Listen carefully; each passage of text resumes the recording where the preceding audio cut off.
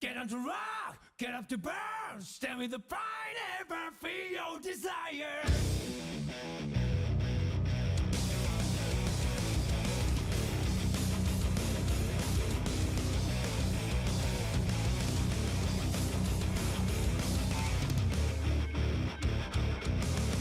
One day I noticed that my life was broken. It was not me who was controlling this body. Oh, I want to know what's really real to me before it vanishes like a wave. Get on the rock, get up the burn, stand with the pride on me, the ways to make it. You must have heard it. Grasp the truth, only high, right fears, that's what this makes us start with. You haven't heard it, girl. Don't be afraid to listen to your own heart. Beat the sonic, that's my heartbeat in you.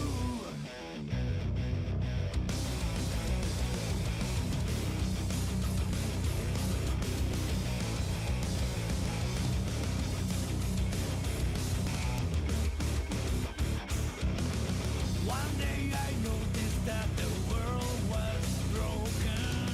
Spoiled as hell, we had our resources down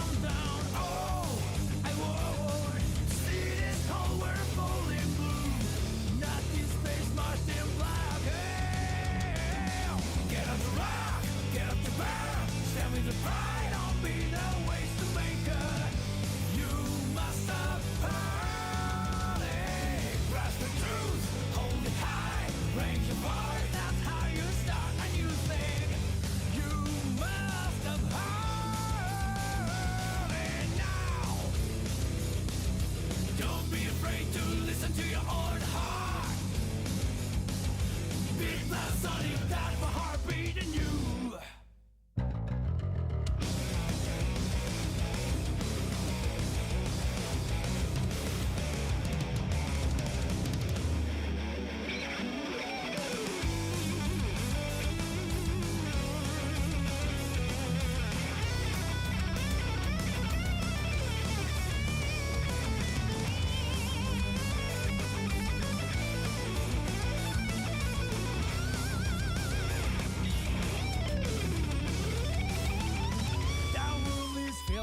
Easy answers to swallow.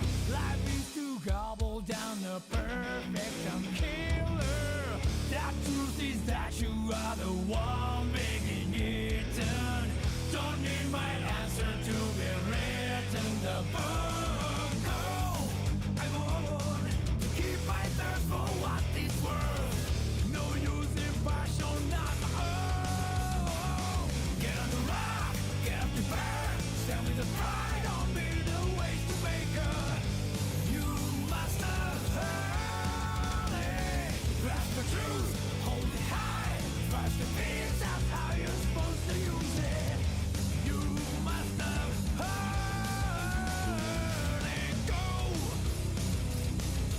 Don't be afraid to look yourself in the eye. Beat the sun if that's my heart beating you.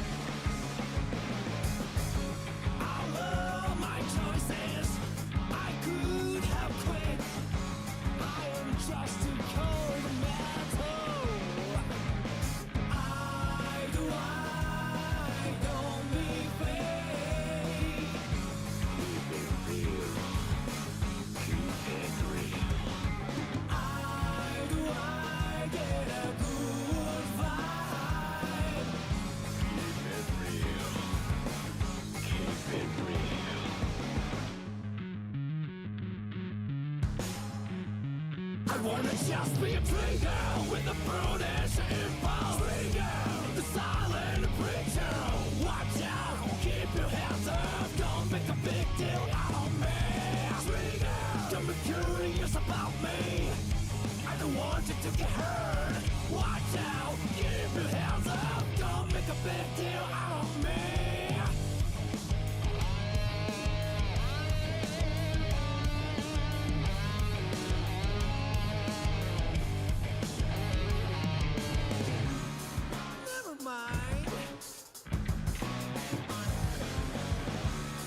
I'm dirty.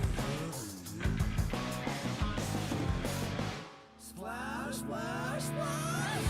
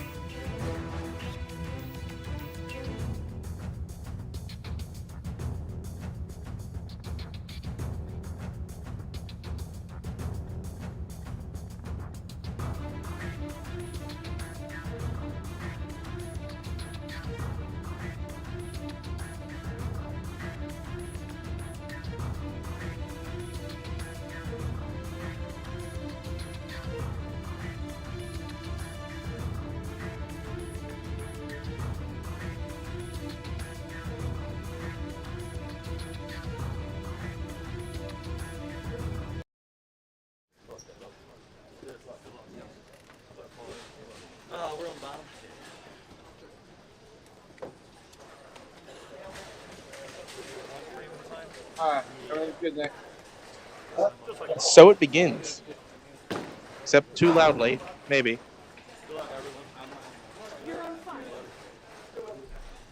All right, let's get this set up now. Yes, it is. Hiding behind the scoreboard.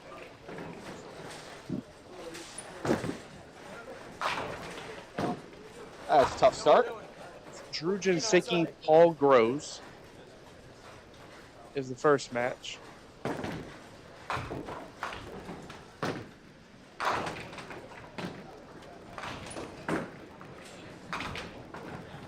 Try. And the other one's going to be Randy Farlow against Walt Brooks.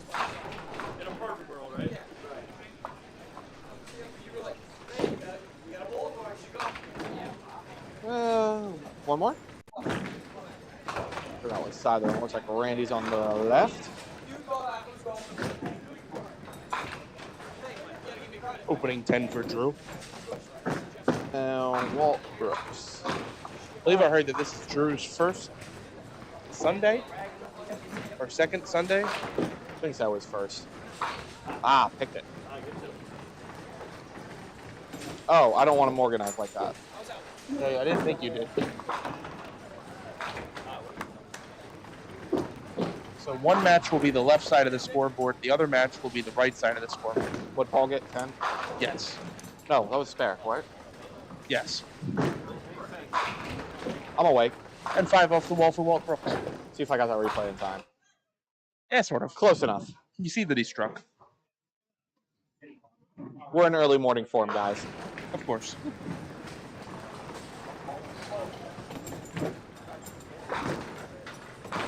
Through the middle.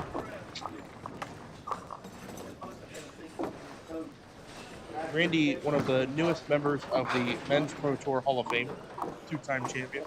And as they've said many times on the broadcast, oh, hello, Maryland state record holder for single games, 278.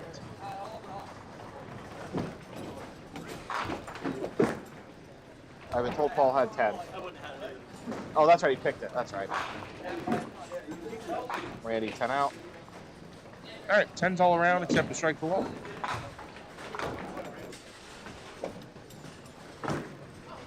Thank you, Zach. We're in early morning form.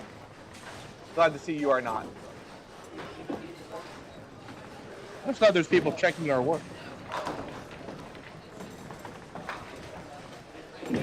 Good thing I didn't hit the add button on that. It's okay. It's game 25 of the tournament for us, so forgive us. He ran away there. Ooh, that's not a pretty one. No. Actually, it's not that bad now that I sit here and look at it. It's not good. No, We're definitely not going to call it good. I think you shoot it like the 10 pin's not there.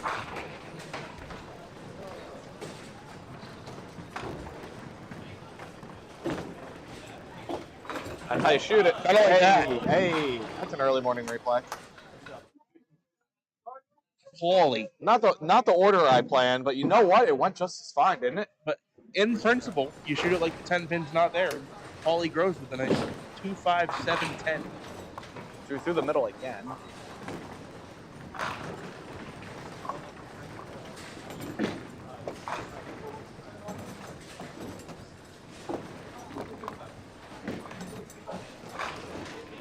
Going for the squeeze. Ah, gutter murdered a pin.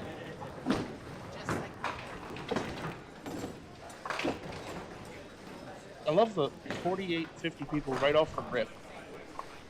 Well, it's a little later start in the day. We can get a handful of people watching. I like it though. Those 8:30 stops, they kind of... These are people that are looking forward to the start of the show, and we appreciate it. Look at that, jumping up already, 56. Welcome in, everybody. I believe you had a shout-out to make. That is in chat. Yeah, yep, that is correct. I hadn't gotten to it yet, but Paul Groves, or as we're going to call him today, Tommy Groves' brother.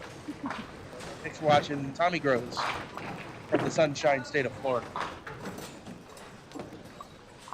Randy with a pretty heavy hit leaves just a single pin to shoot at here.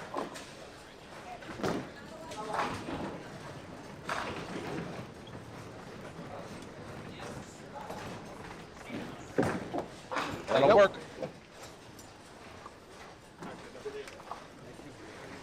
going against another Hall of Famer, 9-time champion. Walt, a combined 20-time Pro Tour champion between the Pop Whitten and the Men's Pro Tour. That's quite a few stars. It's quite a bit.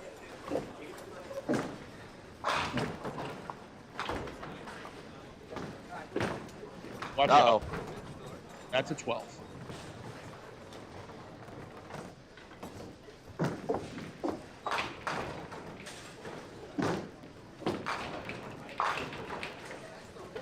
Just like 2 10 boxes, decent recovery. See, we also have a Dugan in chat. Dugan. Dave Dugan. We didn't get many Dugan balls when he was on the broadcast, but that's okay. That's because I don't think he had too many Dugan balls. You'd be correct. Yeah. All right. Got moderately better. 4, 7, 10 for Drew. I don't know if I'd say moderately, but definitely better. So that's 3 splits now for Drew to start this game. Not how you want to get your Sunday started. Nope. Never mind your first Sunday, and you're bowling against the Paulie Groves, Tommy Groves' brother. Ooh. Tough break. I thought that was a good ball from Paul. Also Sue Groves' husband. Cover all the bases. Yep. We're good there. That ball. Is this like when we talked about Chris Kruger's brother? Yep.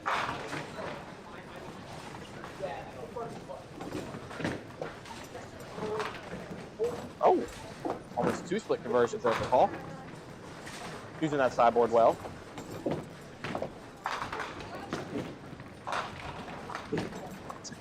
That'll work for 10. Early 10-pin lead for Paul.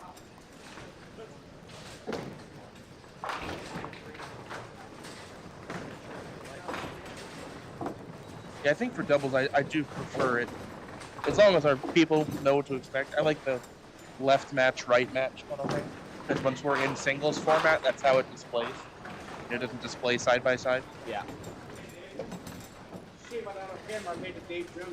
Oh, darn. No shirt, but no nice shirt shot. for you. Eddie, good call out. Happy Father's Day to all the dads bowling today. Yes. And all the dads watching. Happy Father's Day to you all as well. Yeah, but they're not bowling. Oh. Good break for Walt, 2-pin.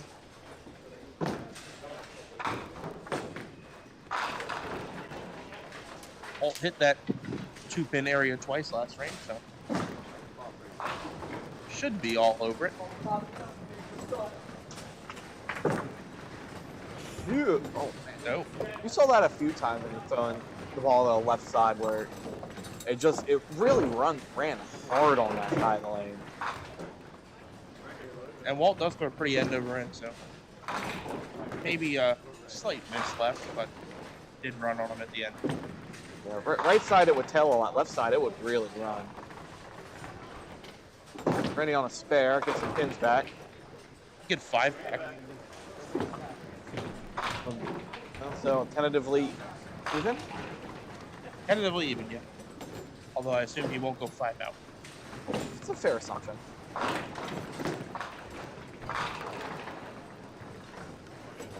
We're not even halfway through the first game. Look at the thing climbing up. Welcome in, everybody. Proper No Bad Sundays broadcast. This is the real Duckpins Forever broadcast. The other ones were just extra. This is the real one. It's because we're both sitting back here, isn't it? Yeah, it's more historically accurate. Statistically correct. We haven't had too many of those this year. No. Unfortunately, this combined might be our worst performance. Yeah, probably. Good ball. Another 9 off the deck for a corner pin. For those of you that didn't watch during qualifying, a couple common themes at Johnson's. 9 off the deck for a corner pin and 2-pin splits. Hang in there. I'll do. Rides the rail. Yeah, 7 and 10 like to stay tall. Yep. Yeah, 5-7, 5-10 combinations of 7/8s and 9/10s. There's another Speak of the devil.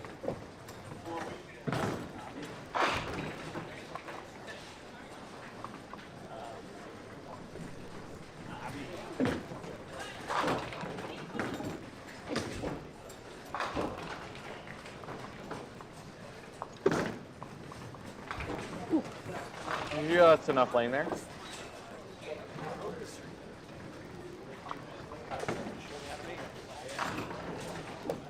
So would you say when you're looking at the divisions that Division B was kind of a group of death?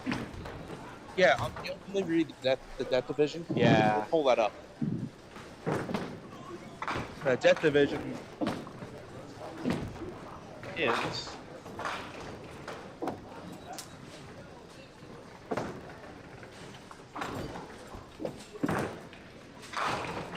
Randy through the middle. 11-pin lead, 41-30.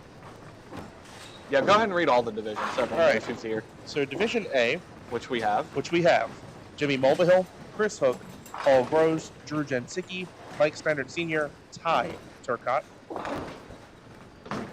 And then we also have Division B, which is the death division.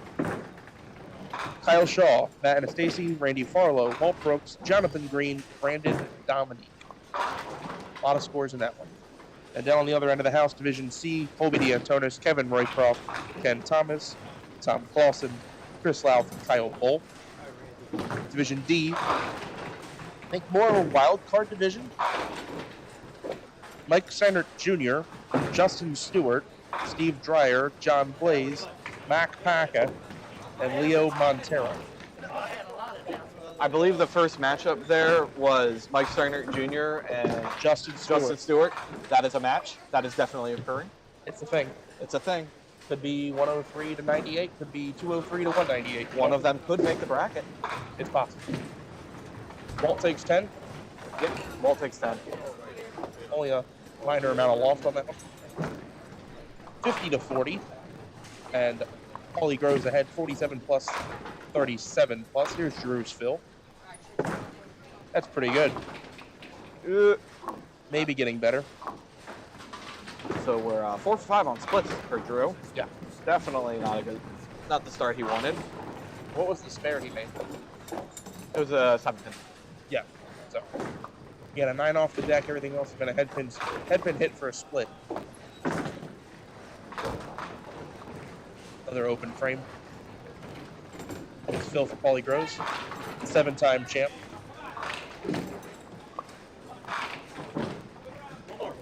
Ding. Breaks One it more. up. One more. Come on. Hold again. No.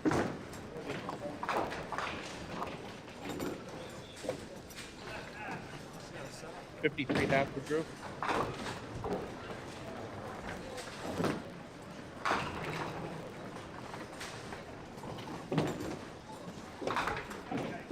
Got a turn.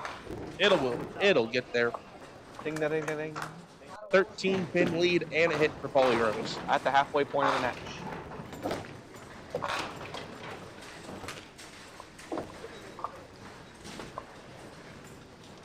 Well, if we keep this pace up, we'll be pretty good. We'll be able to get home early. Yeah, there's not even been a ton of marks, but good pace being kept. Well, we'll be waiting for traffic to his right.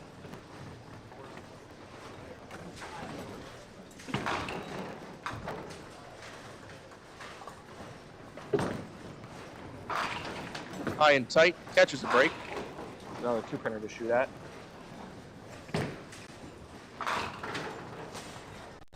I think he missed Deadwood button. Deadwood button's tricky here. Yeah, all the way up front, and sometimes you gotta lean on it a little bit.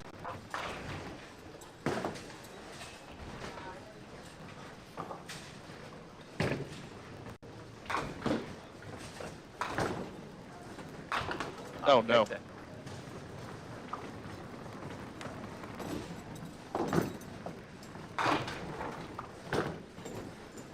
Cleans up for 10, 50 half for Walt.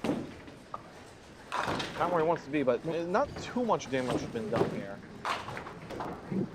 Randy, a couple tough counts.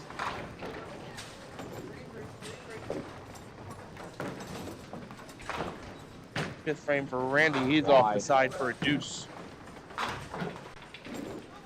Oh, we just had a Dave Jones made on the other pair. No shirt, no No shirt, shirt. no shirt, no shirt. Doesn't count. Uh-oh. Not on the featured pair, sorry. Great shot, though. Important pins here for Randy. make sure you hold as much here as you can. Sure. Yeah, sure. 9 it is. 9-pin lead, 59 to 50.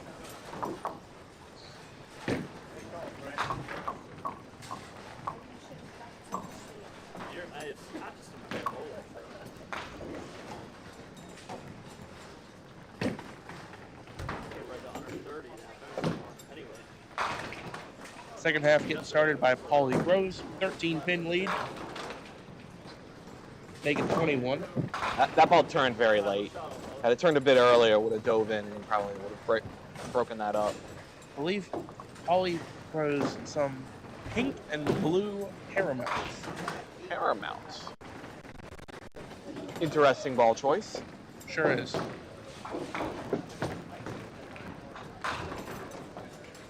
Paramounts just in general are going to be a later finishing, later moving ball because they're plastic.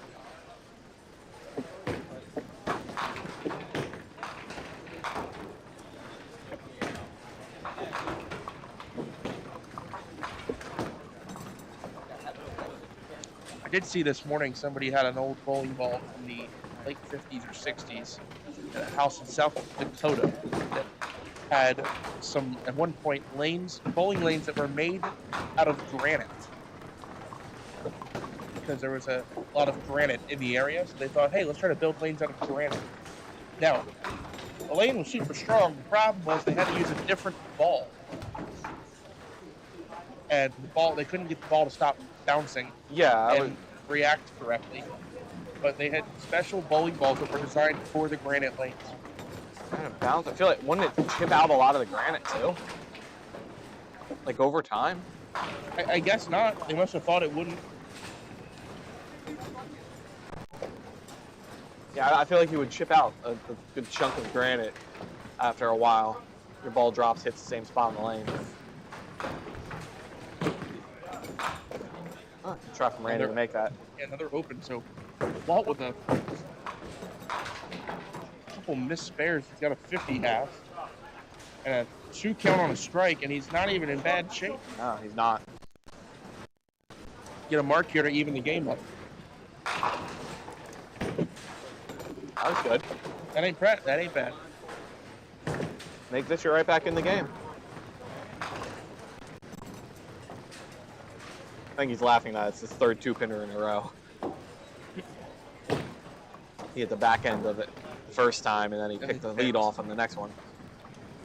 This one's the 5-9, and Walt barely has it. Barely has it, but he does have it.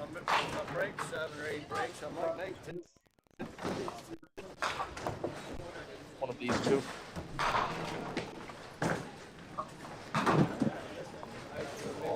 It goes 7-8. Yeah, as long as it's one of those two. It goes 7-8. I think last year was 7 and 8. Yeah, it was. Okay, 7 and 8.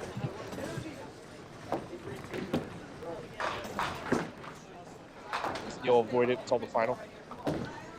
Okay.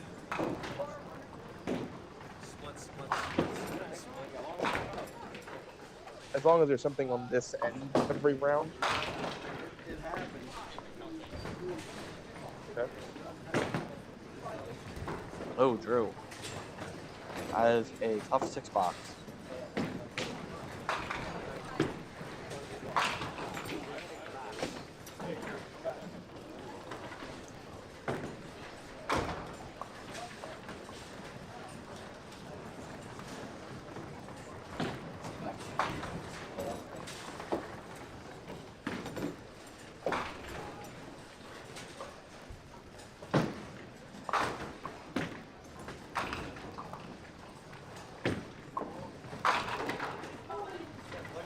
All grows opposite a 6 box. They're 9 off the deck for a corner pin.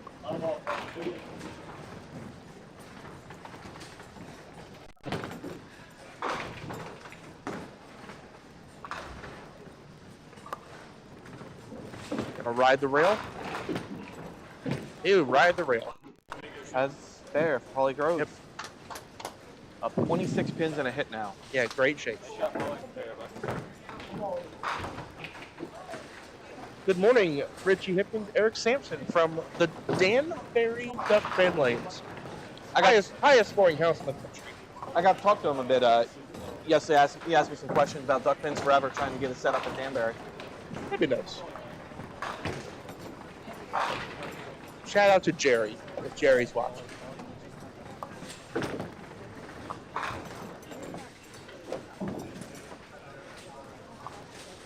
What do Walt have on? That is 9 on.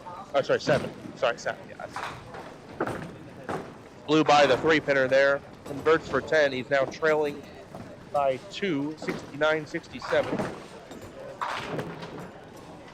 2-pinner for Randy.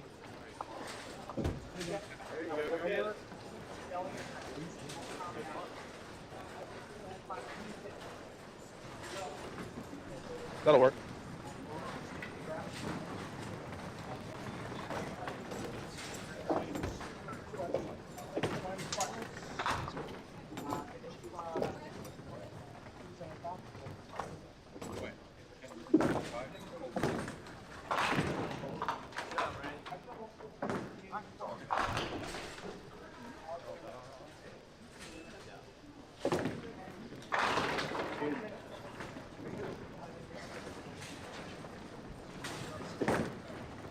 Randy, hello.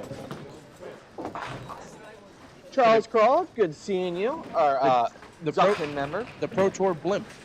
Also pro member, Charlie Crawl. Thank you for watching. Pro Tour member, Charlie Crawl. Randy, Woodball is converted. 2-pin match, 79-77. I expected 2-pin match. I didn't expect that.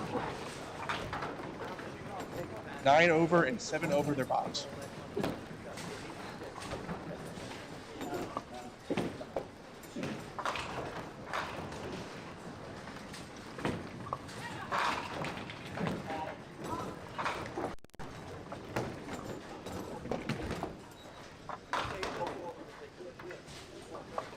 Paulie waiting for traffic to his right. Brandon Dominique shooting the 2-pinner. Kind of just mashed 8 off the deck on his first ball. He is successful. And now we'll get to see Paulie Groves Phyllis Fair extend his lead into the 30s more than likely.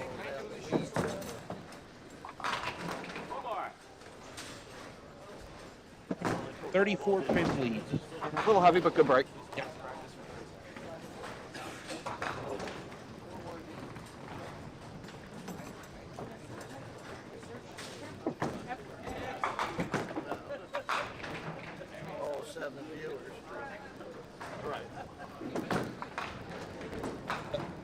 Wow.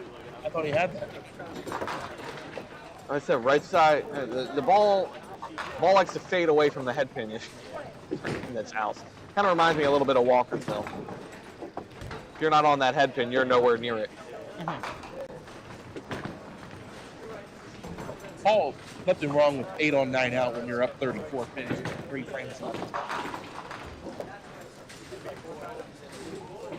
Tough watch out for Drew. 5 count on the first ball. Saw a lot of this. Ouch. Break. There was a lot of that break here. That is the worst case scenario because now you're looking at pitching out to the 6-10 to save an 8. No safeties. I mean, honestly, you're down 34. Just go. Take another 6-box. Who cares? No cowards here at Duckpins Forever. Now he's down 37. No cowards here at Duckpins Forever.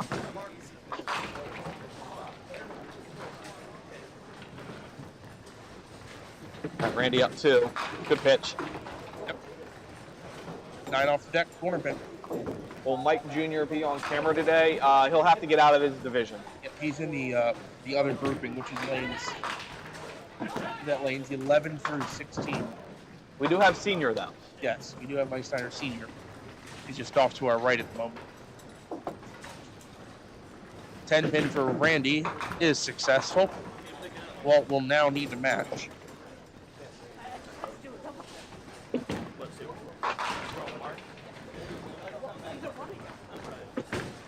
That's wide.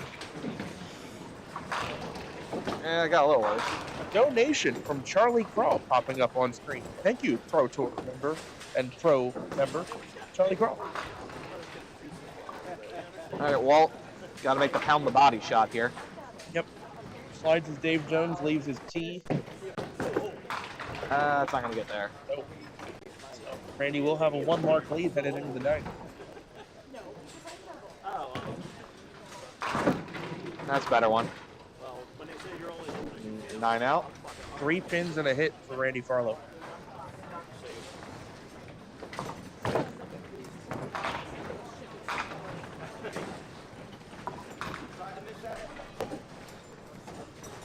Drew viewers.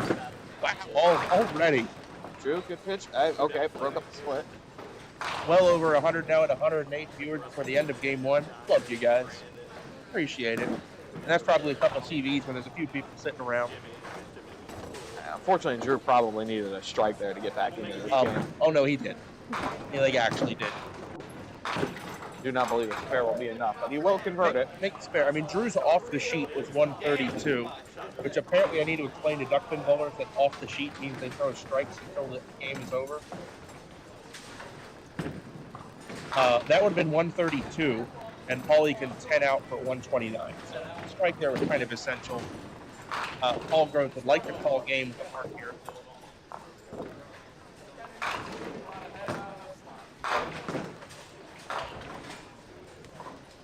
Dave Dugan, I'm cracking you up. I'm going to tilt the camera up a little bit because it keeps focusing on people's heads. Okay.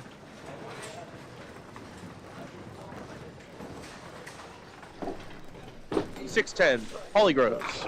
He's got it. Oh yeah, that looks fine. Hopefully it'll only focus on Drew's head. But I can't stop that. Nobody was going to stop that. Yeah. Maybe we'll actually see his head when he lets go of the ball now. All right, well, probably needing a mark at this point. Oh no. Oh no. 2 through the schnoz.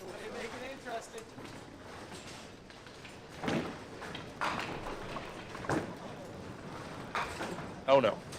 Well, he's hit a target pin twice. Unfortunately, I can't say much else. Hey, the Duckpin stats guy! No way! He's alive! I do not know when the sheets will be updated, though. Sorry. There's a holiday coming up, and we don't know if the sheets will get out on time. That said, Tommy Miller did want me to ask when the stats would be updated. Yep. Hopefully we'll get some spreads, some over-unders later from Duckpin Stats Guy, a fellow pro member. You can hit the join button on the YouTube page to learn more. $10 a month, that's all we ask for. Phil for Farlow, it's 8. If he misses twice, he's That was a 10 pin lead if he misses twice. That was the count he was looking for. Didn't want to get 7 there. Wanted to get at least 8. Randy Farlow, no, this isn't Mall. Okay, well, these are big pins. You got to have at least one to make it a 2-mark separation. Currently at 105. Watch out. Oh, he steals it. 12-pin lead for Randy, 107.95.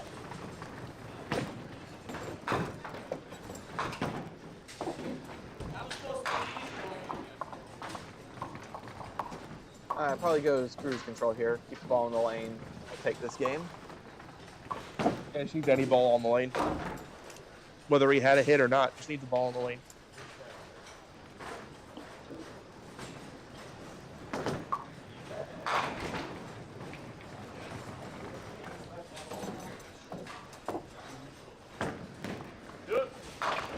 That'll do it. Knock one more. Nope. With that split, Paulie will be in the 130s. Convenient timing for a pocket 9-10. Get him out now instead of when you need him in the next game. Drew will be important to get a mark or two here to save some pinfall. Yeah, anything for the hundo.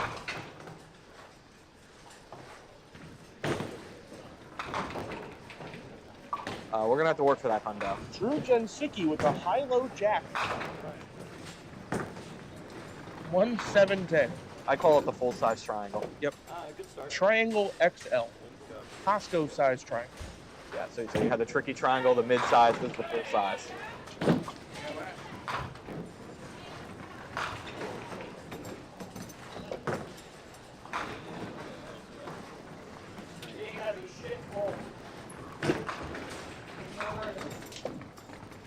Oh, Drew, a disappointing 98 to Paul Groves 137.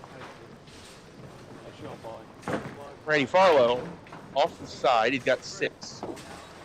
Even if he doesn't make this is an important wood. Yeah, 9 out puts Walt on a double. 4, 5, 6 splits. That was the one thing that stunk all split. Oh, conversion. Hey. Replay, maybe. You want to replay? We can replay that. I don't mind. Sloppy washout messenger. Watch that right wall, left wall, helicopter. See ya. Thank you, Charlie. All right, with 9 here, he locks this game out. Well, 8. Hold on. yeah, this is an important weight, actually. No, he's just going to slam that button. Ah. Well, we do not thank Randy Farlow for not letting it. All right, Walt with a triple for the tie. Is that 1? Yeah, maybe. Oh, no. Hey, Bucky Poole, Mr. 5-0 in the house. How are things going, Bucky? Okay. He's going to kill you. Thanks for stopping by, Buck. Oh, no. I'll tell you what, if we had Walt Brooks, Drew Jansicki, it would have been a heck of a match. Final score, Randy Farlow, 125, Walt Brooks, 105. And that is a average first game for the pair Hey, we have Duckpin stats guy. Let's Duckpin stats guy do the stats. of 116 to start. Hey, if that was the average, I could make a cut with that. Oh, we could have made it. You might have been alternate still. Probably. It would have been close. You'd have been sweating it out. All right, I'm gonna Dave, what do you say we cut to a quick little pause, commercial break. and we'll be back with game 2. I hit the add button, but we'll go to the break video. It's exciting, it's entertaining, it's challenging, it's fun. It's Duckpin Magic. Duckpin bowling is lots of fun for the whole family. There's no need to be an expert. Duckpin bowling is easy to learn, but it's the challenge that'll keep you coming back. Even little hands can control the ball in duckpin bowling. Join a league or we'll help you start one. And with duckpin bowling, there's more bowling for your buck. Discover duckpin bowling and you'll discover Duckpin Magic at any of these locations. It's exciting, it's entertaining, it's challenging, it's fun. It's Duckpin Magic. Duckpin bowling is lots of fun for the whole family. There's no need to be an expert. Duckpin bowling is easy to learn, but it's the challenge that'll keep you coming back. Even little hands can control the ball in duckpin bowling. Join a league or we'll help you start one. And with duckpin bowling, there's more bowling for your buck. Discover duckpin bowling and you'll discover Duckpin Magic at any of these locations. Make your own Duckpin Magic happen this season at Fairlanes. We have the times, the leagues, and the people to give you the best duckpin bowling experience possible. Fall-winter leagues are now forming at all Fairlanes bowling centers. Come in and reserve your spot for the most magical year ever. Get in on the fun, the excitement, and the action of duckpin bowling. There's no trick to it. Just visit any Fairlane center and pick the league that's best for you. You'll enjoy the experience. We guarantee it. It's exciting, it's entertaining, it's challenging, it's fun. It's Duckpin Magic. Duckpin bowling is lots of fun for the whole family. There's no need to be an expert. Duckpin bowling is easy to learn, but it's the challenge that'll keep you coming back.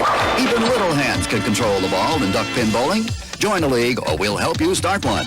And with duckpin bowling, there's more bowling for your buck. Discover duckpin bowling and you'll discover Duckpin Magic at any of these locations.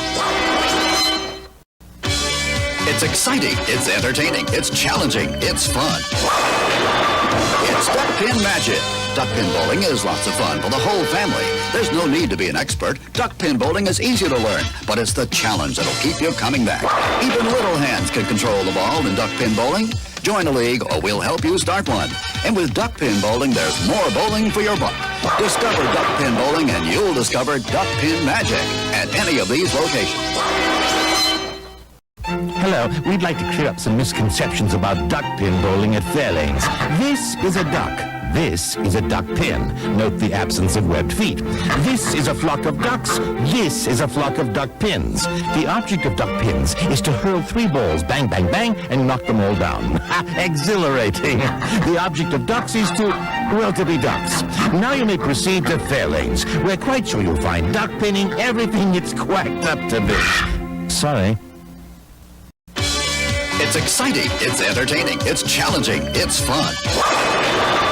It's Duckpin Magic. Duckpin bowling is lots of fun for the whole family. There's no need to be an expert. Duckpin bowling is easy to...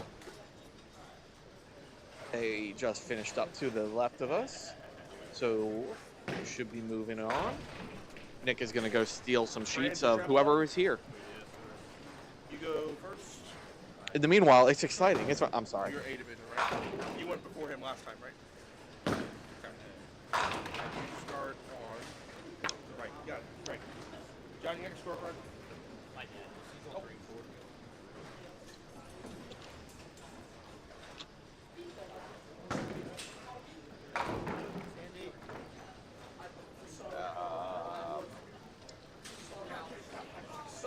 I'm going to hit the ad break button again. Bam. It's exciting. It's fun. Again, I'm sorry.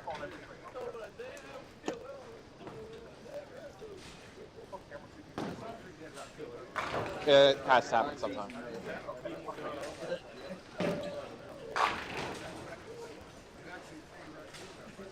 So I assume Walt's bottom left. Walt is... Oh, they're on a different... Hold on, they're on Shaw Dominique. I can tell Shaw.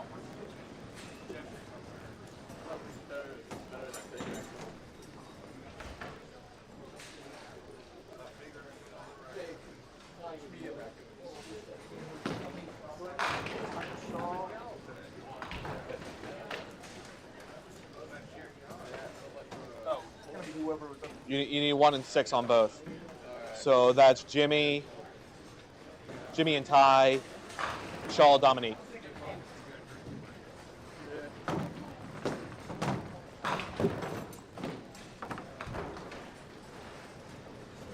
I guess I can actually just put this in now since I have the sheet here. Left should be Jimmy.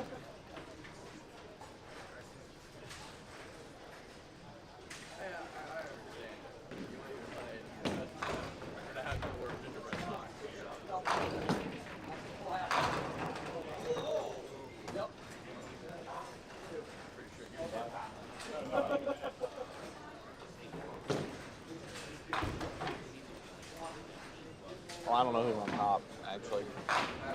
Oh, A should be on top, so that should be Jimmy. Undo. Shaw.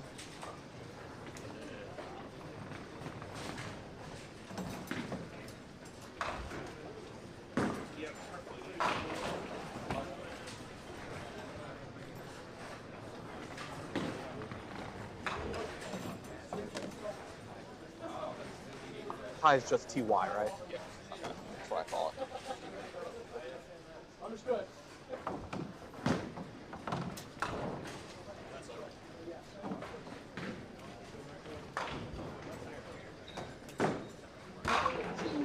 All right. I don't know what Jimmy has.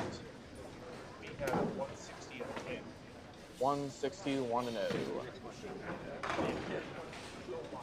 1 and 0. Kyle Shaw, 161 and a loss. Arf. I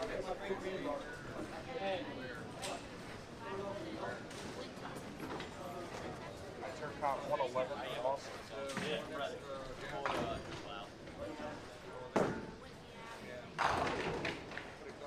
Brandon Dominique, 165 and win. What do you have set? 165. All right.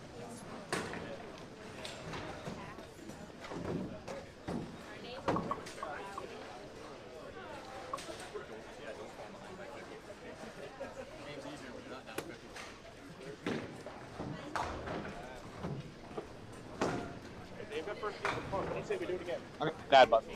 All right, after the ad button. Yeah, it's your sweet time getting over here.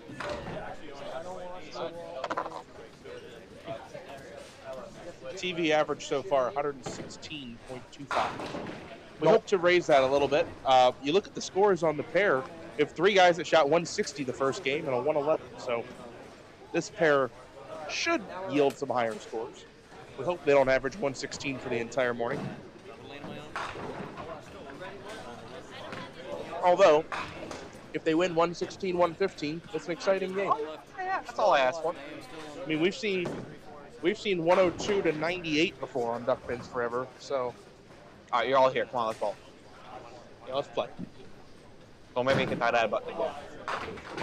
They're all back from the commercials. They're all back from the fridge. Well, even I'm back from the fridge. The drink fridge, that is. All right, Jimmy will fire off first. Caffeine acquired. Jimmy Mulvihill, your top seed. That would probably be why he's your top seed. He averaged right around 160 in qualifying, and he shot 160 this morning. So Shot 1285. 1285, which would be 160 average, 0.625, and he shot 160 this morning. Ho hum, 9-pin spare Ding, da, ding, ding, ding. for Jimmy Mulvihill. Ty Turcotte qualified with 1140 couple. Impressive about Ty is in the 78th and 79th. He called a double and went 8 spare in the 80th frame to lock up a spot in the finals today. That was also a disgusting strike from Chris Hook. It was a Chris Hook strike. Yes. I believe I would like to see where Brian Best is the Rocket and Chris Hook is the Vaporizer. Because you remember that strike he had at White Oak? That might have been the fastest 10 I've ever seen in my life. It was actually 30 pins because he knocked out 10 on the next 2. Yeah, he might have knocked down the pins on the racks either side. But we have to clip that out at some point. It might have been the hardest strike I've ever seen. I unfortunately think his shoulders got in the way a little bit of the pin action, but we saw it in, like, looking straight on at the pins in real life, and it was maybe, again, one of the strongest 10s I've ever seen.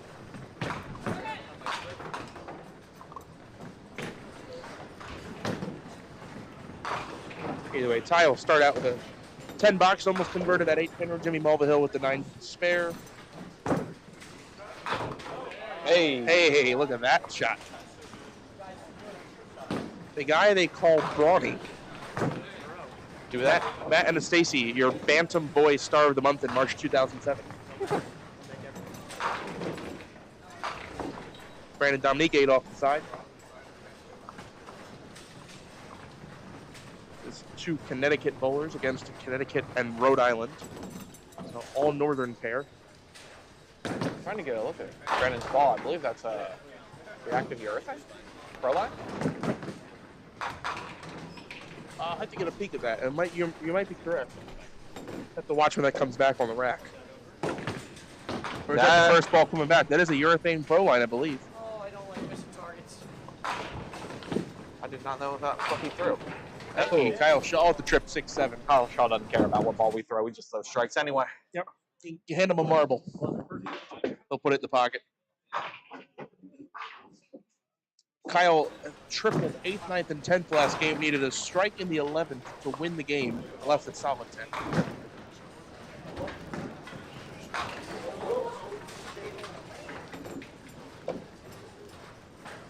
Kyle, what ball is that you're throwing? Cyclone. Okay, so some urethane being thrown. A handful of people who throw cyclones. The urethane pro line, I think, is a pretty rare pick. Pro lines for Ty. He almost converts that 6-pinner.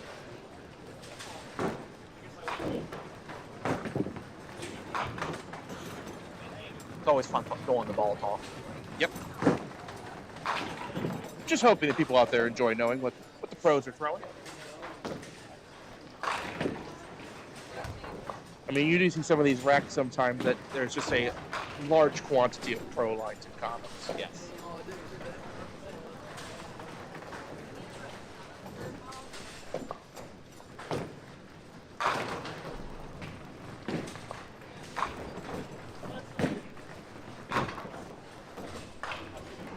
sitting around our TV table, so you might see a couple undulations in the camera. I apologize for that. No, it's actually a local fault line here around. Yeah. I hope not, because we're in a basement. I don't like our evacuation prospects. Although the emergency exit is just over our left shoulder. Does that lead anywhere? Yes. Where? There's a door right by the main entrance. That staircase goes up that way to our right. Yeah. So I know you weren't watching, so I'm going to ask, what pin do you think Jimmy hit with the ball he threw? Oh, definitely 6-pin. No. 4-pin? No.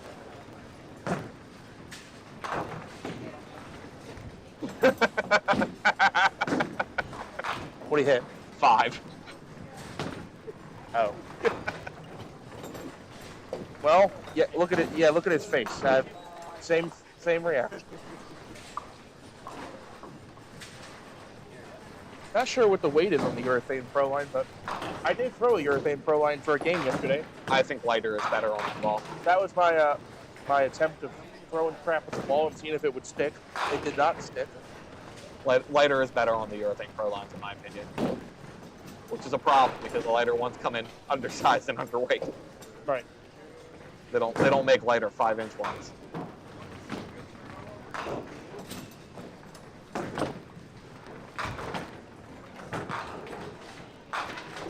Triangle for Brandon.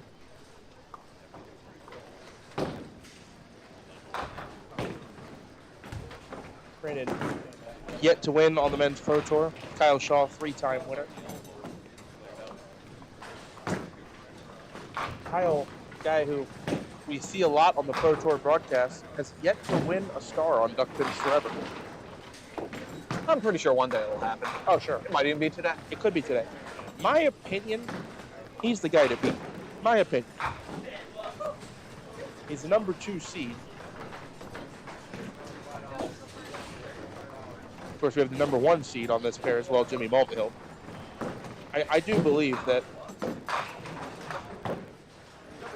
Kyle would be the man to beat. That tells me that Kyle and Jimmy also are travel buddies. Are you sure Jimmy won? Zach's telling me Dave, Jimmy lost his first game. Hey, double. I mean, I can check.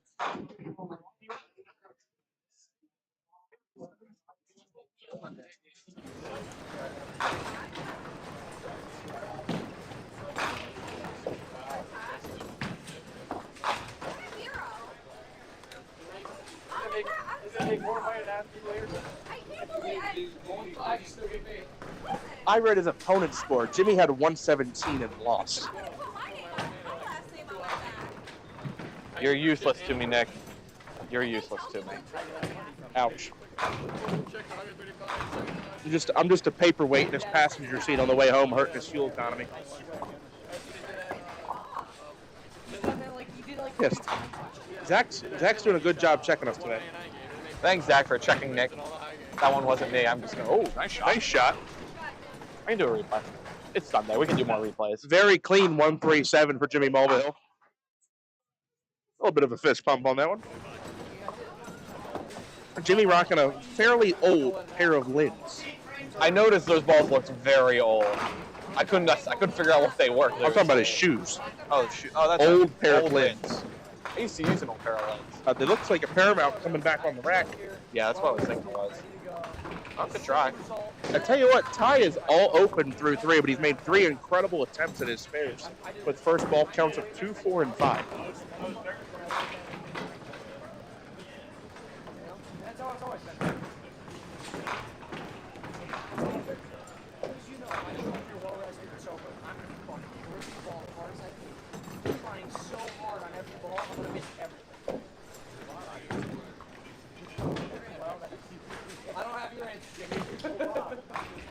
Ty, another open at 28, down 3 pins and a hit to Jimmy. While I was getting Jimmy's score fixed, we did see that Kyle dropped the double, jumped out to an early lead of 10 pins and a hit in the first.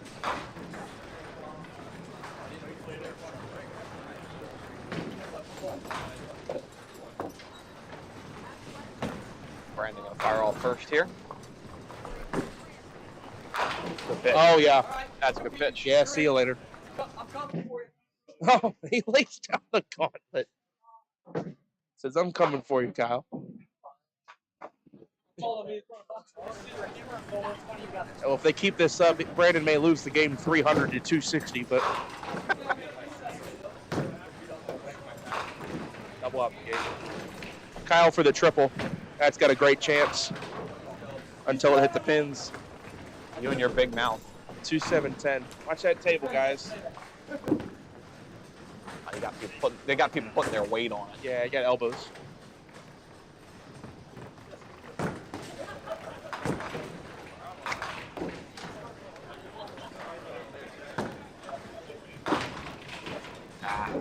Pushed it.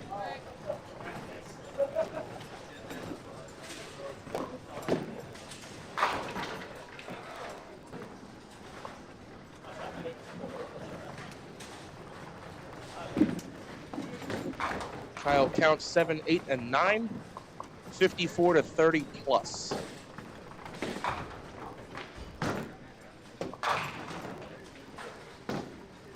Yeah, Jimmy had 117 his first game, not 160. The 160 was shot by the cut line, Chris Hook.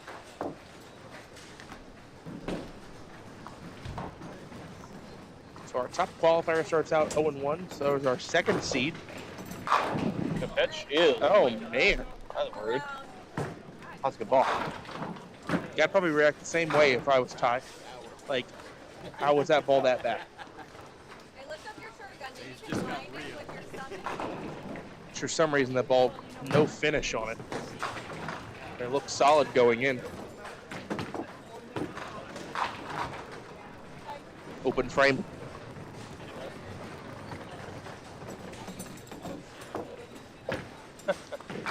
Zach Bucklew, our unpaid intern. That in the chat. It's fitting. I'll let you know that I'm also an unpaid intern. There are no paid interns in life. Mom, I'm not paying you. Jimmy, good pitch. 5-pin for Jimmy. 12-pin lead. 40 to 28.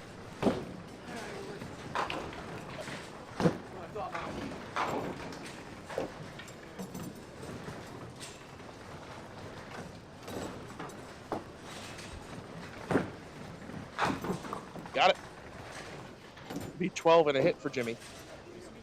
His lead. Both bowlers this game looking to raise their pinfall, at least their average pace, because they both had a low first game score.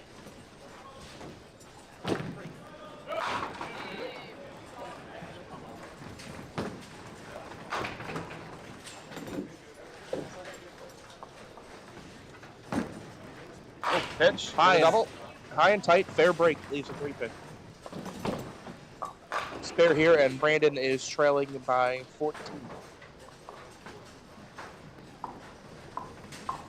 It's the thing with those, your opponent goes open, and you jump out on a double. You rack up a 3-mark lead real quick.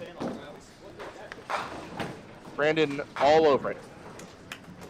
20 bucks there for Brandon. Still going to be down.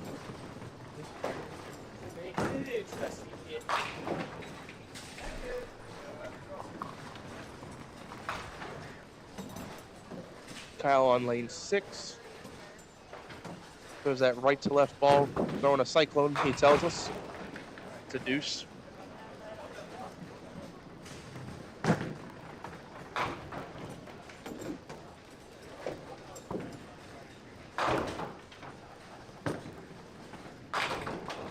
Heavy.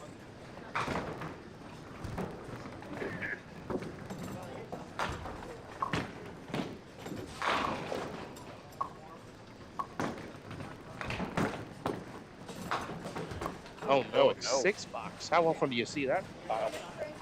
That's very rare. And that drop wood makes it a 10-pin match with Brandon up a mark. I see we got some international support out there. We got Travell Johnson out in Costa Rica. With message retracted. With message retracted. I hope Duckpin is not illegal in Costa Rica, and that's not why the message is retracted. Jimmy, oh wow. I swear I saw that pin off. Yeah, very solid 10 for Jimmy.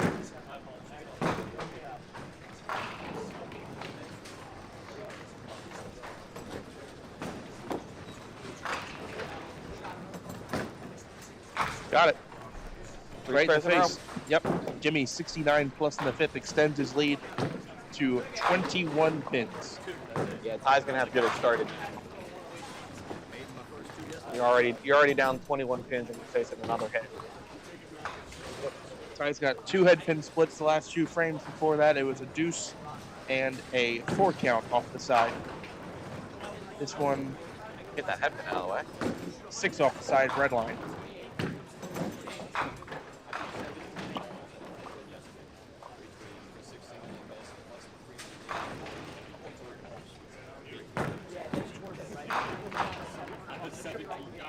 I saw that a lot on red lines here too. Did not want to carry that last pin on a red line. Nope. That ball did hit a little full.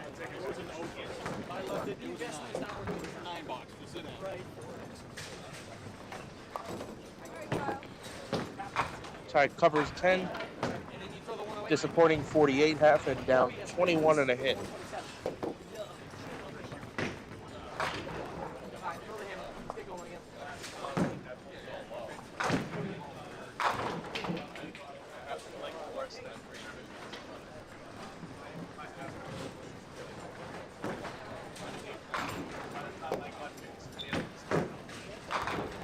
Light.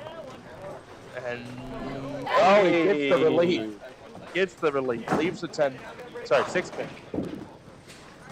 A rare Johnson's edge beer. That was one of those multi-pin ends. Right. You get like 2 or 3 in the gutter with one facing out and just pushes it back.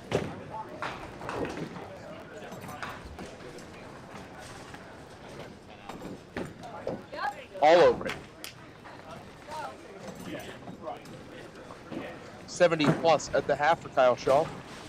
Strike here from Brandon. We got a tie game.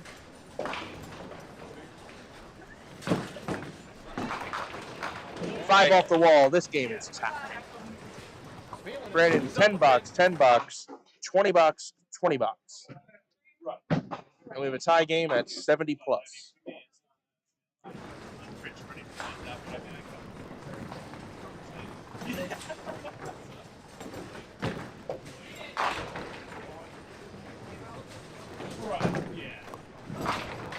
Pitch. Another split. Ty just can't get anything going his way at the moment. Couple of great spare attempts. Middle rip, pocket split. Leaves a 2-1 here. Yeah, heavy hits are very risky in this house, it feels like. Because if you hit heavy, maybe. And again, another great attempt that it doesn't go. If you hit heavy, you have a really good chance at a strike. But at the same time, you also have a chance of not carrying the 2 and 3. The heavy hits are getting you the back pins, but they're not getting you 2 and 3 at a time. Right.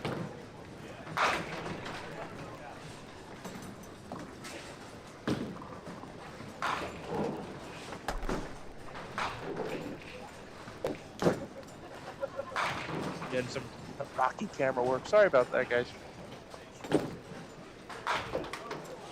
You need to go get your Dramamine. Take a Dramamine if you're motion sick. Turn a fan on. Get some good airflow going. You're on the big TV at Highland. Double broadcast. Thanks for watching, Brian Kupas. Unfortunately, your horse in the race struggled a bit this game. But maybe catch a double trouble. Get back into it. Jimmy on the fill. Solid 5. Jimmy now up 30 pins in the 5th.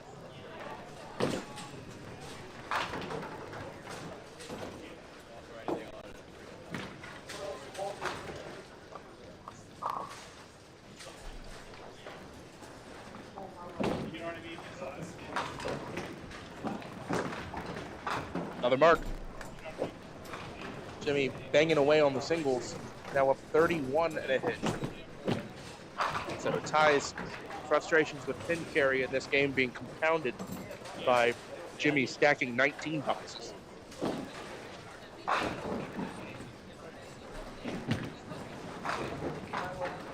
Trust me, it's just as fun when you're down 15 and you're stacking 20 boxes against a guy who stacks 19 every time. Yeah. They're gaining 1 pin and running out of frames. And can't catch doubles.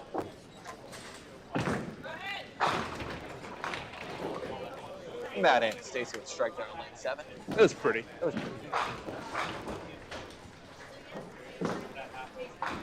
Kyle Shaw on the fill in a tie game. He's got 1 ball to fill. Brandon has 2. Kyle all over the pocket. 10 pin, no belt. 79.5, and he has a chance he's trailing.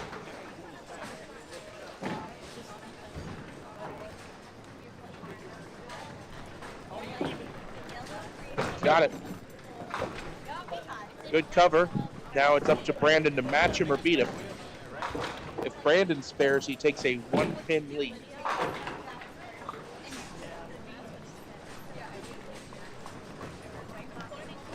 For the double, maybe. Flat finish, 5-8.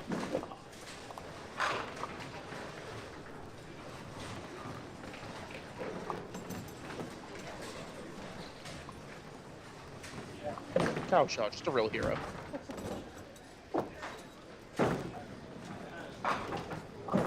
Also, quite the fan of Duckpin, Trevor. We do appreciate it. Brandon Dominique. Okay, I was a little nervous. That lane was 2 feet longer. It's a pick. He'll take the spare. He'll take the 1-pin lead, 90-89.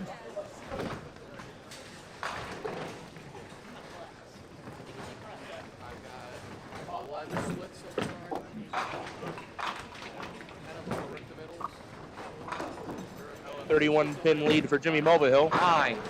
Make it. Wow. How did you know? We've been here all weekend, huh? Does it show? They've stopped yelling 10 at the Johnsons. They're just yelling 9.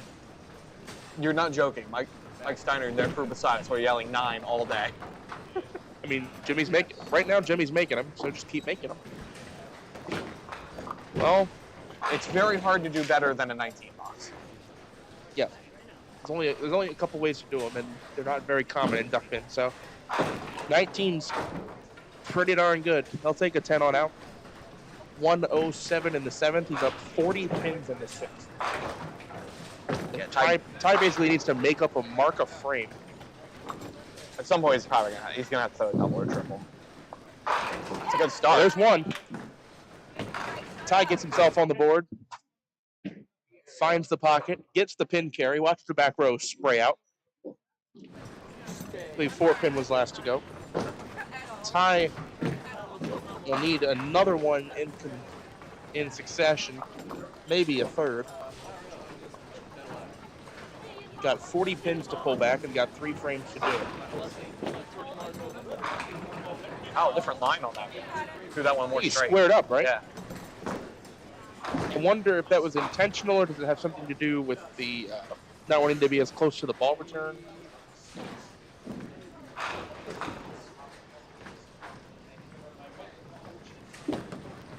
Got it. All over it. 108 plus through 7 for Kyle Shaw. Again, Brandon Dominique's got to step up and match him.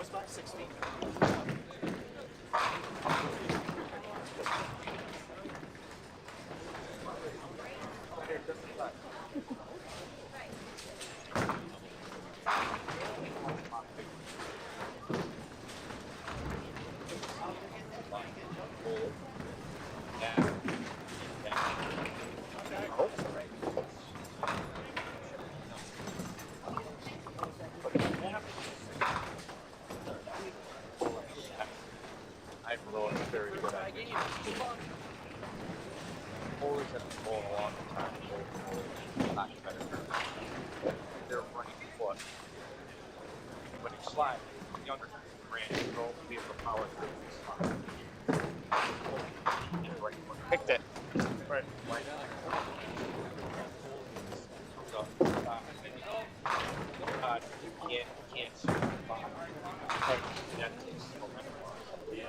Still gets away with it. But once in a while, or follow through. Interesting. Right. All right, important ball for Ty here. Needs another one. Low light. Fair break. Yep.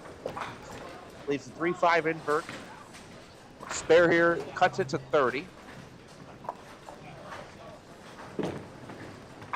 Oh no.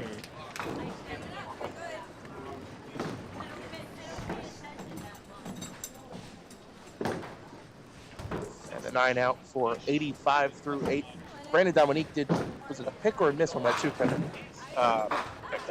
Miss? Yeah, he picked it. Picked it. Okay, so that is a tie game between Kyle and Brandon at 108. Kyle now has a chance to fill the hit and take the lead.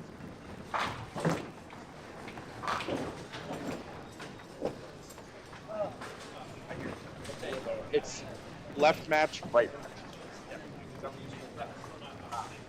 The reason we do it like that is because once we get down to singles, that's how it's laid out. It's consistent. It's also easier to read. Yeah.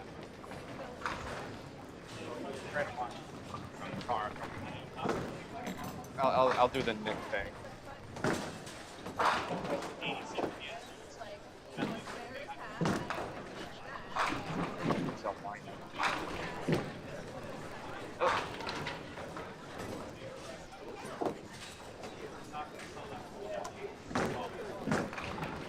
Jimmy, no. Oh no. So open frame. Ty at most going to lose 1 pin in wood here. Yep. 117 to 85, 32 pins, 2 to go.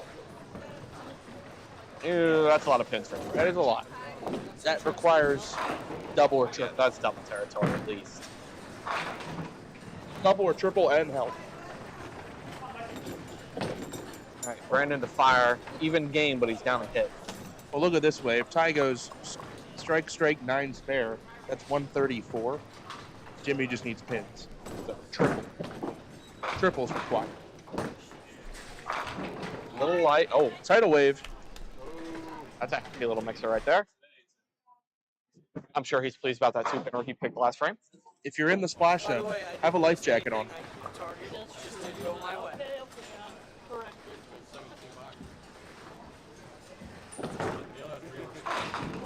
Do appreciate, though, you know, as Marylanders, do appreciate Brandon rocking the Orioles orange and black. I'm sure that's intentional. I'm sure it's not. So, Brandon going to be trailing by whatever Kyle's first ball is, but he puts up a strike in the 8th. So now, flips back to Kyle. It is now on him to respond with a mark to maintain his lead. No matter what, Brandon's first ball in the 9th is going to be very important. For the cover, he does. If you notice, he went back to that right side. Yep. I'm down 10. Moves back right, right to left. Kept the 1-3 very heavy, and actually carried the 6 last. Well, what I found here was that the heavy hits were better. You were just risking leaving middle rips. Yep. Jimmy in the 9. Heavy. 6 pin. Good result. That's a good result. Any conversion here about mathematically seals it.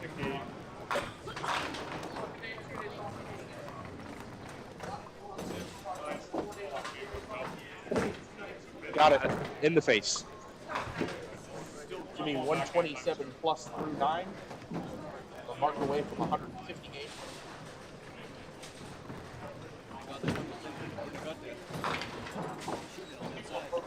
And with that mark, this is a must-strike ball from Ty.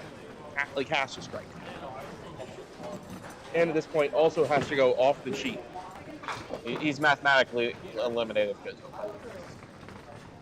He's mathematically eliminated if he spares. Spare triples 135. That won't be enough. It won't be enough, but it's not bad. It's a phenomenal 10 by Paulie Gross, by the way, if you just saw that. That's not what happened. So Ty off the side for the 9 pin. Even if he goes 0-2 and loses this game, you want to catch a couple marks here to get your total up. You don't want to go 3-2, win the last 3 games and have a poor pinfall. So I want to hold as many pins as you can right now. Spares in the 9th, gets a 95 plus. All right, this one's for the beans, kids. Brandon, I don't know if you all heard that at home saying this one for the beans. And he's missing a ball. That might be coming back right now. Brandon trailing 128 to 118. Both bowlers on strikes. Kyle can tighten the screws with a double. Oh, no. Hello. That was rude. Very weak hit. Crossing over. Leaves 5-7-9.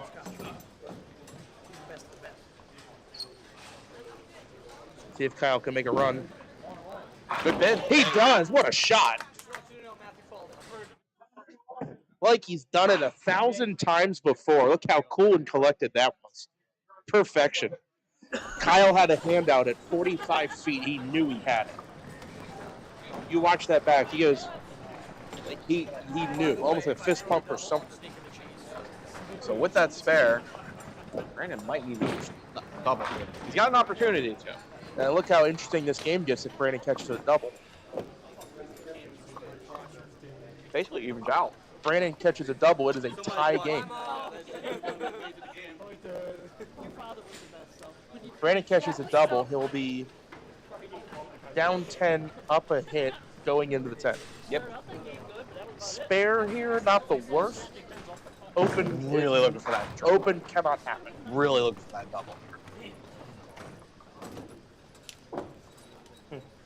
Just a little quiet in the center for a second. Brandon for the double. 5-10. Wow. Yeah. Hard to throw it much better than that. Doesn't get that 5 to go off the wall. Spare conversion now is essential. And that's just to stay down 10 pins.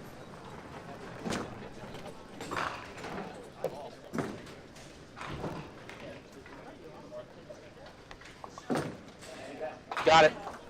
So headed to the 10th, 148 plus to 138 plus. You get two guys that are already over 300 for two. But by the way, you know what that was? That was Star Frame. It's Star Frame, our first of the day. And only 7th of the tournament, which is terrible, but 7th of the tournament. Tie high and tight 2-4. That will mathematically seal the game, but save 120 here with a conversion and count. Again, you don't want to win out and go 3-2 and not have pinfall you need. So save the game here with 2 marks on the end. Get to 120. This will be Jimmy Mulvihill's first win of the morning.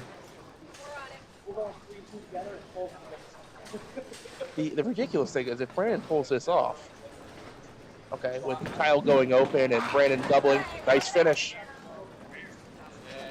Drops 38 in the last 2 to get to 123. If Kyle were to lose this game, he could be near 320 and 0-2.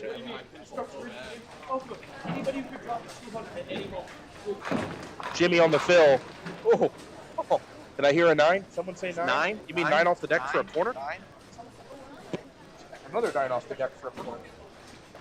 Forget star frames. We should have been keeping that. How many 9 off the deck for a corner have we seen? As long as you're making them, you're good. Yeah. Don't get mad about single pins as long as you make it. Get mad when you start missing. The second I start missing them, I'll be talking. 9s, listen, and here's the thing. 9 spare is a good frame. Jimmy Mulvihill has proven that. With a 2 count in the second and not a single strike, you got a chance to shoot 156 with a strike. Whew. Oh, it carries forward that time. 9, 9, 9. With a missed single and a 2 count and a crap ton of singles, 156 for Jimmy Mulvihill. That was a good game of duckpin bowling right there. That really was. That was the essence of duckpin bowling there. We're going to throw a lot of 9 drops, and then once we get to that 10th frame, there's your 10. Temple, I see your question about duckpin balls in chat, but if we start talking about that, we're going to be talking about it for like 20 minutes, so let's wait till the next game starts. I can't even make a recommendation for this house because I threw 5 different first balls yesterday, and none of them were good. But if you're talking about in general, we're going to go on like a 20-minute tie trying about it. Yeah, what's important right now is how this game ends. Exactly. And Brandon, in the second place position at the moment, is going to be the one to finish the game first. We'll tell Kyle what he needs. Light 8. We'll need to convert this. Needs to make it. He cannot me get my math correct here. If he finishes with a max of 166, Kyle would not need a mark to win the game. Which is why he needs to make this. Yeah, this has to be made. It's good. He's got it. Needs all 10. If he shoots all 10, it's 166. Kyle Shaw could go 9 on 10 out for 167. So he cannot force him to mark. Kyle can also go up to like 320 something and be 0-2. Yes, but he can force Kyle Shaw to get a very full 10th frame. All right, an important fill shot. It's got to be 8, 9, or 10. It is 10, all 10. 166. Kyle Shaw needs to fill 19 to win. So anything less than 8 on this first ball, he has to spare. Good pitch. So it's 9. He needs to hit this pin on either ball to win. He's at 166 at the moment. Brandon finished at 166. Hits it on this ball, he wins. Hits it on the third ball, he wins. If he misses twice, it's a tie. Oh, well, there's one miss. Tells himself to relax. Can hit it on this ball to win by 1 pin. And that's what he'll do. 167 to 166. Whew. And how about that? Brandon Dominique, 1-1, 331. Kyle Shaw, 1-1, 328.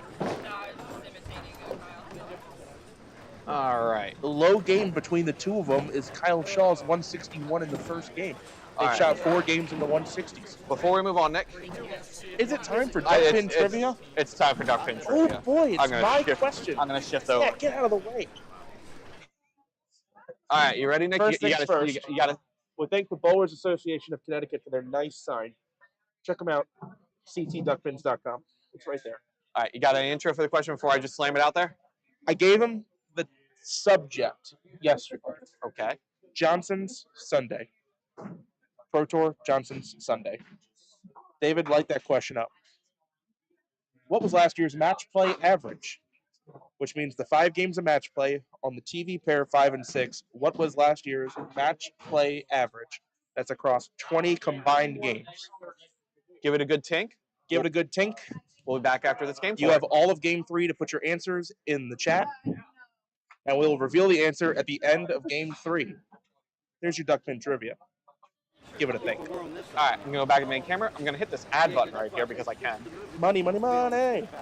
And once we get this game started and you grab the sheets, we'll go back to that bowling ball question because we're going to go at least 15 minutes on that. All right, so we'll be right back.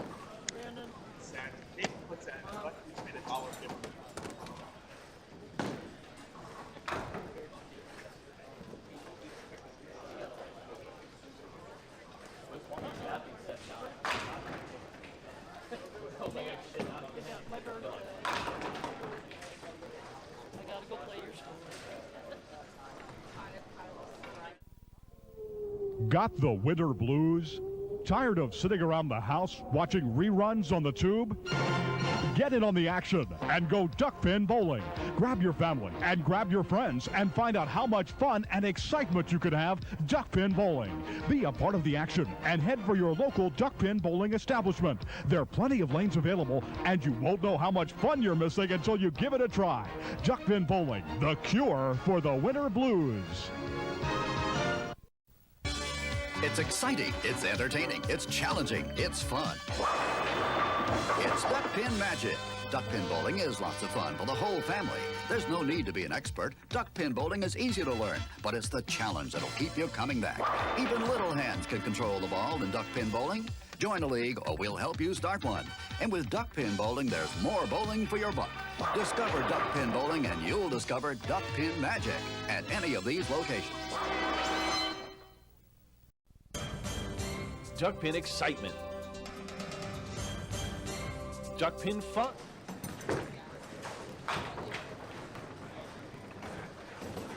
I thought we were doing a little break here. We had like a 20-minute break last time.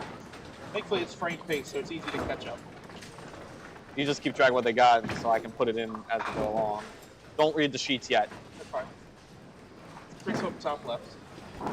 He just got an 8. Yep, 8.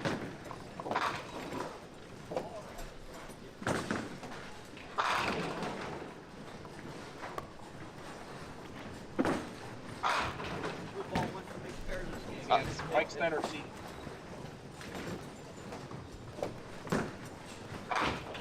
ER? ERT, yep. I always have to check. That was a thunker.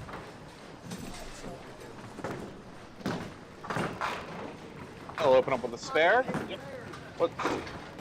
The match is going to be John Green. Matt and Stacy.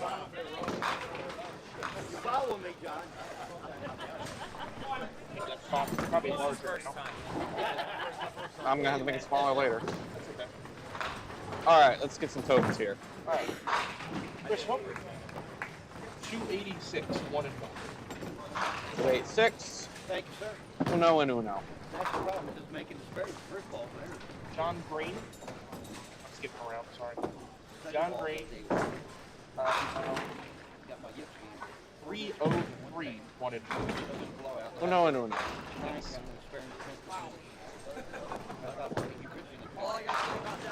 Five pin for John. Mike Spanner Sr. 2 and 0, 284.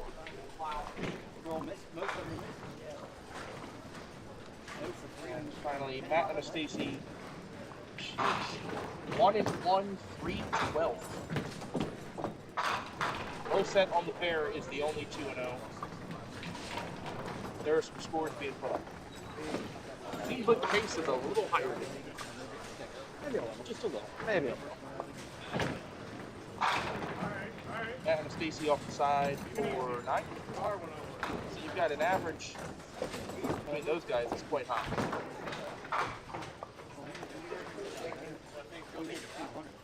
You want to do a rundown on it?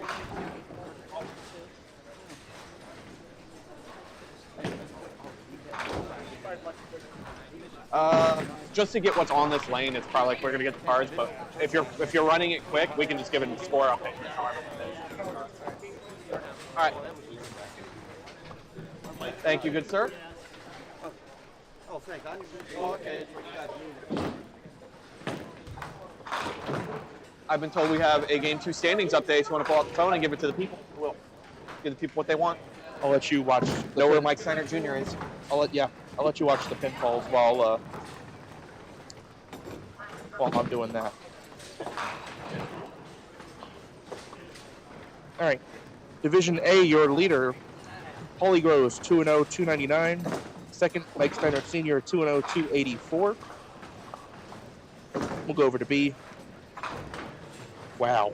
Division B, your leader, Randy Farlow, 2-0, 274. Get this. Second, Brandon Dominique, 1-1, 331. Chris Hook caves him in. It's a good way to describe that strike. It was just a cave ball. Yep. Division C, the leader, Colby DeAntonis, 2-0, 315. Second, Chris Louth, 1-1, 305. Interesting one in that division is Kevin Roycroft, 1-1, 224. My man. Anyway, Division D, leader, Mike Steiner Jr., 2-0, 297. Second, Mark Parker, 1-1, 292. Sounds like Justin Stewart, slow start to the morning at 0-2, 213. Don't worry, he'll rev it up later. He may not be in the bracket, but I guarantee you, he's going to get a breadstick at least. He will pour it on somebody. So those are your top twos in every division after 2.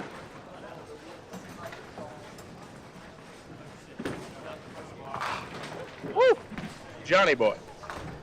We got a few marks coming here. I don't know if you noticed. Yep. Strap in. Put your helmets on, everybody. We have 6 out of 7.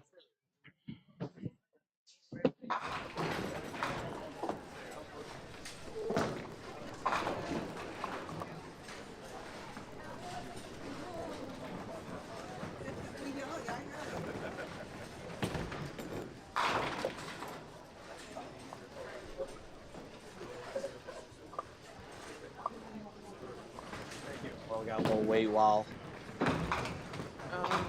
No, he's gonna fire off now.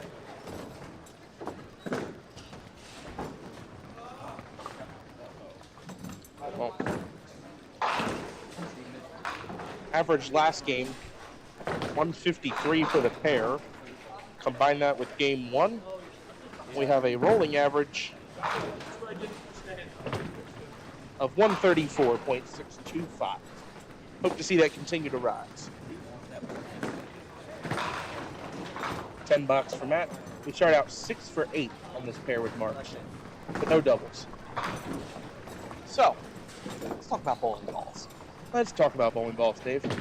So, I think it's fair to say that at the top level, the most popular are Ebonite Pro lines and rubber comets, Yes. particularly older comets. I don't think there's that much of a difference, but particularly older comets. Yeah, you tend to see older comets, custom comets, pro lines, arrows are kind of on the rise lately. Yes. You're seeing a couple different people today throwing urethane. Another one of them is Mike Steiner, senior. Yeah, Mike regularly throws urethane now. Yep. He'll throw urethane pro lines or utopias.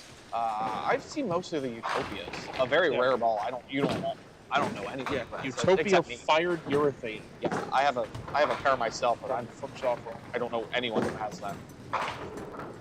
So is that a pro line a urethane pro line he's throwing, or is it a utopia? That looks Looks like a utopia. That's a utopia. Yeah. So Canadian urethane for Mike Steiner Sr. Ollie Groves throwing a Paramount. It's all dependent too on what kind of weight you're choosing for your game, how much you want the ball to break, what kind of lanes you're going to be bowling on. So guys that are bowling on the Pro Tour sometimes tend to have many different sets they can switch to because they're bowling in different houses, where the ball's going to react different on synthetic lanes, wood lanes, less oil, more oil, no oil.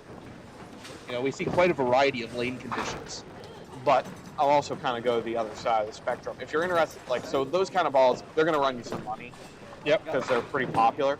If you're looking for something that's cheaper but still really effective, ABCs is one of the better choices. You can get a pair of ABCs for under $75. Yep. Manhattan rubbers are kind of the same. Yep. So there's a lot of options out there, and they're all pretty good. There was somebody, I forget recently we had on, that was throwing Brunswick Mineral Light. Was it made in the 40s? 50s? $10 for John, 49 through 3. But in terms of modern balls that are still currently made, Epico owns the rights to both pro lines and comets, but their pro lines are urethane pro lines are on their way out. They're reacting. Oh, they're getting. Oh, that's right. I heard about that. That was their reactive urethane, and they don't make the reactive U anymore. So is it just normal urethane, or are they just getting rid of it entirely? They're getting rid of urethane completely. Okay. I did not know that. I completely forgot about it. So you'll have Paramount, you'll have Comet, and then the blend between them, the ball that best fits between them will be the Cobra. Okay. I find Cobras are interesting. I find them to be kind of heavier than they play heavier than the Comets for me. So I don't find them as much in between, but in terms of cost, they're right. They're kind of in between. But in what they do, they hit heavier than Comets, which is saying something because not much hits heavier than Comets. Right. And it depends on what you want. Do you want a ball that's going to push through the pins? Do you want a ball that's going to deflect more? Do you care more about the grip in your hand? Do you want the ball to curve less? Do you want the ball to curve more? So I was throwing a Paramount for spares yesterday because Paramount goes straighter than the Comet does. But also, more on the rise now is soft rolls. Yeah, so those Canadian soft rolls tend to be a pretty high friction ball.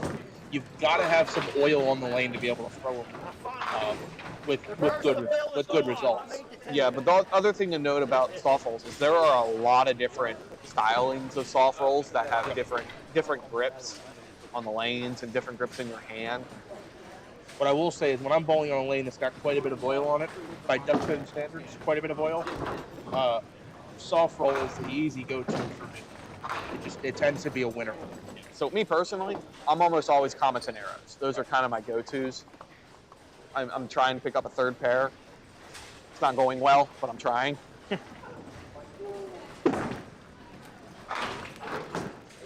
Whereas you, So I hope that answered. yeah. What was the name? It was up there. It was a while back. Temple. Temple. I hope we answered your question, Temple. If you got any follow-ups, drop them in there. We'll address them. I was planning to do a video at some point on duckpin balls, and Yeah. kind of why we all use like 50 different types of balls. Now, overall, do they vary in reaction as much as 10-pin balls? No chance. Absolutely not. A lot of it is personal preference, feel, I think the sentimental value.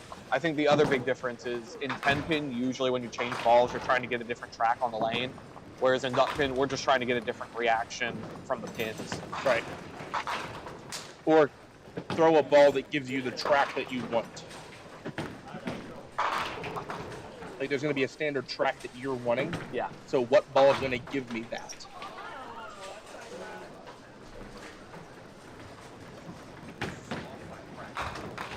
Oh! Hello. Hi there. The 8-pin disappears and says, "Hey guys, I'm back." That's just a typical John Green pitch. Just crush that pin as hard as you can, and it'll pop up that cushion for you. John Green with the bully ball.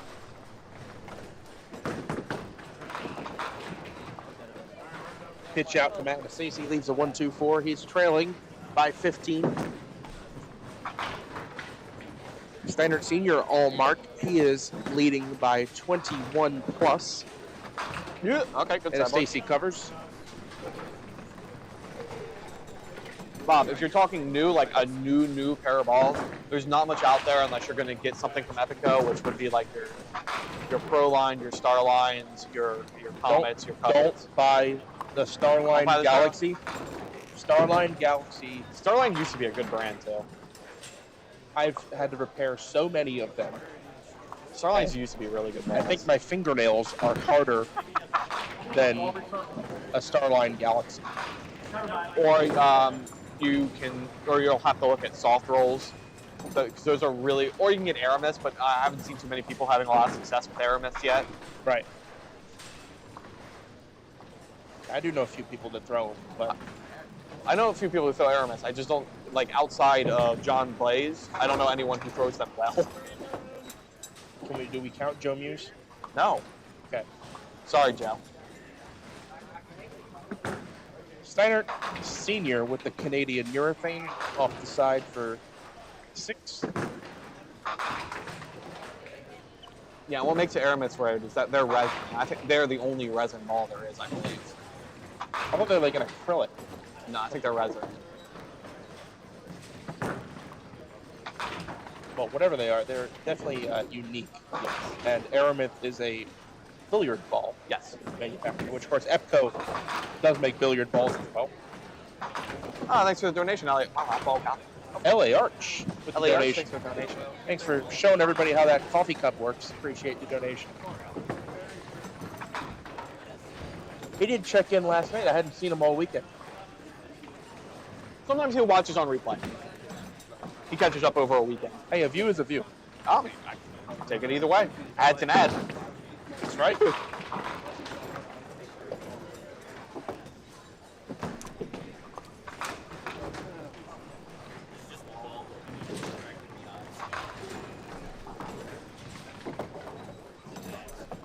right, Chris Hook on lane 5 in a bit of a hole,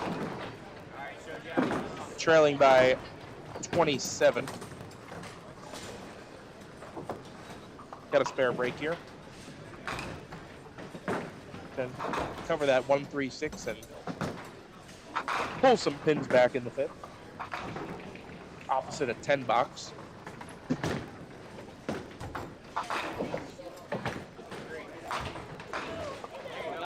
Yeah, you have it all the way, Chris. What are you worried about? That's why he turned his back on it. He knew he had it. Oh no, I missed it. Oh, I still missed it. Wait, I made it. He turns back around to make sure it fell. You're supposed to do that with strikes. Yeah, right. Hey, Where'd speaking the of pins strikes, go? Where'd the pins go? the ball went through the back of the building. It's actually, the ball ended up in Party City's basement.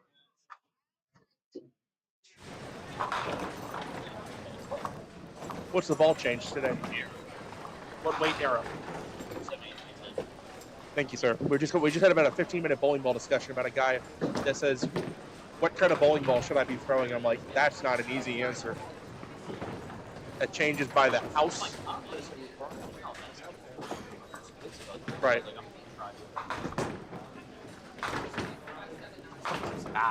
Well, arrow's about the only kind of ball I didn't throw yesterday because I don't have one. I've seen them become much more popular in the past couple of years, which is weird because I don't think they've made them in like 30. No.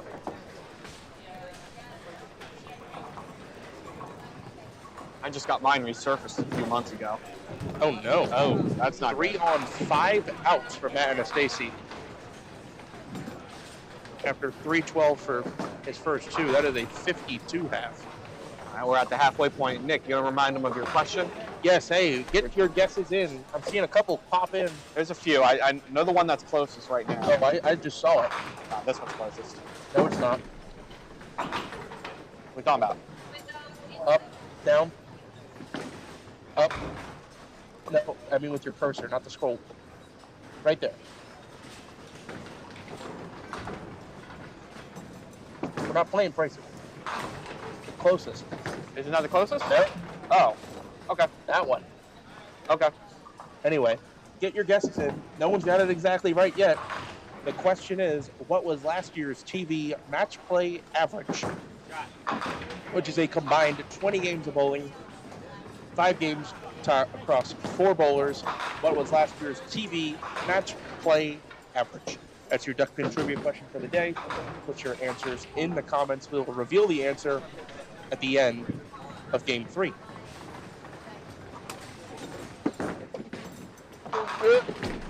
Off the side for 6 again for Steiner Sr.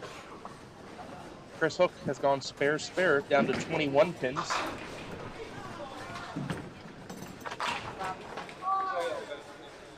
Oh, all right. Okay. I am right. Thank you. Cover for Steiner Sr. Keeps it at a 21-pin lead. With 4 to go, very gettable for Chris Hook. Start finding a rhythm. Keep stringing the marks. Maybe catch a strike or 2. John Green can put a foot down now. Up 27 and a hit. There's a 10-pin. 9. 9 off the deck. Corner.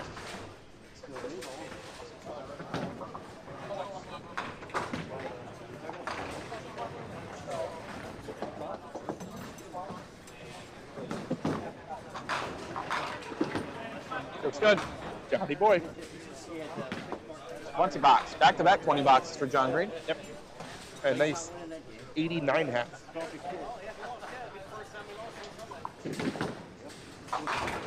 John had the highest 4 mark, no double half you can have. 89. Oh no. Rip pick for Matt. No 7 box, please. How about 9? 99 plus 2, 61.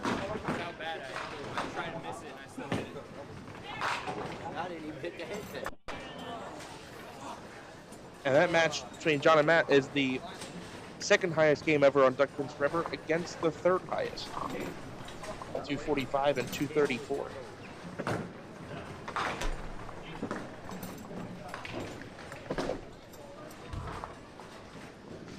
Chris Hook, a little bit of a hole here. Yep. He still has a chance to dig out. He's just got to keep marking. Oh no. That's going to hurt. That's a deuce. And Steiner Sr. is on a hit as well.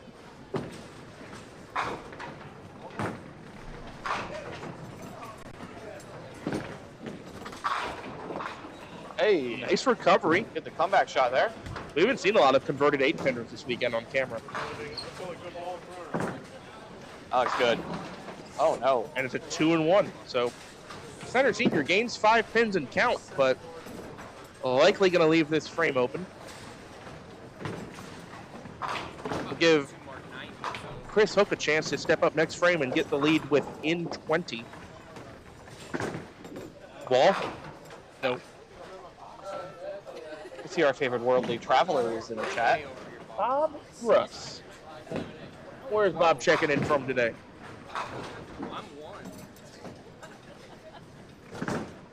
Maybe he's in Germany and gets to watch the Euros. Probably not. Anyway, you mind covering the score for me a second? I gotta go to the bathroom. If I do it in between games, it's gonna be chaos. Yeah, and if you're out of toilet paper, at least now there's a chance. Wow. Matt Heavy, high and tight, turns his back on it, and he struck. Says, I only need 6 more.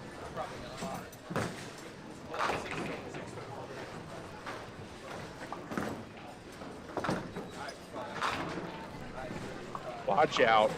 John Green off the side for the 2-4, counts 8, score of 107 in the 6th. Up 46 pins.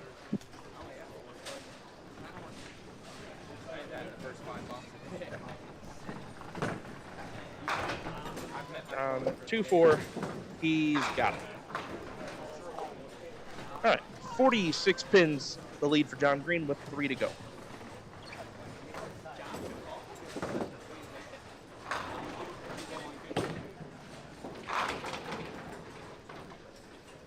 Mike Bannert Sr. on an open, leaves a 2-7-8. Again, if he goes open with another split, there's a chance Chris Hook can step up and get the lead within 20 pins with 3 to go. Open frame.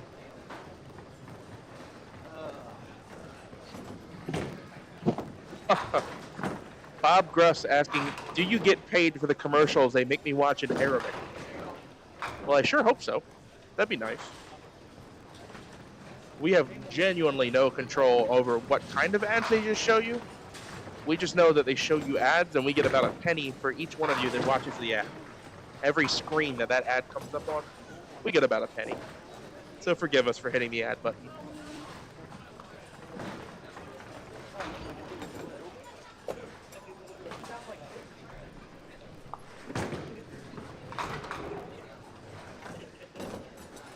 Chris Hook on the fill. Light hit and a flat finish. Count 6. Gets it within 20 pins. This is a makeable.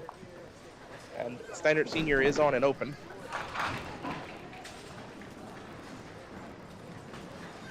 Two, 5, 7, 8. Nice shot.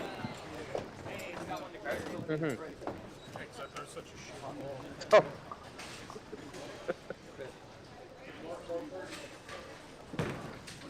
Don't joke about those. Those aren't fun, Chris. All right.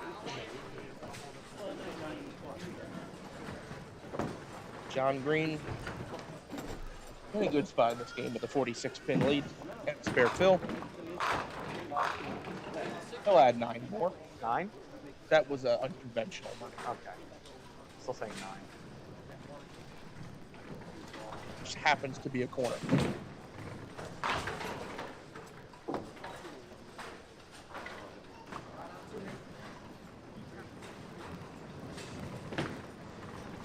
Johnny boy.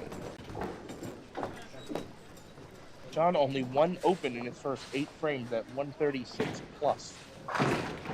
Yes, Bob, we do get paid for international commercials too. So do we get a penny for his ad in Arabic? Yes. Hey, it's that for Matt. Oh, we ain't dead yet. Saving his total.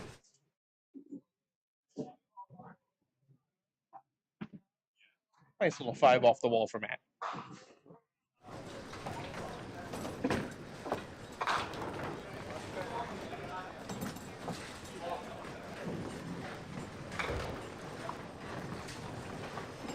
Yeah, same for Chris. He's marked the last 4, but he's only made up. He's counted 6, 2, He's only made up 6. 2 pins. And a chance to cut in a couple more here with a big fill. That's a bit better. All 10. That'll work. That'll help. It is down to a 9-pin game. If Steiner Sr. leaves this frame open, then Chris Hook will have a chance to take the lead in the 9th, win it in the 10th. Probably our question. I haven't seen Matt Kruger bowl in the tournament in a while. I know he's been bowling in some of the team tournaments, but I haven't seen him bowl in some of the top-level pro tours. Yeah, I wonder what. Just not sign up. Not sure what's going on with that. Okay. Steiner Sr. leaves it open. I know he usually doesn't travel, so he wouldn't come up to the northern ones. But you're right. I've only seen him in a couple team tournaments. 127 to 118 plus. 9-pin lead for Steiner Sr., but Chris Hook is on a strike. Right. Matt maybe needs another one here. Oh, that's not it. That was probably the best of the bunch too. One up. It was not bad. Leaves a 5-10. Has to make it. Nope. Even then, it probably wouldn't have mattered. I think he needs another strike there. We were in a hole. Quite a hole. Especially with John continuing to plug away on 20 box, 18 box at 19. Yeah, you look at John's fills in this game, he's filled 10, 9, 10, 10, 8, and 9. Seems good. So he's at 136 plus in the 8th, and he hasn't doubled. He's only struck twice.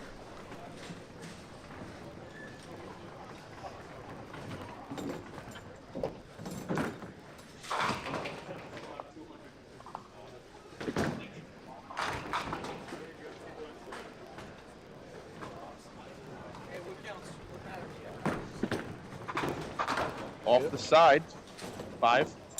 John's worst count of the game. Needs 3 more pins to lock up the match. That's correct. He's got 5 balls to get him. That'll work. And how many of those have we seen converted on the whole side? Not many. I'm going to be honest. It might be the first one. I don't think I've seen that converted like much at all, period. All right, Big Ten's frame here for Steiner Sr. Up 9, down a hit. The pitch. Oh, 5 off the wall. Turned his back on it, thought he left the 5. Messenger number 2 off the wall, right at it. We basically have an even game now.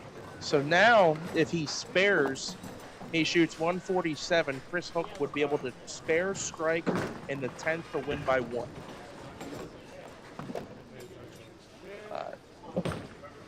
Mike hits anything on the last 2 balls. Chris needs to mark. Just determining how much Chris would need on a fill shot.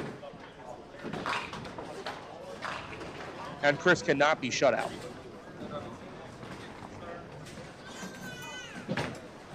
That's good. Oh, 9-pin. You heard Mike let out a yelp when that ball was going down the lane because he really liked it. A little bit of lane maintenance.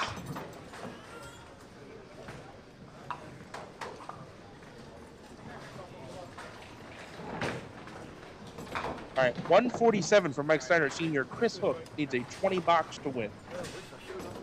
First ball does not have to strike, but if it doesn't strike, it has to spare.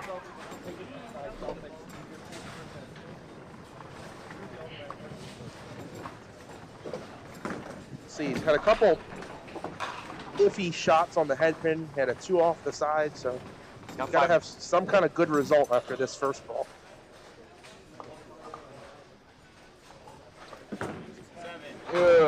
Another deuce. He's got to make it. Made one in the 7th. He's got to make this one.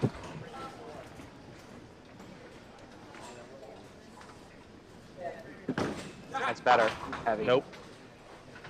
And with only 5 on, Chris Hook going to lose this game and fall to 1 and 2. Mike Steiner Sr. with a 431 total is 3-0.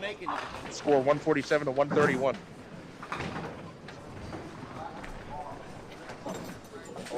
LA Arch, are there any Duckpin tours coming to Mount Airy? Is it the July stop for the Pop Whitten? July Pop Whitten, men's pro tour, not yet.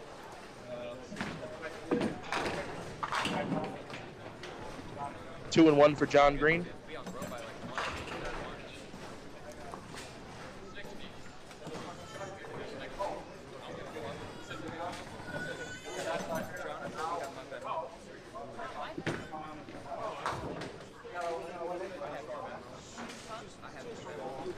John Green will have a nice 2-strike, no double, 167 game. 166. Yeah, LA Arch. Our next batch of tournaments is the beginning of the summer of Parkville. Yep. Stay tuned. Hope you like Parkville. Hope you like Parkville. We love Parkville. I love going to Parkville. Parkville. We might just leave our stuff. I'm tempted to take off for the couch, but I know where that couch is been. That's right. That couch has seen things. I believe it was picked up off the side of Hartford Road. I mean, you're making this seem so much better now. Well, I'm not saying Hartford Road is exactly a glamorous, location, but Matt Anastasi, to his credit, Phil 710, finishes out with a nice 136 after having 61 in the 6th frame. All right. Cumulative average, now everyone sees why I was keeping the average today. Cumulative average after 12 games of match play, 138.08, but Duckpin trivia time. Slide over. Slide over. Make sure you get your fat head in. Thanks. What was last year's match play average? Final chance to think about it. Give it a think. I see our new closest answer. You ready? You ready? Do I hit it? Do I hit it? You're Bam. Do it. I was supposed to say it when you said bam. Yep. Bam. 156.2 over 20 games. Our closest guess came in right at the end. James Simon, 156. He may have just gone back and added it all up like I did this morning. Is he still in the building? But the closest immediate guess right away was Zach Bucklew at 155.8. So is James still in the building? Yeah. I'm very curious. Don't believe so. So 156.2 was the average last year, helped out by a 220 from Colby DeAntonis. But even if you took that game out, the other 19 still averaged 152. So there's a lot of scoring last year on Sunday on camera. Our average is rising today, so we're up to 138 now. We'll see what we get in the last 2 games. But that was Duckpin Trivia, 4-part series this weekend. Hope you guys enjoyed it. Yeah. Moving on. Moving on. I'm going to hit the ad break button and switch to our break video. We'll be back in probably like 2 minutes, 3 minutes tops, maybe. Don't go away. Be right back. $1.50.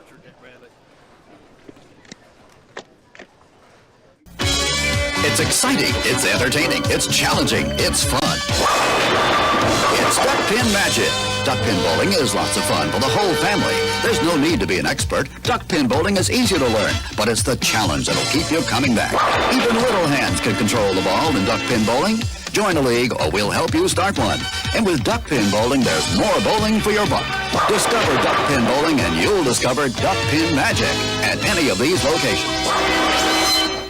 Looking for something fun to do? How about bowling? Bowl at Thunderhead Bowl for the best in duckpin and 10-pin bowling at 2 locations, both Westminster and Tawnytown. You can enjoy the league opportunities, which are always available for all ages at Thunderhead Bowl. And both locations are open 7 days a week with a snack bar and restaurant specials to ease the hunger as you have fun. The Pro Shop has a complete line of bowling equipment and accessories designed to improve your game. If you'd like information on open bowling, adult and youth leagues, contact Thunderhead Bowl, the family fun place. Looking for something fun to do? How about bowling? Bowl at Thunderhead Bowl for the best in duckpin and 10-pin bowling at 2 locations, both Westminster and Tawnytown. You can enjoy the league opportunities, which are always available for all ages at Thunderhead Bowl. And both locations are open 7 days a week with a snack bar and restaurant specials to ease the hunger as you have fun. The Pro Shop has a complete line of bowling equipment and accessories designed to improve your game. If you'd like information on open bowling, adult and youth leagues, contact Thunderhead Bowl.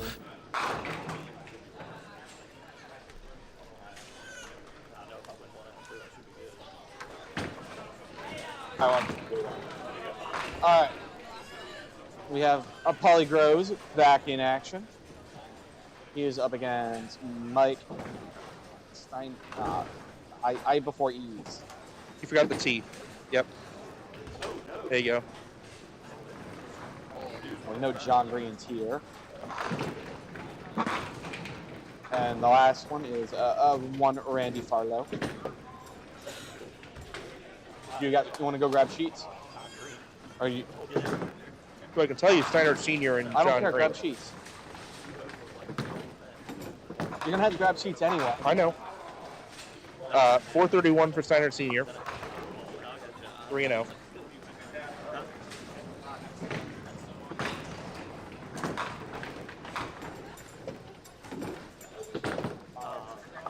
It's 469 for John Green at 2-1.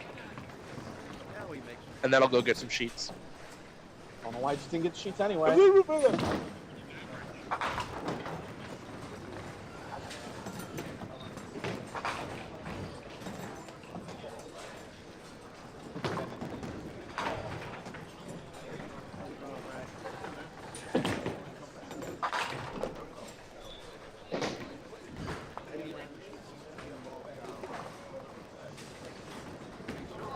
All right, Randy firing off here. A little wide. Paul Groves, 3-0. Oh, goody, goody. 3-0 matchup? Did the winner get in? 421. If a winning inning, game 4. I mean, it might not be, but we'll know when they get the Potential finals. Yeah, that's what I'm All thinking. right, Randy Farlow, 3-0. Oh, 434.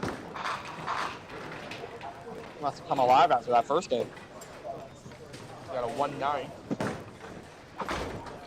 box. All right, well, the lowest ranking bowler on the pair is the high set. John Green with pitch spin. And he's back.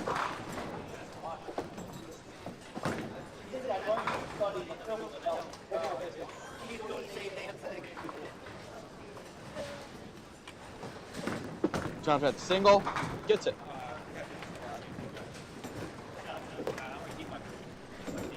All right, now we just wait for Mr. Dave Wander to post up the latest updates.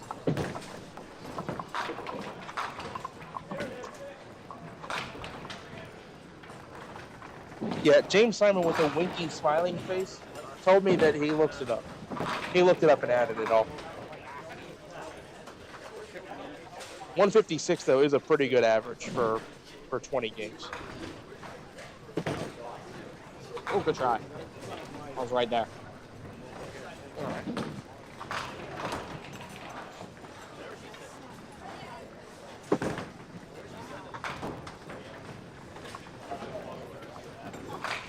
Mike Steiner Senior 9 box after the 7 on at 26. So this is a potential winning in for We'll know officially. Paulie goes to Steiner Senior, but we'll take a look at the sheets.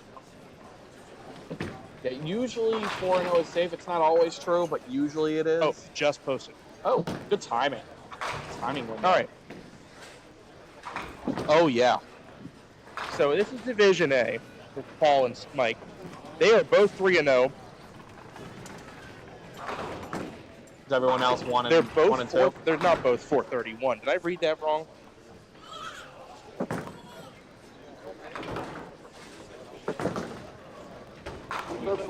Doesn't matter, Nick. It's not the last game.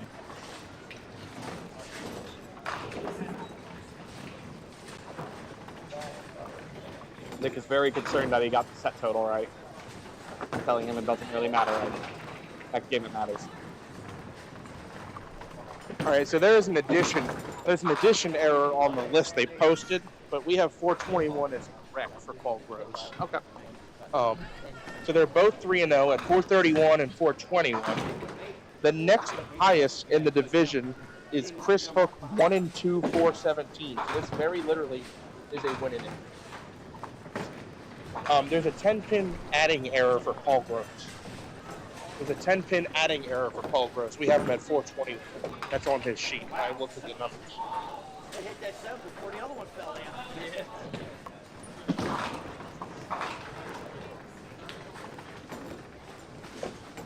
All right, so That's Division A. Division B, Randy Farlow is the leader, 3-0. It's Division A. Is this a winning in for these Yes, two? it is. Okay. Because third place in the division is 1 and 2. Okay. Yep, that's winning in. Yep.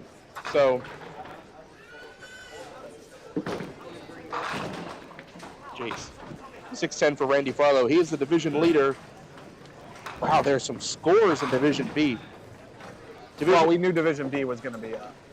Randy Farlow is the leader at 3-0, 434. You have 2 2-1s in Brandon Dominique and John Green. They are 480 and 469 respectively. You have a 1-2, 468 from Kyle Shaw, and a 1-2, 448 from Matt Anastasi. That division is on fire. Walt Brooks is on 3. Is Randy a winning in on that? I have to check that. He's against John Green, so he very well could be, yes. Yes, he is. Yes, that would be a winning in. So He's if a Randy winning wins, he's in. All right, Division C, Colby D'Antonis is the leader, 3-0, 482. Second in the division, Kevin Roycroft, 2-1, 416. Division D, the leader, Mac Hacker, 2-1, 459. Second, Steve Dreyer, 2-1, 450. Third, Mike Steiner Jr., 2-1, 430. Fourth, Leo Montero, 2-1, 425. So, 4 2-1s in the division that are all between 425 and 459. So anything can happen in Division D. Colby D'Antonis is a winning in. Do we know who he's up against? Doesn't even matter. Okay. He's the only 3-0 in the division. If he goes to 4-0, he's a lock. He's got good enough pinfall anyway. Randy Farlow is a winning in, and then the Paul Groves Mike Center Senior match is a winning in. Either of them win, they're locked. So we have winning in scenarios in all the divisions except D.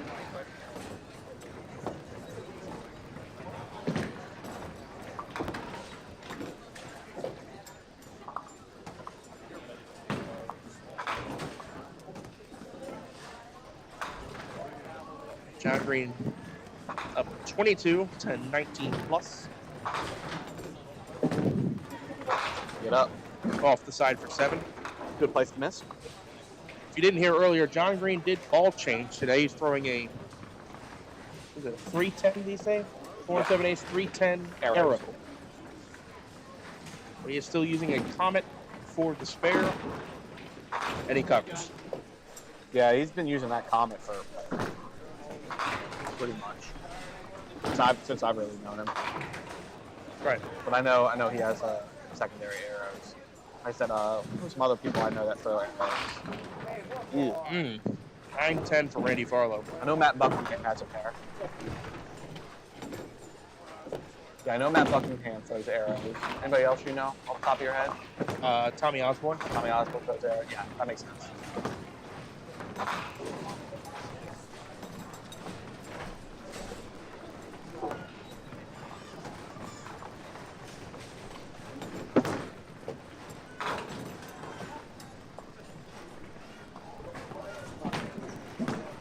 No, almost. Randy still leaves 10 of a 4 or 5 pin lead headed into the 4th, but he's down a mark. Paul Groves stepping up, down 7, up a mark. A lot of stars in this matchup. Yep, 8 for Steiner Senior, 7 for Paulie Groves, and 2 apiece in the other match. Every bowler on this pair with a star.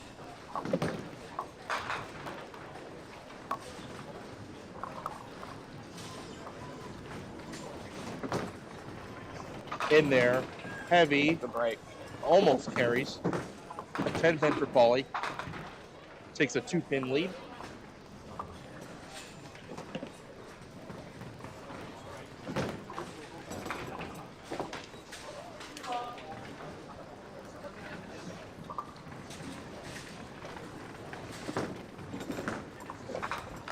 Good cover for ball. 2 marks in a row.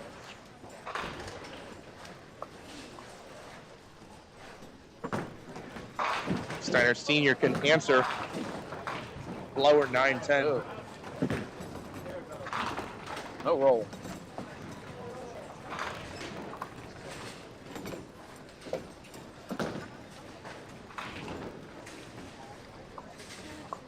Yeah, it's a win. So that's a win in it. The winner between Paul and Mike will be in the bracket. Yep. And if Randy Farlow wins, he is.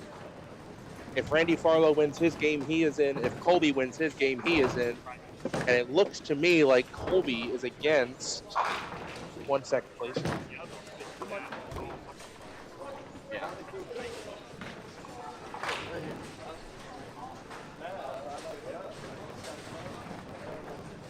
I'm actually not sure who Colby's against. Oh, okay. Parkville 5. I hate that break. You feel like you threw a good ball and that head pin just decides it's not going to take anything. The bucket with handle.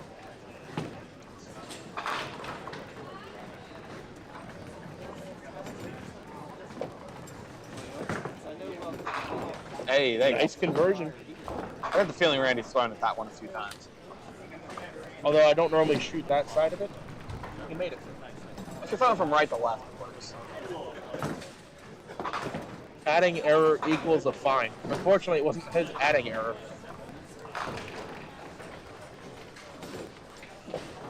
John up on the spare. Good hit. Good hit. Horrible result. There aren't good ways to leave 4-6. No, never found one. You know who Colby's against this game?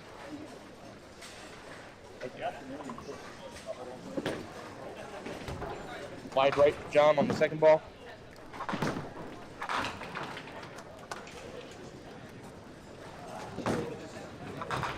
Nine out. Double hit. 49. Steiner Sr. down 3 and a hit. 6-10.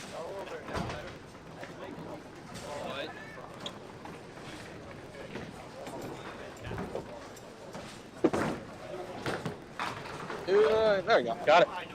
Tail of the tape, too, about a foot difference in height between Mike Steiner Sr. and Paulie Groves.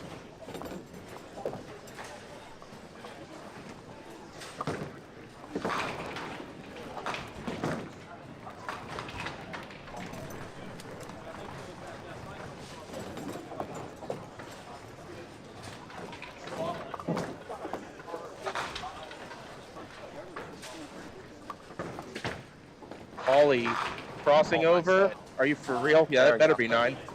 That better be 9. Leaves the 8 pin.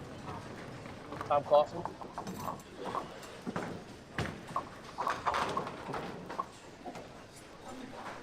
We'll be against Tom Clausen, who is 2-1, 414. So this is an important game for Tom Clausen, who is currently 3rd in the division.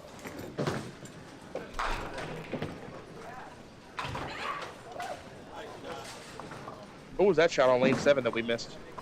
5-7? Yeah, 5-7. Kyle Shaw sliding it over. Temple, thank you for the kind donation. Oh, a super chat. Whoa. How super is that? Temple with the 999.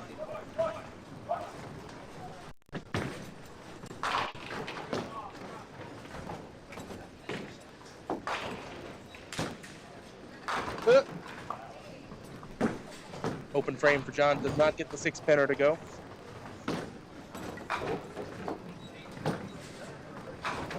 $10. 59.5 for John Green.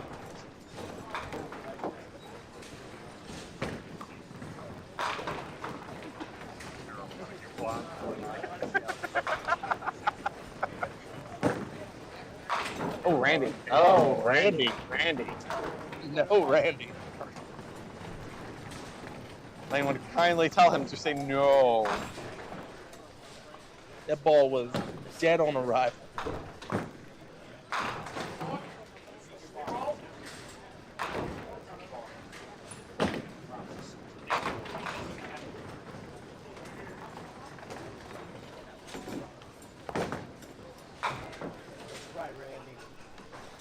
Open frame for Randy. We'll have a single-digit lead over John Green at the half. Holly Groves with a 12-pin lead over Steiner Senior, both on hits. 65-59. Yeah. I like it. I feel like that needs to be a break.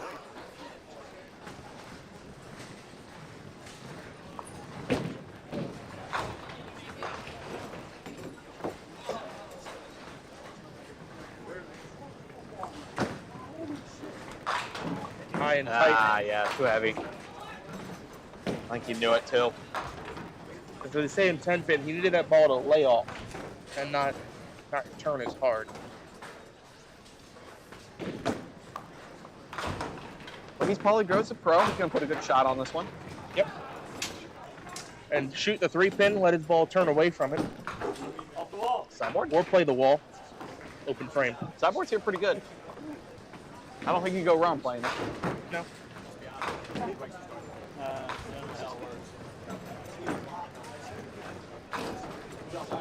10 box for Paulie, 84 in the 6th.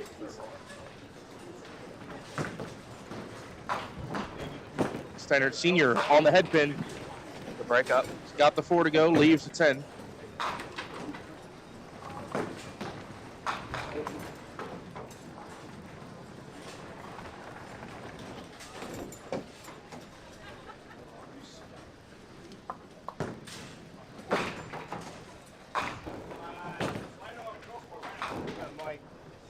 I think we actually should be rooting for Randy to win, so that way he doesn't have to come on the stream and start spitting rhymes. Yeah, let's go, Randy. Come on. Let's go, Randy. Put him in the pit. Let's go. What a ball, Randy. Nice of Chick-fil-A to close on Sunday so Randy could be here. It's a break. 2-1. Randy does work for the Christian Chicken Company, if you didn't know.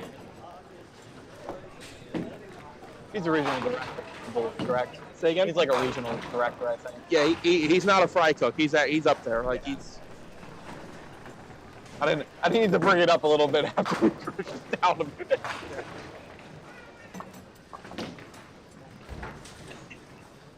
2-1. Offside? No.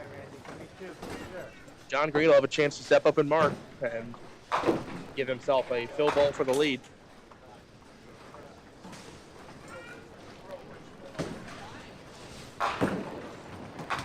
Oh, Picked it. miss and picked 8 box. It's an opportunity for John Green here. And Didn't he take gives advantage on that ball. Gives it back. At least it's tough on everybody. Cuts a deuce. Second ball. Got it. Ah, 8-pinner. You sly dog, you, John Green. I didn't think that was going to go. I thought he hit it too heavy, but that's all tailed right. Got messenger to the 7. Now down 4, up a hit, 69 in the 6th.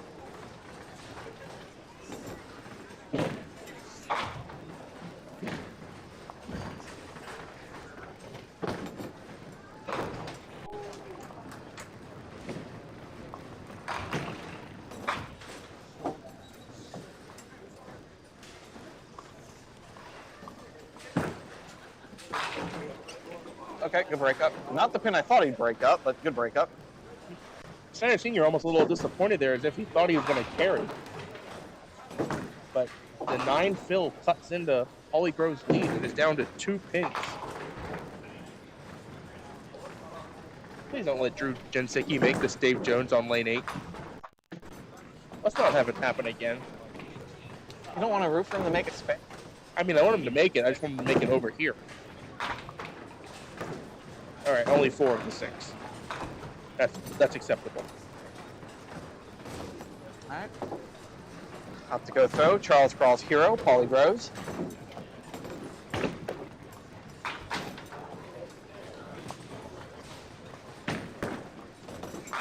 Good pitch. 5-pin. Yeah, but that's a good answer to the spare of Steiner Senior. Paulie Groves can cover here. He's up 2 pins, which means he ought to cover. And he will cover. Okay. No, he was fine. I thought he leaked it a little far to the left. He did, but he's got all those revs on it. Those hundreds of revs that Paulie Groves puts on the ball.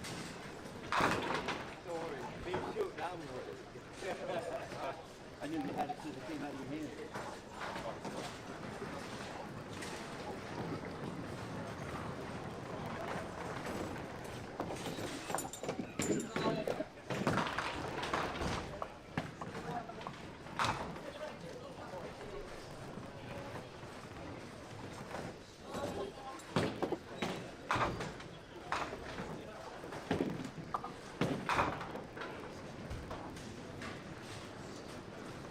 All right, John Green firing on the spare. Big ball.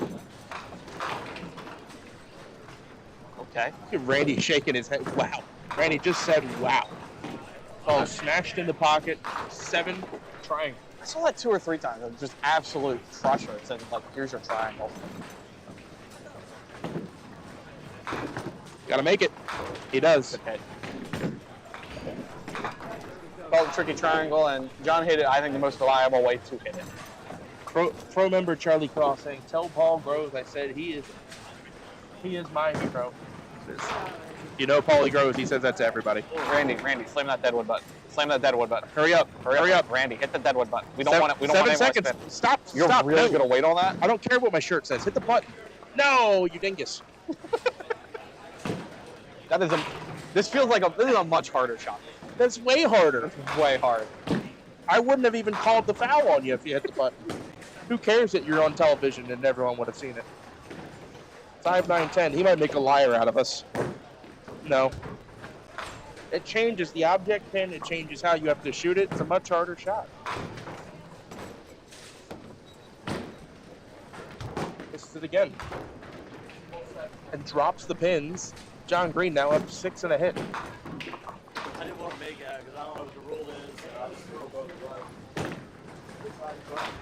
What rule? Pin spinning. Stupid pin all the way to the top. But counted as down. It's a 7 count. Hey, I don't know the rule. I mean, I wasn't on the mark. Should have stood up there.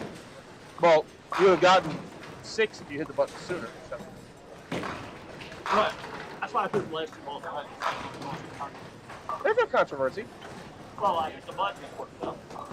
Doesn't matter. That's Doesn't not matter. the rule That's not the anymore. rule anymore. I would Just to keep things simple. believe me. If it wouldn't have been legal, we would have stopped you. Right. Just to keep controversy out of it, I proved it last year. It's a good excuse for missing left twice. I don't think I did. I don't know. I have no clue.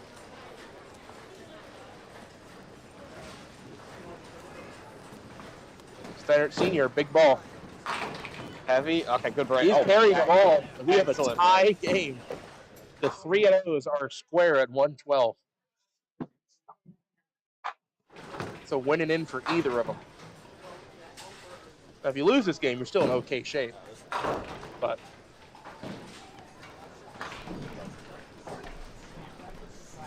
John Green, big ball. Ooh, smash that. He carries 9 of them out to a 15-pin lead with 3 to go.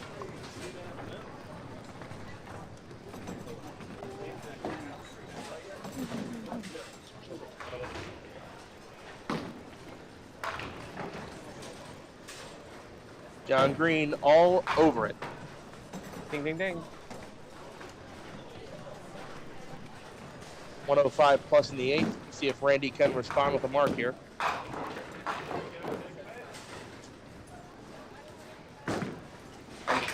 Heavy. 2 and 1.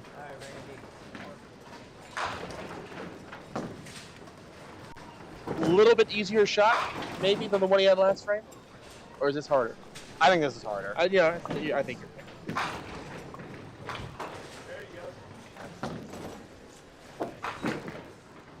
Ooh, good try. Yeah, because Just that last shot, you don't actually have to slide the 5-7. Yeah, you squeezed the 5 off the 9. Yeah. This one you actually do have to slide it. Well, it is now clearly advantage John Green as Randy has gone 8-7-8 while John has gone spare. Just like that, what was a 6-pin lead for Randy Farlow is now a 17-pin lead for John Green and a hit. Game turned around.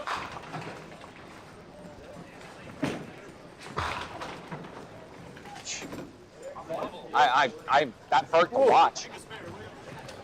The head pin's in Party City's parking lot. Oh, the pitch, a little light. Oh, happy break. Quite a break. Again, that's good 9 drop because Paul Gross is only on the single ball fill. Mike Steiner Sr. 2 balls to fill.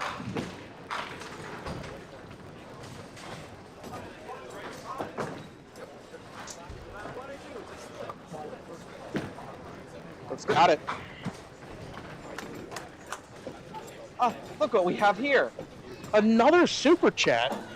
Dingus, $2. Scott Sarah, thank you, Scott. Double? Ooh, he wanted it too. Yeah, I mean, imagine that. That ball is critical if it carries for a double. He takes the lead outright, and he's got a hit in hand. Now, on the flip side, he has to make this to stay ahead by 1 pin. If he misses it, he can get 10 to tie the game, and he's down a hit. Looks good. Covers. 1-1 match.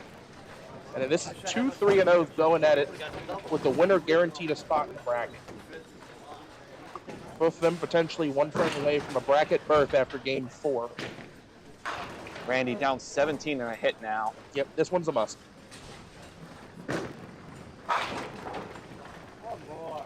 I mean, he deserves something. He's there. quick on the button that time. Yeah, it's a tough break. That was a very good pitch. I'm surprised it left that.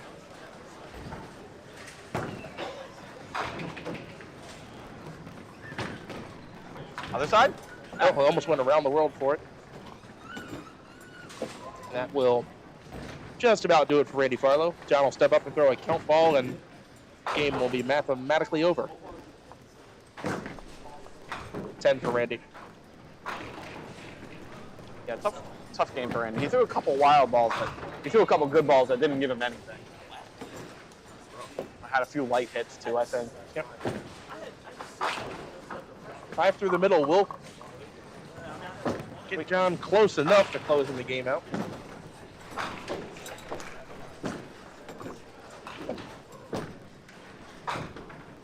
John, you have to get some pins. All right, wood ball for John.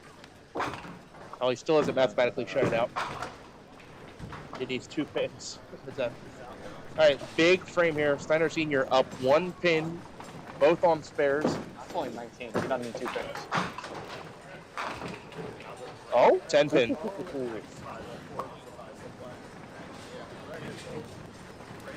I want to implement an endless 10th, never mathematically eliminated. Yeah. Norm Gifford strikes in the 10th. We got all day. Important pitch here. No, did not get it. This pin also very important.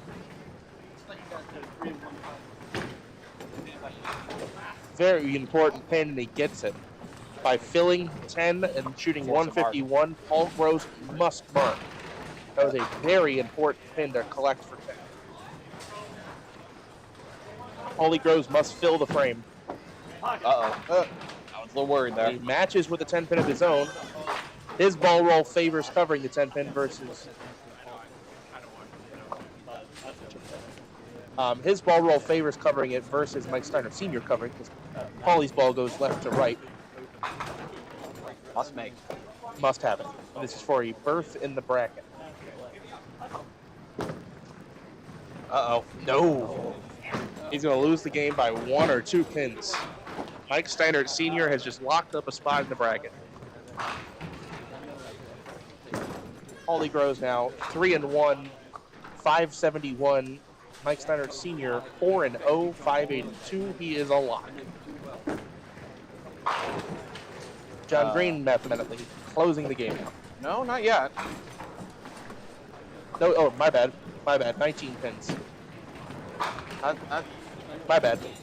I can't add. That opened the door for Randy there. Yeah, it did. Randy needs a double though. Yes. Basically needs them all. It's clear. Yeah, he needs them. It's clear the deck 3 times.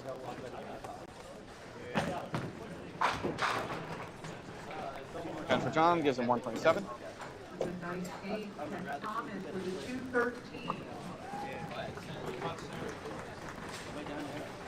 Gotta have it. No. About the 1-5. And as Randy finishes his 10th frame out to go to 3-1, I will announce what they just said over the loudspeakers that in the other pairs of lanes, Ken Thomas, head mechanic, house bowler extraordinaire, 213 in his 4th game of match play. Yes, sir. 4 out for Randy, gives him a 102. And that's not great pinfall. No, 536. If he loses his next game and gets to 3-2, he could be in trouble. His next match is still a win. If he wins, he's still in. Correct. If he loses, though, his total is not great. There's your scores. Oh, let me add them up before they go away. Hold on. Sorry. I'm hitting ad break. 1650. Okay, you're fine. Go. You do that. 2 plus 27 plus 1. Damn. Oh, TV average is dropped. Congratulations. That was a tight one. We both missed 10 pins. Yep, and you're a lock now. Yeah. I figured he'd make it because he missed a single in the first round. Stuck. Right. Nah, he's too good. 136 now our TV average for the day. It was 156 last year. All right, there's still bowling on the left pair, so I'm going to switch us to the break video and probably press ad break again, but you guys stop. You have no idea how exciting it is. You want to know what's exciting and fun? I want to know if it's exciting and fun. Make your own Duckpin magic happen this season at Fairlanes. We have the times, the leagues, and the people to give you the best Duckpin bowling experience possible. Fall-winter leagues are now forming at all Fairlanes bowling centers. Come in and reserve your spot for the most magical year ever. Get in on the fun, the excitement, and the action of Duckpin bowling. There's no trick to it. Just visit any Fairlane center and pick the league that's best for you. You'll enjoy the experience. We guarantee it. It's exciting, it's entertaining, it's challenging, it's fun. It's Duckpin Magic. Duckpin bowling is lots of fun for the whole family. There's no need to be an expert. Duckpin bowling is easy to learn, but it's the challenge that'll keep you coming back. Even little hands can control the ball in duckpin bowling. Join a league or we'll help you start one. And with Duckpin bowling, there's more bowling for your buck. Discover Duckpin bowling and you'll discover Duckpin Magic at any of these locations. Hello, we'd like to clear up some misconceptions about duckpin bowling at Fairlanes. This is a duck. This is a duck pin. Note the absence of webbed feet. This is a flock of ducks. This is a flock of duck pins. The object of duck pins is to hurl 3 balls, bang, bang, bang, and knock them all down. Exhilarating. The object of ducks is to be ducks. Now you may proceed to Fairlanes. We're quite sure you'll find duck pinning everything it's quacked up to be. Sorry. It's exciting, it's entertaining, it's challenging, it's fun. It's Duckpin Magic. Duckpin bowling is lots of fun for the whole family. There's no need to be an expert. Duckpin bowling is easy to learn, but it's the challenge that'll keep you coming back. Even little hands can control the ball in duckpin bowling. Join a league or we'll help you start one. And with duckpin bowling, there's more bowling for your buck. Discover duckpin bowling and you'll discover Duckpin Magic at any of these locations. Got the winter blues? Tired of sitting around the house watching reruns on the tube? Get in on the action and go duckpin bowling. Grab your family and grab your friends and find out how much fun and excitement you can have duckpin bowling. Be a part of the action and head for your local duckpin bowling establishment. There are plenty of lanes available and you won't know how much fun you're missing until you give it a try. Duckpin bowling, the cure for the winter blues. Duckpin excitement. Duckpin fun. Duckpin bowling at Johnson's Lanes in the Hamden Plaza. Discover enjoyable low-cost fun for the whole family. Whether you want to join in a league, play for fun, for exercise, or are planning a special birthday bowling party, Johnson's Lanes is your Duckpin bowling center. Don't miss the fun. Fall and winter leagues now forming for teams or individuals. To join in, call us now. For the young and young at heart, it's Johnson's Duckpin Lanes in the Hamden Plaza. It's exciting, it's entertaining, it's challenging, it's fun. It's Duckpin Magic. Duckpin bowling is lots of fun for the whole family. There's no need to be an expert. Duckpin bowling is easy to learn, but it's the challenge that'll keep you coming back. Even little hands can control the ball in duckpin bowling. Join a league or we'll help you start one. And with Duckpin Bowling, there's more bowling for your buck. Discover Duckpin Bowling and you'll discover Duckpin magic at any of these locations.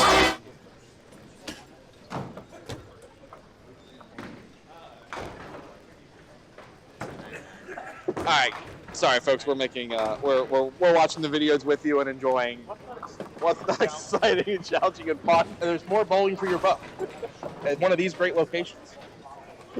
All the time. Take a guess. No, I know we did. Take a guess. For 20 games. For 20 games? Maybe over at AMF Hamden. Jeez. 156.2. Our winner was James Simon, who I'm pretty sure went and looked it up. Like I did this morning. That's okay. Yeah. Nothing stopping people from doing that. Pretty simple question, but it was. But it's the theme. It was Johnson's Sunday Pro Tour. The one yesterday about who was the first Pro Tour bowler to win 10 stars. Because last month Steve Dreyer won his 10 stars. The theme. Who was the first? Who was the first? Correct. Where did he win his 10th star? Did you have to look that one up?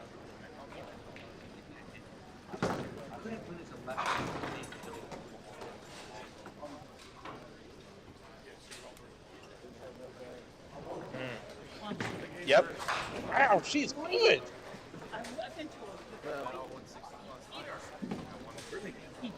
I hear you.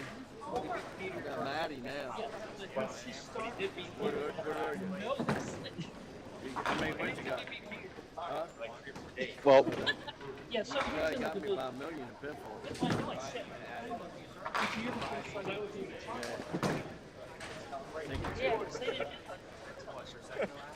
We're just capturing the conversation. yeah.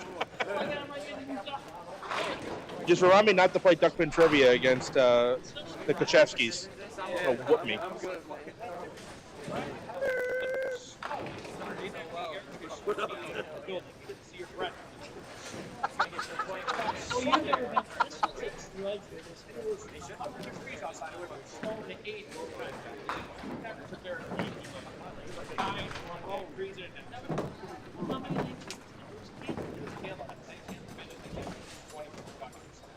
So why would the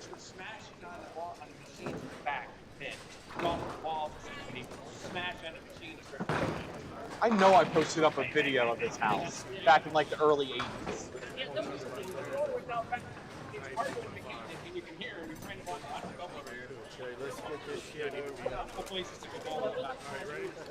Yeah, so why would the Pro Tour go there, would be my question. Years ago, it was involved where you went from. So, was getting used to pay for the privilege to have a Pro Tour.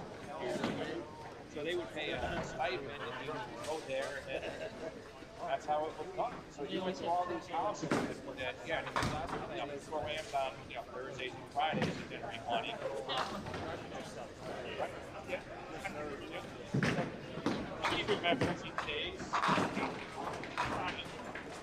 Good to know. Right. Oh, Drew. Drew getting game 5 started with a bang. All right. All the standings are posted. We're going to start it up. All right. Division A, Mike Steinert Sr. A lot. Let's get who's up here first, right. And then we'll go through it. Sorry, Drew Jansicki, 0-4, 458. All right, gotta get that breadstick, Drew. What do you have? 458 for 4. Get that breadstick, Drew. He is against Chris Hook in must-win game for Chris. 2-2, 566. Yeah, Did it come down? That wasn't good. It came down. Okay. It came down, but the sound when it went up wasn't good. All right. What do you have out? 8.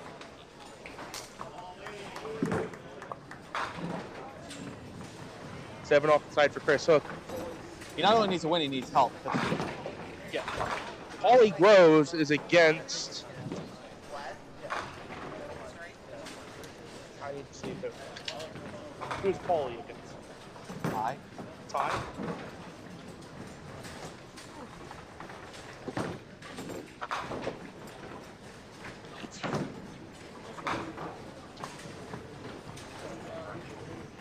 What?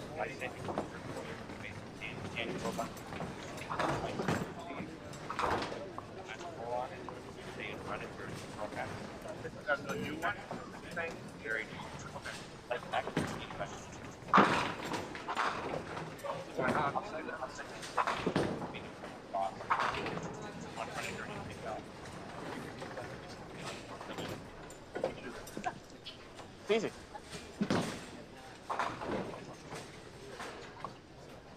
We always, yeah. We're running retro Johnson's ads, of which 80% of the commercial is from not Johnson's, but it's a Johnson's ad. Right. But it is exciting and challenging and fun and all the things. All right, what's Walt at? That's a 9 box for Walt. I don't know if I want to know. From what I've seen, oh boy, let me look. Walt Brooks 0-4, 514. Matt and Stacy, his opponent, right next door in 5th place, 1-3, 583. Sounds like a humdinger match. Sure is. All right, now do you want to go through some top 2s? Yeah, go ahead. All right. Go ahead and run the status of each division. Not the top 2, just run the whole status. Division A, Mike Steiner Sr., 4-0, 582. He is in. Paulie Groves in okay shape, 3-1, 571. Paulie Groves win and in.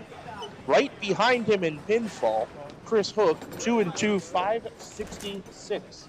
5 pins back of Paulie Groves. Down behind that, Jimmy Mulvihill, 2-2, 534. He'll need a big game and a win. Ty Turcotte in 5th, 1-3, 504. Drew Jansicki bringing up the rear, 0-4, 458. Division B, Brandon Dominique out in front, 3-1, 622. John Green, 3-1, 596. Randy Farlow also 3-1, 536. And John Green and who are against each other. John Green is against Walt Brooks. Brandon Dominique is against Randy Farlow. So that is a win and in. That's a win and in match. And then John can win and get in it also. Yeah. Yeah, so that is a win and in. It makes John's a win and in. A couple anomalies there on the score sheet. Matt and Stacy averaging 145 and change is 1-3. Kyle Shaw averaging 156, 2-2. Welcome to Sunday. Walt Brooks 0-4, 514. Sometimes Sunday happens. All right. Oh my goodness. I don't want to even read this. Division C, Colby D'Antonis is a lock at 4-0, 628. Second place in the division, Ken Thomas, 2-2, 610. Third, Kevin Roycroft, 2-2, 549. Fourth, Tom Clausen, 2-2, 545. We'll have to figure out what the matchups are for that set of lanes, so we can figure out if they're 2 and in. Yeah, because I imagine one of the 2 and 2s is facing each other. I know Ken Thomas is on the near pair. Ken Thomas, I believe, is against Kyle Bull. So that's all I know for that. Anyway, Division, don't glitch. Division D. 3 3-1s. Ooh. Mark Parker, 3-1, 615.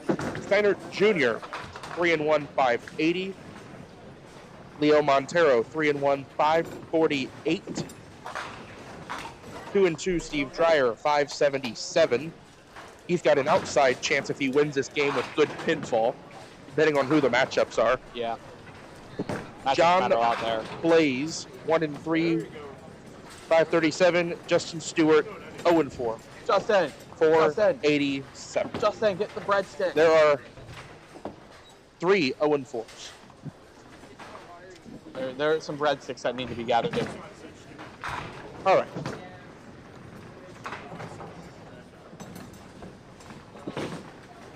And after 4 games, we have 1, 2, 3, 4, 5, 600s.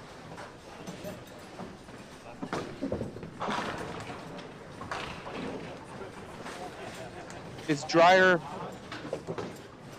Dreyer's in a must-win game with big pinfall. Who is he against? Yeah, if we know who he's against, we can start working out what the matchups are.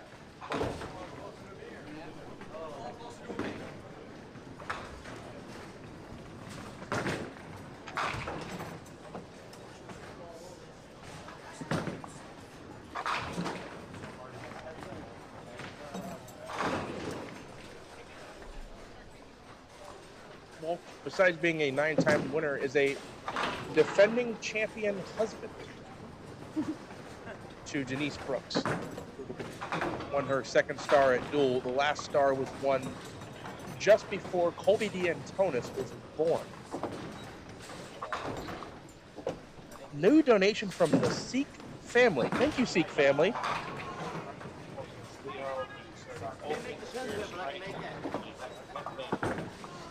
Oh, so that's an important game because Dreyer is ahead on pinfall with Leo, so if he wins that game, either even record, he's got the pinfall.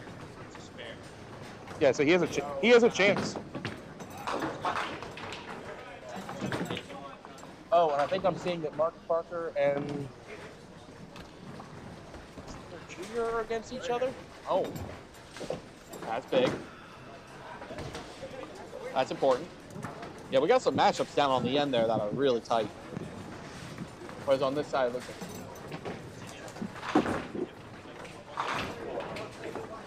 So Mark Parker and Steiner Jr. are against each other. And they're the top 2 in the division at the moment. So Steve Dreyer is currently in 4th in the division and has a chance to get in. So Parker Jr. is a winner. Yes. But if Mark Parker wins and Steve Dreyer wins, Steve Dreyer and Steiner Jr. would be on the same record, and Dreyer going into this game is only behind 3 pins on total pinfall. Okay. That's spicy. Yeah. Whereas if Mark Parker loses, he's probably safe because he's up 38 pins on the next highest pinfall. So Parker just has to put in a good game. It doesn't matter if he wins or loses, just needs to put in a good game. That's right. And Steve Dreyer would have to win big.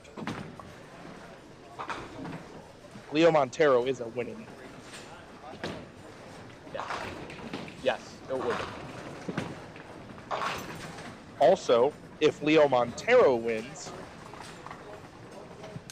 the loser of Parker Steiner Jr. is out. Yeah. So, a lot of permutations there in Division D. I hope that all makes sense to everybody at home. It shouldn't, but we're going to roll with it. Especially because they haven't watched any of them bowl all day and cannot see them right now. As for these matches in front of us, they mean nothing. Besides, Chris Hook has an outside chance. Actually, you know what? I lied. These do mean something. $5? Chris Hook has an outside chance of getting in, and we have 2 0-4s that need to win their first game. We need to get breadsticks. We need some breadsticks. We've had donuts for breakfast. We need breadsticks for lunch.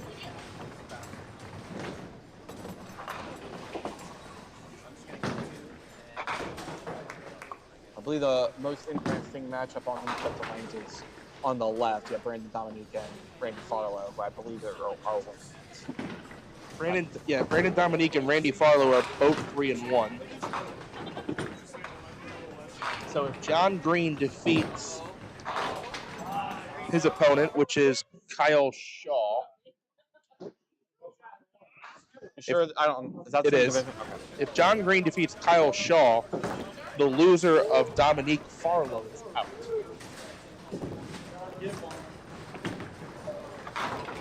Then you would have 2 smart ones. Gotta get that breadstick. You need to turn that bagel into a breadstick. Well,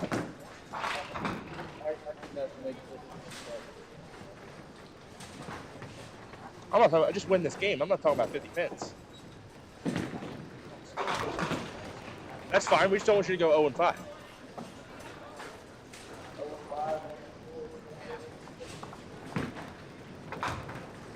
All right, Matt up on the spare. Walkersville sets high. 4 right, 4 right.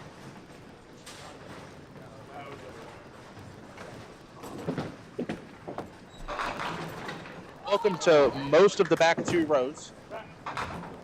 Good luck with that one. Don't know that we've ever seen this converted for a 10 box on Duckpins forever. Yeah, we normally don't. That's why. I can say I've once thrown at that on the 3rd ball and took out the 5-7-10 and left the 4-6 for an 8 box. It's an 8 box. It is. The problem is I was shooting right to left. I missed the 4-pin right so badly that I hit the left side of the 5 and slid the 5-7-10. We love a good accidental 5-7-10 conversion. Yeah, he's locked in.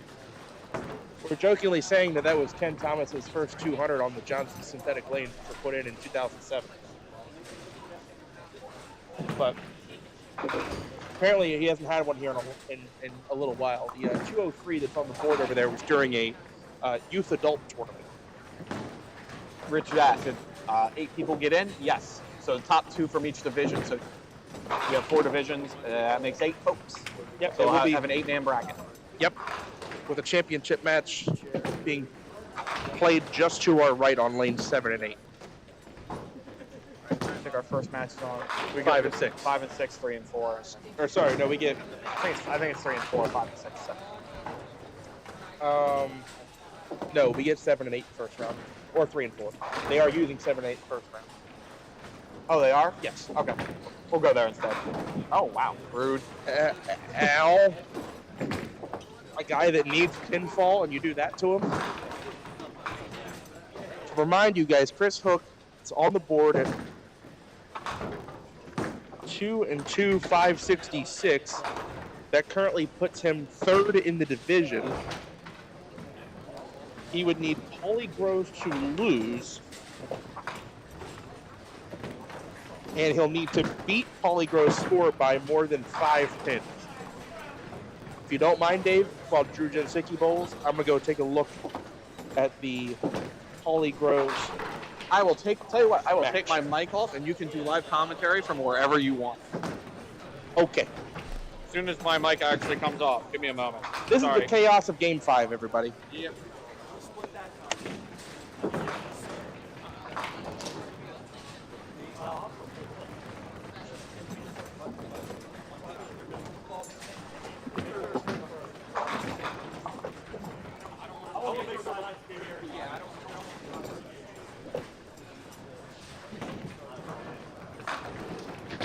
All right, not looking good for Chris Hook. Does not look good for Chris Hook as Paulie Groves is up 107 plus to 83 in the 6th. Brawny.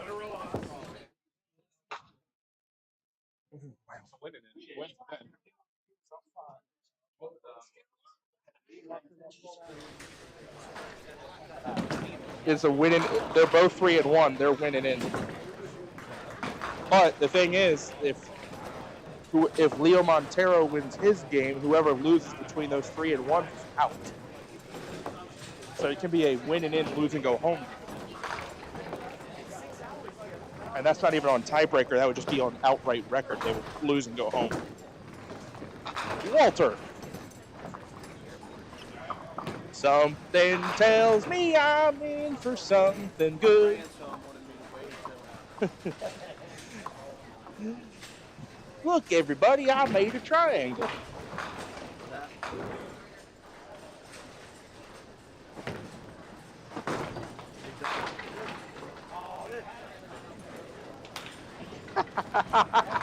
That's a good call, Tom.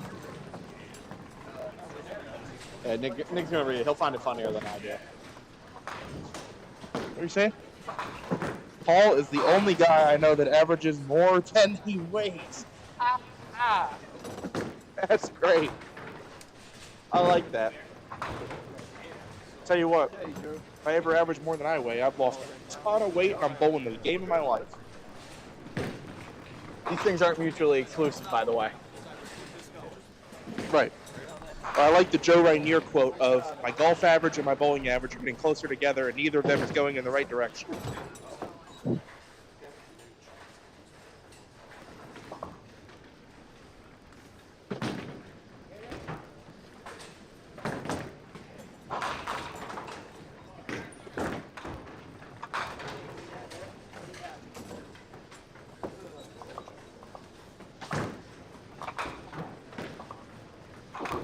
Drew Jansicki only down 2 in this game.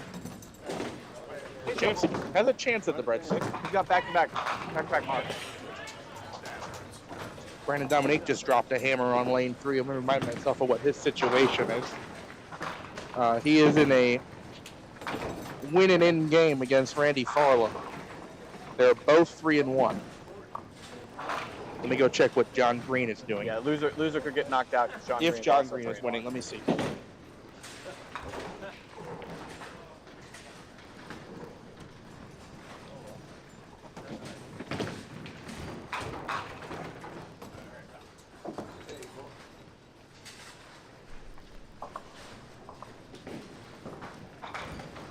John Green down 3 pins, just marking the 6.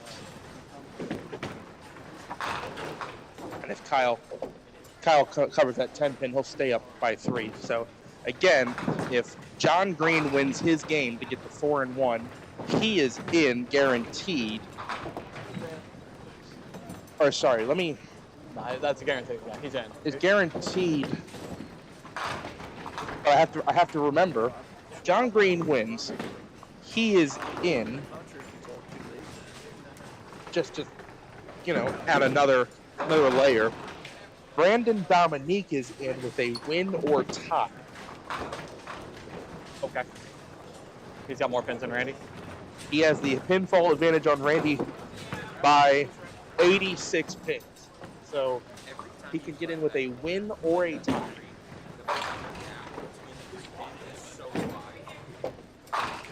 Walter!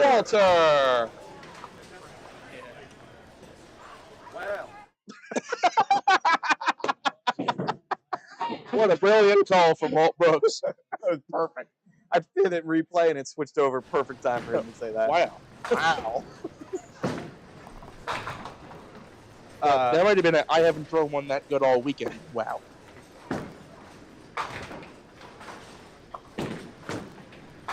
And Portman would like to ask Division D updates if you want to go through the mess of that again. Oh boy. All right, Hannah, listen closely. Mark Parker and Mike Steinert Jr. are bowling against each other, and they are the top 2 in the division, both at 3-1. Last we knew, Mike Steinert Jr. had the lead over Mark Parker. Leo Montero is also 3-1.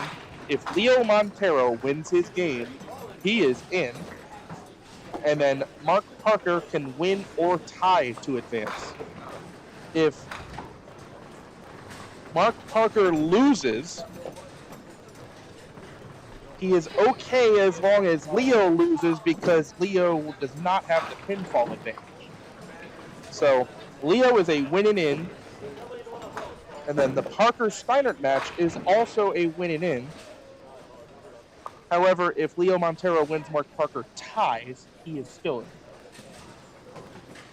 Any further questions, let me know. I don't believe Steve Dreyer has a chance. He does. He does. Leo Montero loses. Sorry. Mike Steiner Jr. can win. No, sorry. Mark Parker wins. That matchup doesn't matter. He needs Leo to lose. He needs it.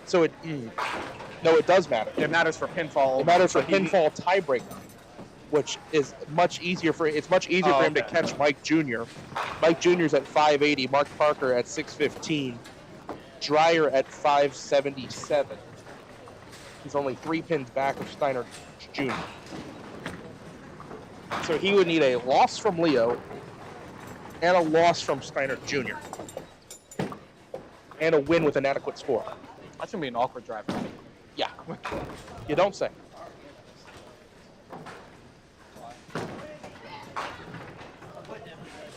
correction, Dave.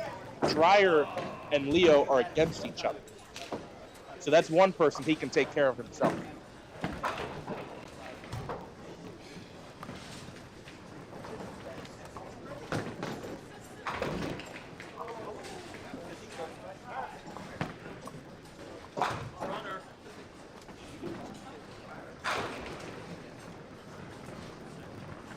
Additionally, through 8 frames, Steve Dreyer is up 35 pins on Leo. So that's half of it taken care of for Steve Dreyer. If he wins that game, he goes to 3-2. So does Leo Montero. He has a pinfall advantage over him. He would then need a loss from Mike Steiner Sr. Sorry, Junior. Steiner Jr. Let me go see how that game is going. I'm just going to take my mic off, Nick. You're on your own. Great. This is a lot of walking. I'm going to get winded by the end of this game, Bucky. Wait, sorry, Sandy.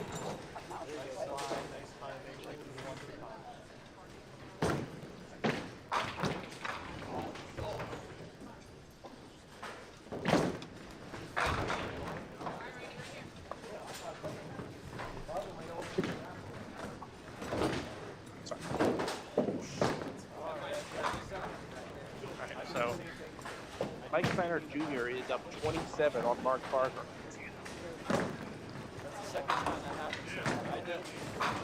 Steiner Jr. up 27 on Parker. And Parker is on a low game. He's at 85 in the 8th.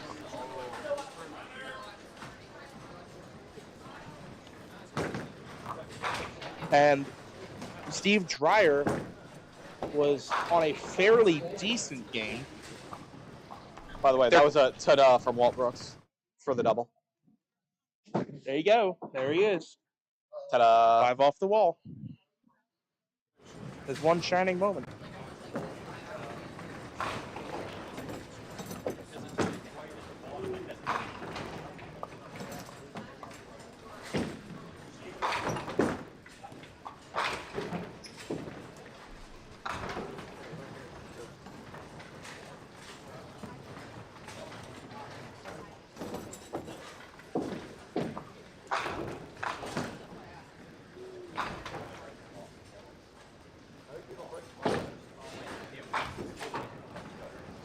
So Steve Dreyer, with pinfalls as they currently stand, is about 1 part behind Mark Parker with a frame to go. I mean, if you just want to walk over there and just so play the whole time while I get this on. as it holds, it's going to come down to the pinfall between Mark Parker and Steve Dreyer. That division is super spicy.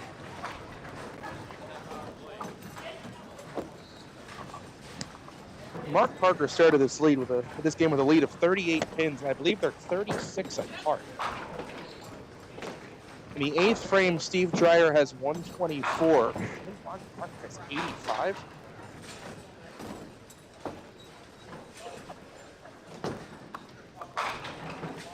Yeah, 85. 24. 134. No, I'm looking at Mark Parker. 85 in the 8th. 85 in the 8th to 124 in the 8th. So Steve Dreyer is up 39 pins.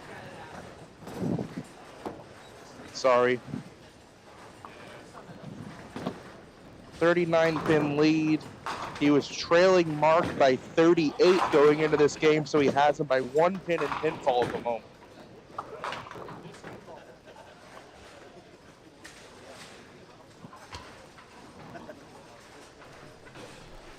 I just want you to know this. After 8 frames, Steve Dreyer has a 1 pin total pinfall lead over Mark Parker. 1 pin. And if that holds, Mark Parker goes from first in the division with 615 to not in the bracket. Enough.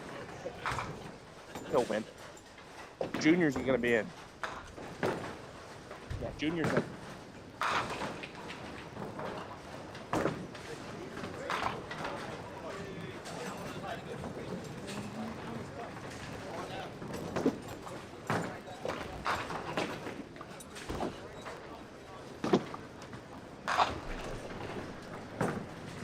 Steiner Jr. up 26 down a hit with a frame to go, so he's going to be safe.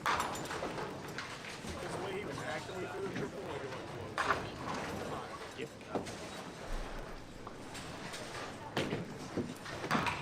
And Steve Dreyer is trailing by 38 pins going into this game. He's at 133 in the 9th, and he's just left a split in the 10th. It'll be up to Mark Parker to catch a mark in the end frame.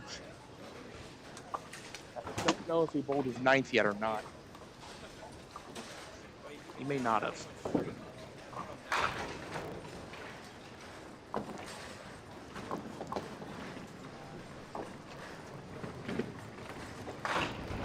Steve Dreyer open in the 10th. Gonna finish on the 140s. These are important pins. Steve Dreyer finishes with 142.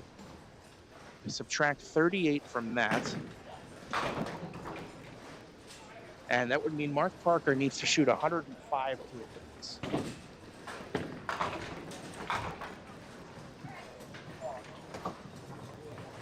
Mark Parker's 95 plus is nice. I just need to count. Okay, so Mark Parker just needs to basically stay upright.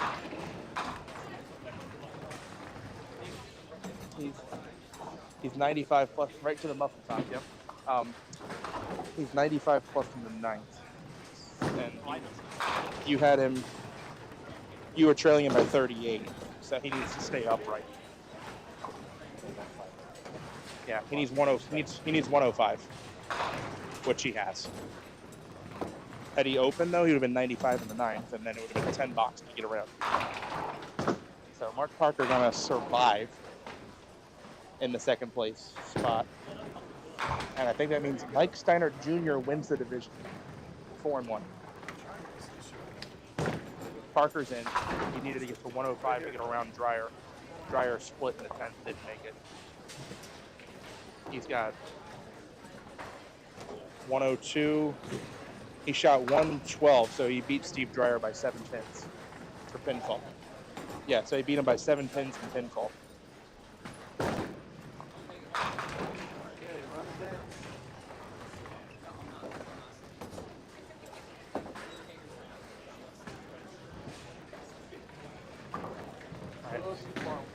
Mark Parker advances by 7 pins in pinfall.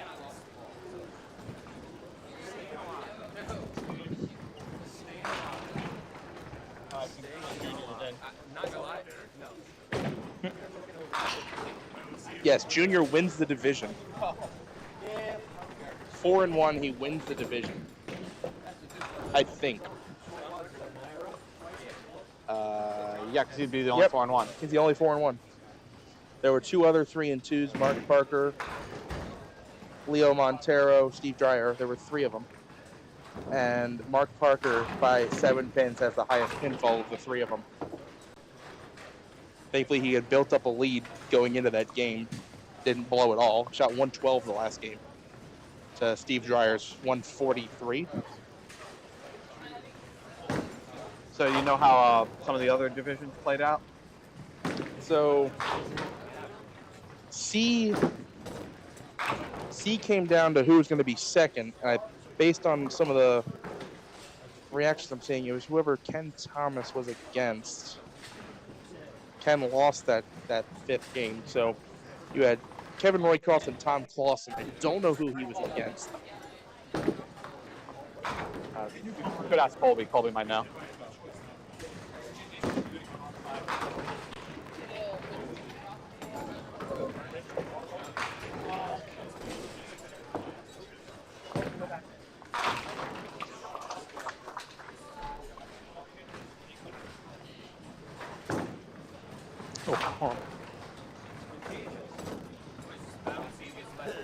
So Ken Thomas lost. He's out. So the second is a win and in game that is between Kevin Roycroft and Tom Clausen. Are they still bowling? Yes. Okay. I'll see how they're doing.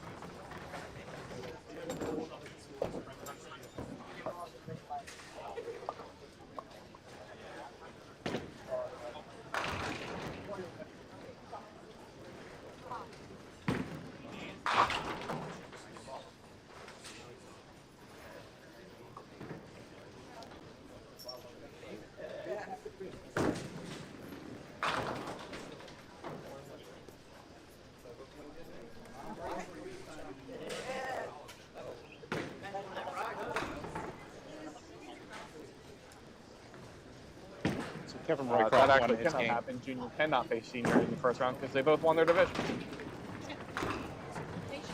All right, so Kevin Roycroft won his game 164 to 151. He's the only 3-2 in the division. Kevin Roycroft advances. We're You're- still alive. You're good. Comeback moment of the year, Duckpin. Yep. Hey, we don't need to know that. We don't need to know we got his name in the pool. We're not trying to be biased announcers, but Kevin Roycroft's in the bracket. Since when have we tried not to be biased announcers? So you're saying there's a chance.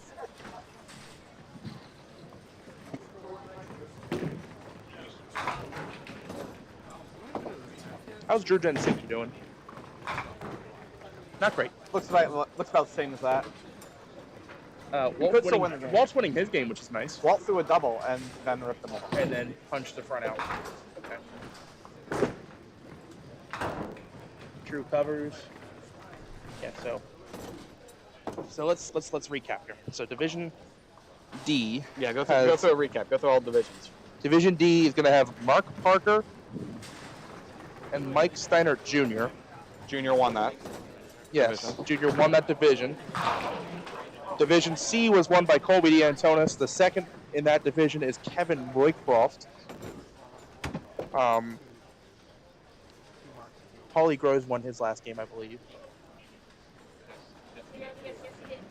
Sorry for asking. So Paulie Groves and Mike Steiner Sr. in Division A. In Division B, it's Brandon Dominique and I don't know who else. John Green. Thank you. It's always nice having assistants, unpaid interns. Yeah.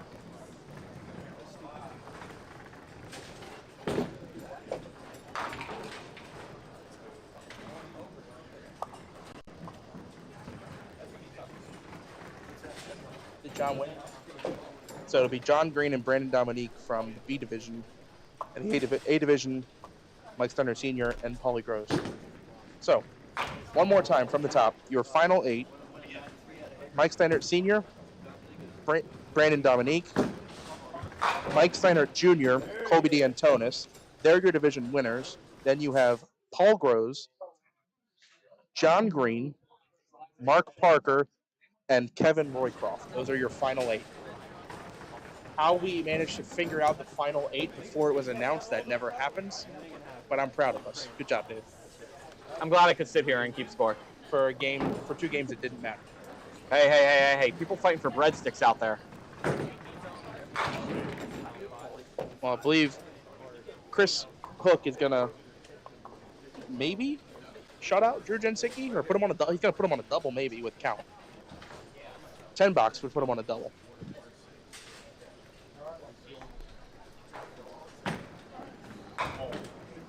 Well, there's one. Chris Hook needs one more to put Drew Jensicki on a double. Well, he missed it. So Drew Jensicki still needs a double to win the game, but he can throw a $20 to get half of a breadstick. Go half, 4.5. So the reason we took so long here, Matty and Stacy threw a ball into the stratosphere off the left gutter, and it never came out. Hurt.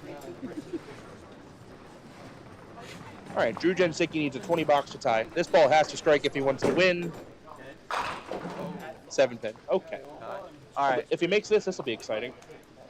Spare strike for half of a breadstick. Half a breadstick. Yeah, we'll call it half a breadstick. Now, do we cut that breadstick hot dog or hamburger? Hamburger. Okay, I figured as much. Definitely hamburger. Okay. Fist pumps. Breadsticks, half a breadstick. Half a breadstick. Strike to tie. Come on, Drew. Drop it in there. Absolutely not. This for him to get half of a win. He's 0-4. Okay, well, he can get half of a game.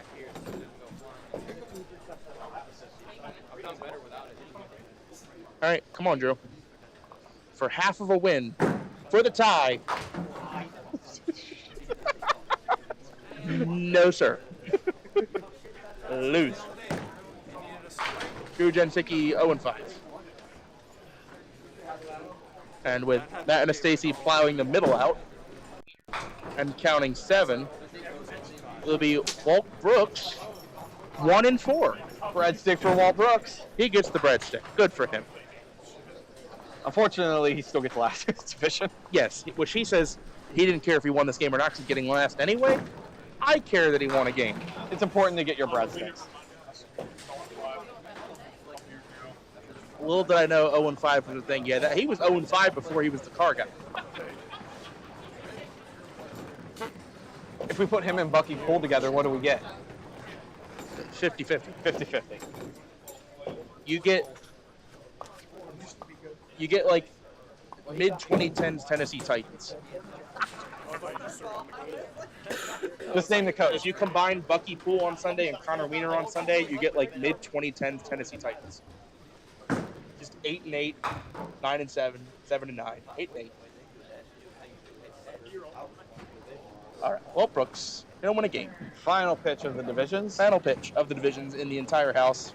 Well, is insisting on waiting for that ball to come back. But I hope it stays up.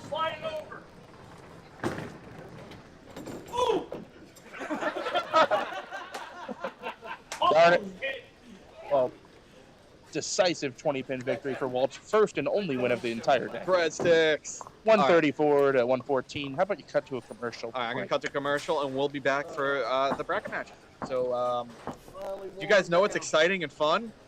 Duckpin Magic. It's exciting, it's entertaining, it's challenging, it's fun. It's Duckpin Magic. Duckpin bowling is lots of fun for the whole family. There's no need to be an expert. Duckpin bowling is easy to learn, but it's the challenge that'll keep you coming back. Even little hands can control the ball in duckpin bowling. Join a league or we'll help you start one. And with duckpin bowling, there's more bowling for your buck. Discover duckpin bowling and you'll discover Duckpin Magic at any of these locations.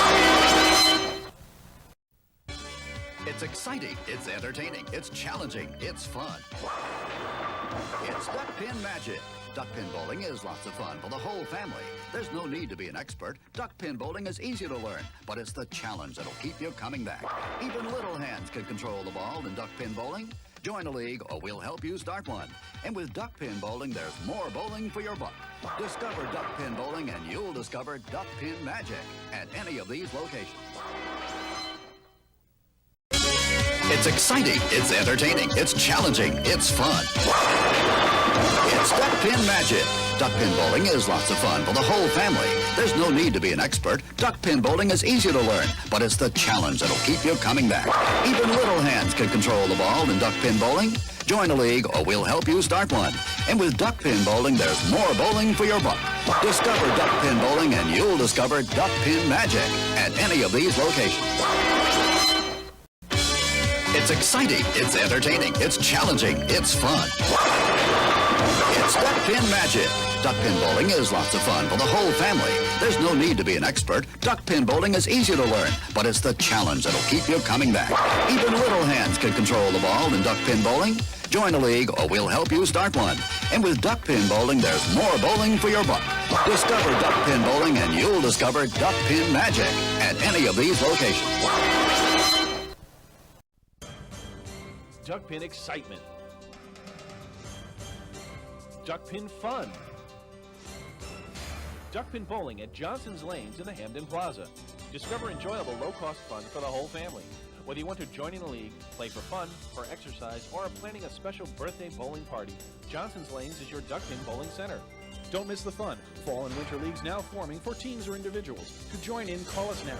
For the young and young at heart, it's Johnson's Duckpin Lanes in the Hamden Plaza. It's exciting, it's entertaining, it's challenging, it's fun. It's Duckpin Magic.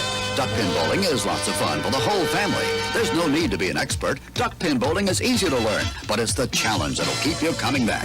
Even little hands can control the ball in duckpin bowling. Join a league or we'll help you start one. And with duckpin bowling, there's more bowling for your buck. Discover duckpin bowling and you'll discover Duckpin Magic at any of these locations. Looking for something fun to do? How about bowling? Bowl at Thunderhead Bowl for the best in duckpin and 10-pin bowling at 2 locations, both Westminster and Tawnytown. You can enjoy the league opportunities, which are always available for all ages at Thunderhead Bowl. And both locations are open 7 days a week with a snack bar and restaurant specials to ease the hunger as you have fun. The Pro Shop has a complete line of bowling equipment and accessories designed to improve your game. If you'd like information on open bowling, adult and youth leagues, contact Thunderhead Bowl, the family fun place. Hello, we'd like to clear up some misconceptions about duckpin bowling at Fairlanes. This is a duck. This is a duck pin. Note the absence of webbed feet. This is a flock of ducks. This is a flock of duck pins. The object of duck pins is to hurl 3 balls, bang, bang, bang, and knock them all down. Exhilarating. The object of ducks is to, well, to be ducks. Now you may proceed to Fairlanes. We're quite sure you'll find duck pinning everything it's quacked up to be. Sorry. It's exciting, it's entertaining, it's challenging, it's fun. It's Duckpin Magic. Duckpin bowling is lots of fun for the whole family. There's no need to be an expert. Duckpin bowling is easy to learn, but it's the challenge that'll keep you coming back. Even little hands can control the ball in duckpin bowling. Join a league or we'll help you start one. And with duckpin bowling, there's more bowling for your buck. Discover duckpin bowling and you'll discover Duckpin Magic at any of these locations. It's exciting, it's entertaining, it's challenging, it's fun. It's Duckpin Magic. Duckpin bowling is lots of fun for the whole family. There's no need to be an expert. Duckpin bowling is easy to learn, but it's the challenge that'll keep you coming back. Even little hands can control the ball in duckpin bowling. Join a league or we'll help you start one. And with duckpin bowling, there's more bowling for your buck. Discover duckpin bowling and you'll discover Duckpin Magic at any of these locations. It's exciting, it's entertaining, it's challenging, it's fun. It's Duckpin Magic. Duckpin bowling is lots of fun for the whole family. There's no need to be an expert. Duckpin bowling is easy to learn, but it's the challenge that'll keep you coming back. Even little hands can control the ball in duckpin bowling.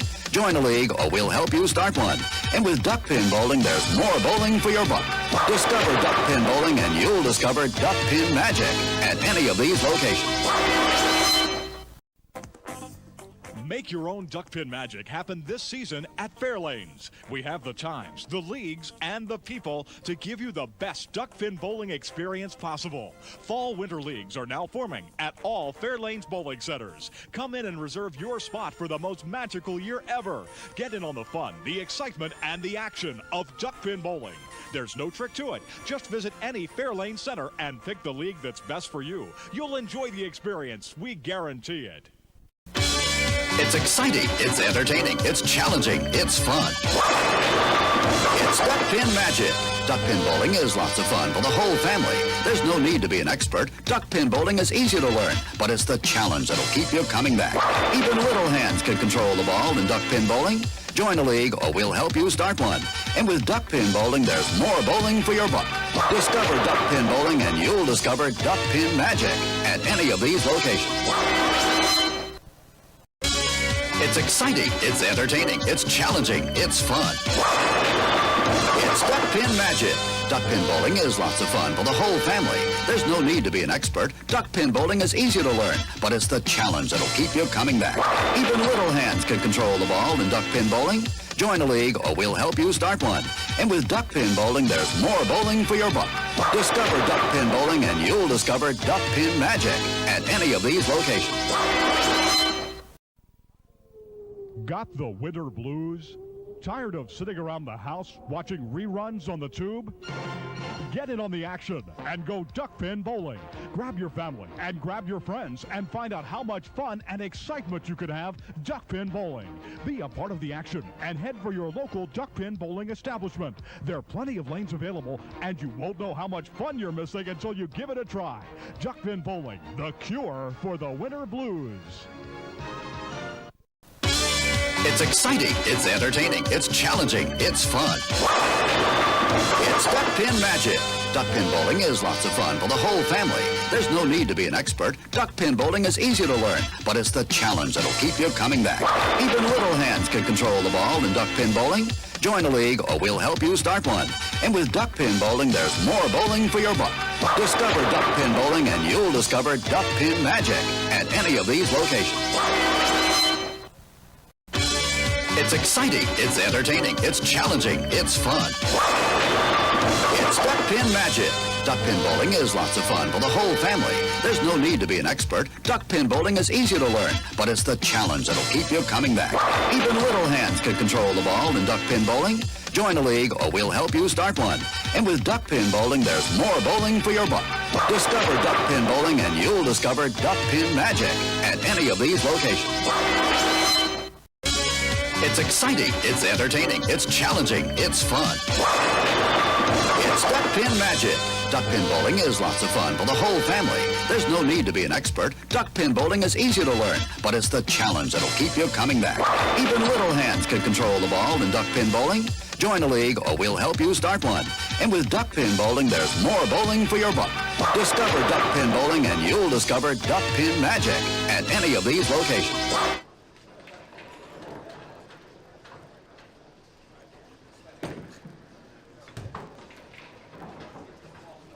We are 29 games down, 3 to go. But who's counting? But this game, we're going to have the battle of the light blue shirts. John Green against Mike Steiner Jr. Mike Steiner Jr. winning his division, going 4-1. Was he top seed? No, Colby was top seed at 5. Okay, 5. Colby is against Kevin Roycroft off to our left. I guess this would be a good time to go through the matchups. Yes, please. So on our left, on 3 and 4, is Colby DeAntonis against Kevin Roycroft. Right here in high def, Steiner Jr. John Green. On 11 and 12 off to our right, Paulie Groves against Steiner Sr. Now, important to mention, before I forget, that Steiner Sr. and Steiner Jr. are on different sides of the bracket. More importantly, this is the second match for Paulie Groves and Mike Steiner. Yes, it is. It's a rematch. And then, on 15 and 16, all the way down the end, Brandon Dominique against Mac Paca. So that's what we got. We have 5 and 6, 9 and 10 will be our semifinals pairs. Championship pair will be right where we're at right now, lanes 7 and 8. Normally they flip them I around. woke up and it was Yeah. like 1. We may want to go to 9 and 10. That's what happened. I completely fucked up. I was trying. Or we can just talk to them and see if they can flip those too. Well, if that guy wins and that guy wins, don't We move. were playing this game and it went by in like 2 seconds. Or and stay if down you here. Lost, you get a shot at something, and we just Get kept Obi going. John. I It just, was a bad beat. that's fine, but I just like to have the opposite side of the bracket. So I like to swap sides of the bracket. Okay. I get what you're saying. I just don't want to have the same guy in the same match for like 3 games in a row for the bracket. Yeah, I mean, You get what I'm saying? yeah. Can I ask him to swap those? Yeah, I'd ask him.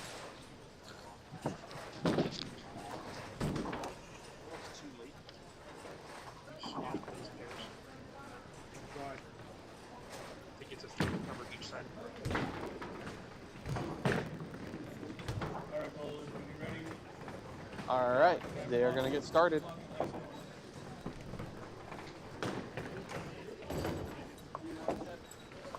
I think it's better for coverage-wise. Make sure that we get the wide array. All right, and off we go. John Green's going to fire off first, so I'm going to have to swap this around. I didn't even stop recording. Oh, well, we'll just make it. Heavy. 2-pin. Might wait for that roller. Not much on it, though. Thanks for letting it spin.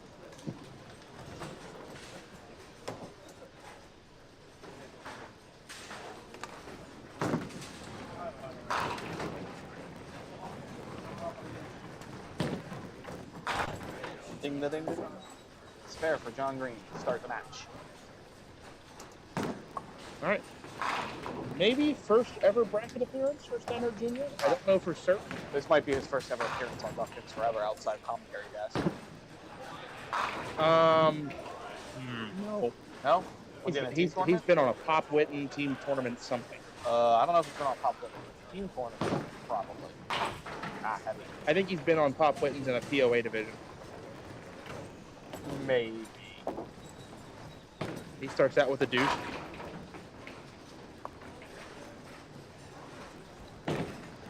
Back catch. Oh no. No, it wasn't. The worst third ball in duckpin bowling. The 1, 4, 5, 6, 7, 10.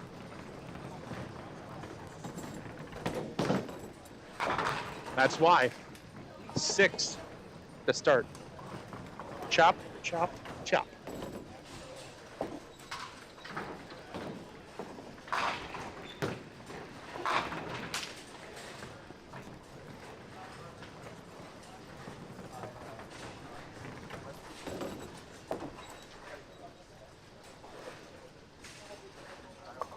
Oh. 4 off the side for Sider Jr. Leaves a washout.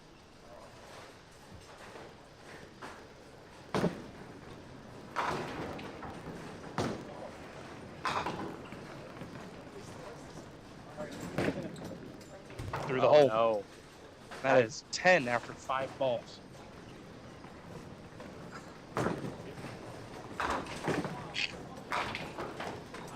Alexander Jr. 15 in the second.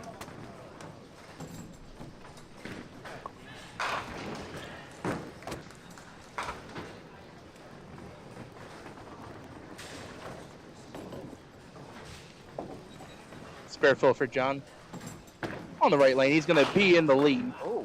15 to 6. Probably not as much as he's going to want to be. No.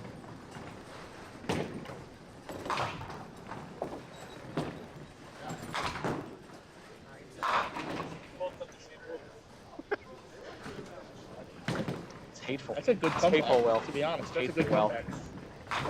All right, 9 out for Johnny. Takes the lead 24 to 15.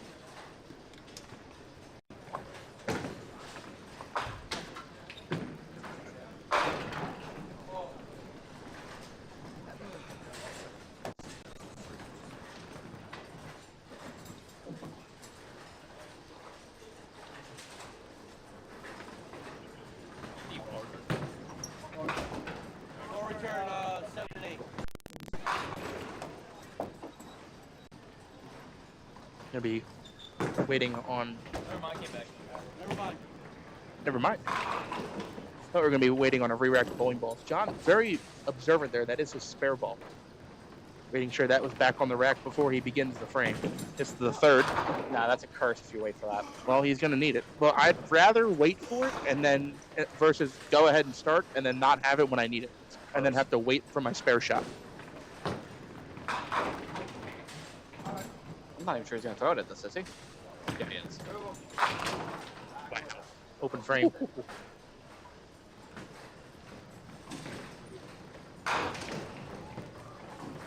John will have 34 in the third. So, bit of a slow start to this match.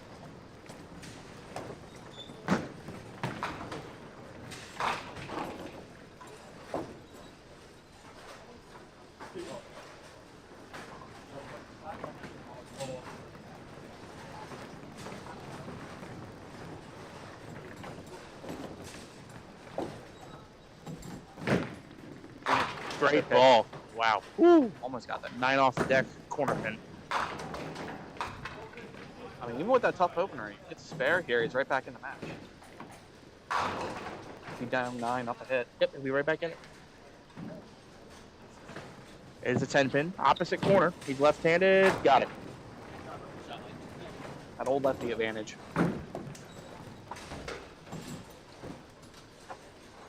Of course, I say that as someone who shoots the 10 pin better than the 7. It's a righty. Right.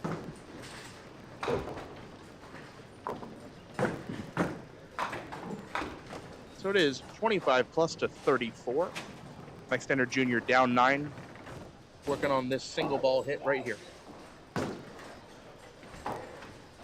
Throwing green and white pro lines. That one is off the side for 7.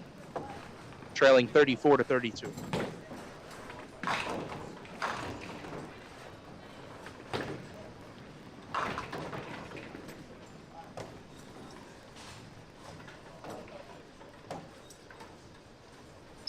1-3-9, just the 3.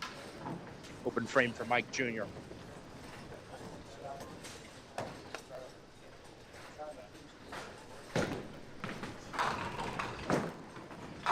(41) through 4 for Steiner Jr. and up steps John Green.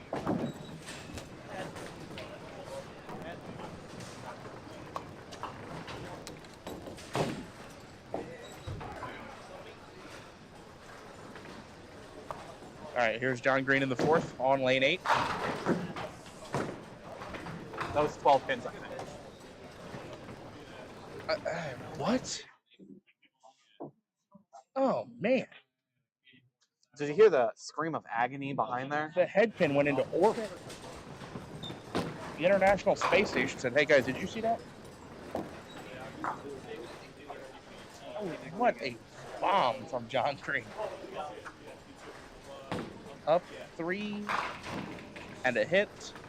He put his foot on the gas here, drop it in there again for a double. Light catches a break, doesn't roll the 7 out. Letting it spin. Not enough juice. I already moved the cursor over. That makes it official. Yes. Not what the pins actually do before the pin table touches the pins, according to NDBC rules. Exactly. David determines the score, everybody. It's very Orwellian of you, Dave. All right, spare for John Green with the 20 box. He takes a 13 pin lead, 54-41. I've been told Kevin's up 50 in his match against Colby. Say again? I'm Madison. Yeah, I don't think he is. That match did start out with Colby DeAntonis tripling and Kevin Roycroft doubling. That was quite the start. Might sneak their way over after this frame, see the scores on that. Good hit. Baby split for Steiner Jr. I can sneak after this frame if you want. Yeah. 310 for Steiner Jr. Gotta catch the right side of that 3 and touch it over. No, 2 full.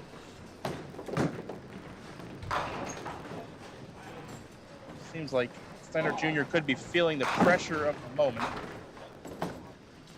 Down 64 plus to 51.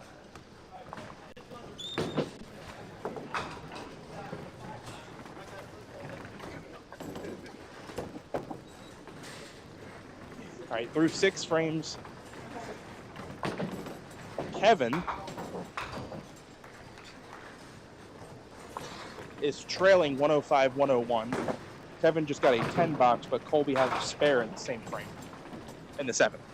All right, good break for Steiner. There goes off the side for 9. It's Colby 115 plus, Kevin 111.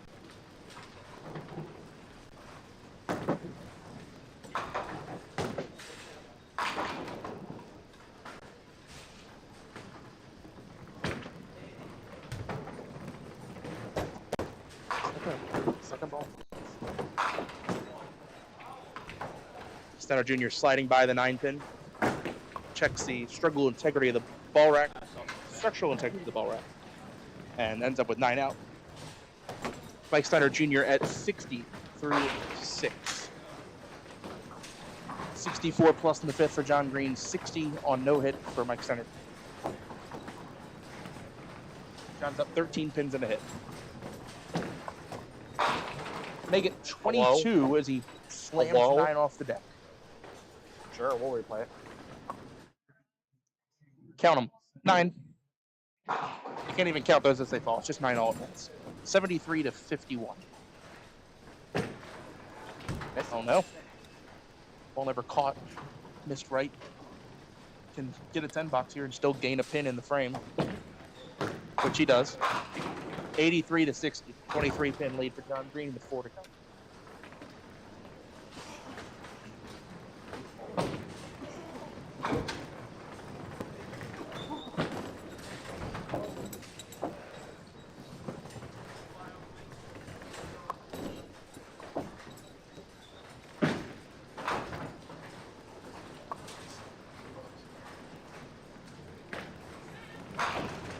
John Green.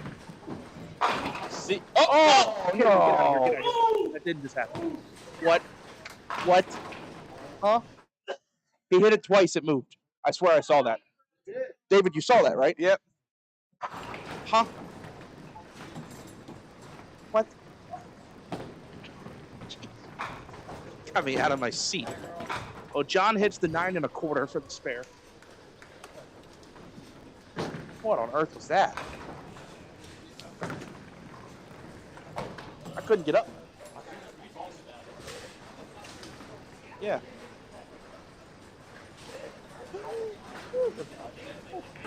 This is a 9 1/4. All right, Steiner Jr. to answer. He carries the 7-8 for a strike.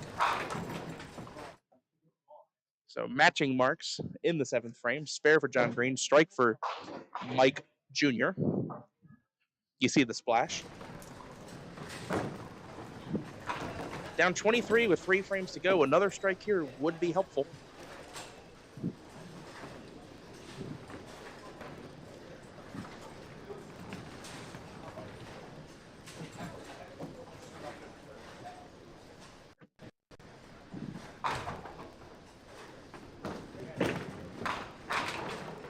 Side. One more. Not too bad. Off the side for a break. He leaves the 1-3-6.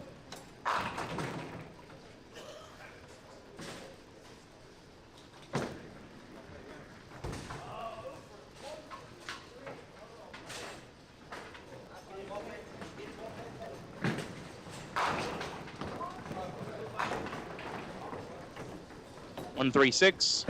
He does not convert. A little bit of defense from Johnson's there. 6-pin still standing. And there is the 10. 89 through 8 for Mike Steiner Jr. I believe off to our left, Colby just beat Kevin Roycroft, yep. Colby, I think, just needed a decent count on his first ball. Can David take that? Yeah. Head Kevin. Oh, sorry for your loss.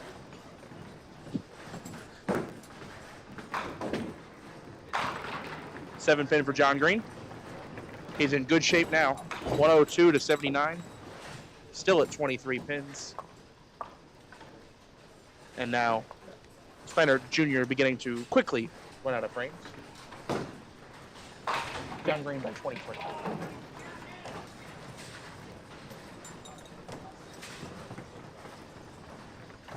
Thanks for trying. Missed it.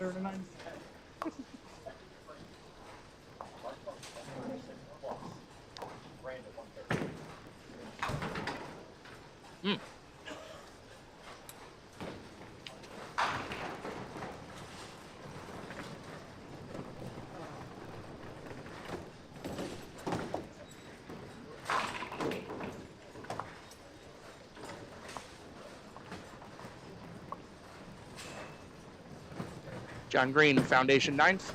Pushed it. Got away with it. Leaves the 1-3.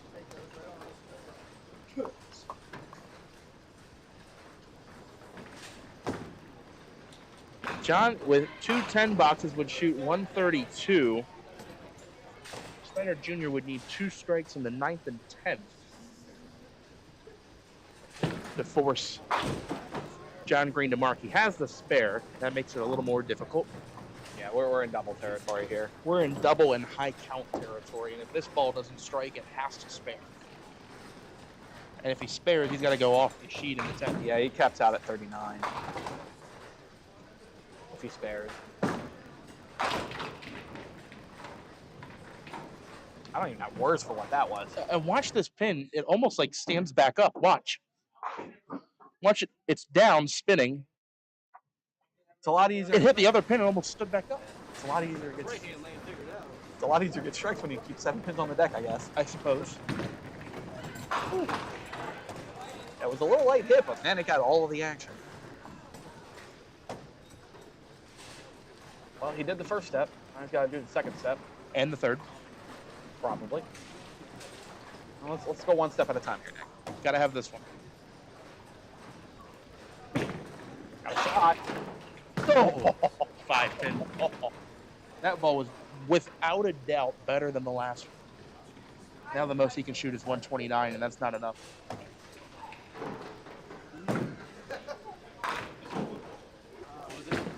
Nope. That will do it. Third ball going to be quickly fired into the right ditch. 117 for Mike Steiner Jr. John Green will advance.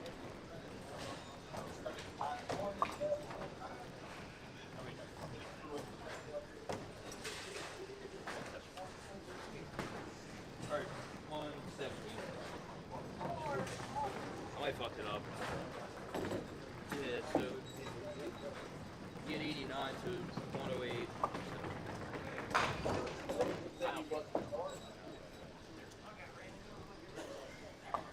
We have 117. 117 for Mike Steiner Jr. Hold on. $710 for John.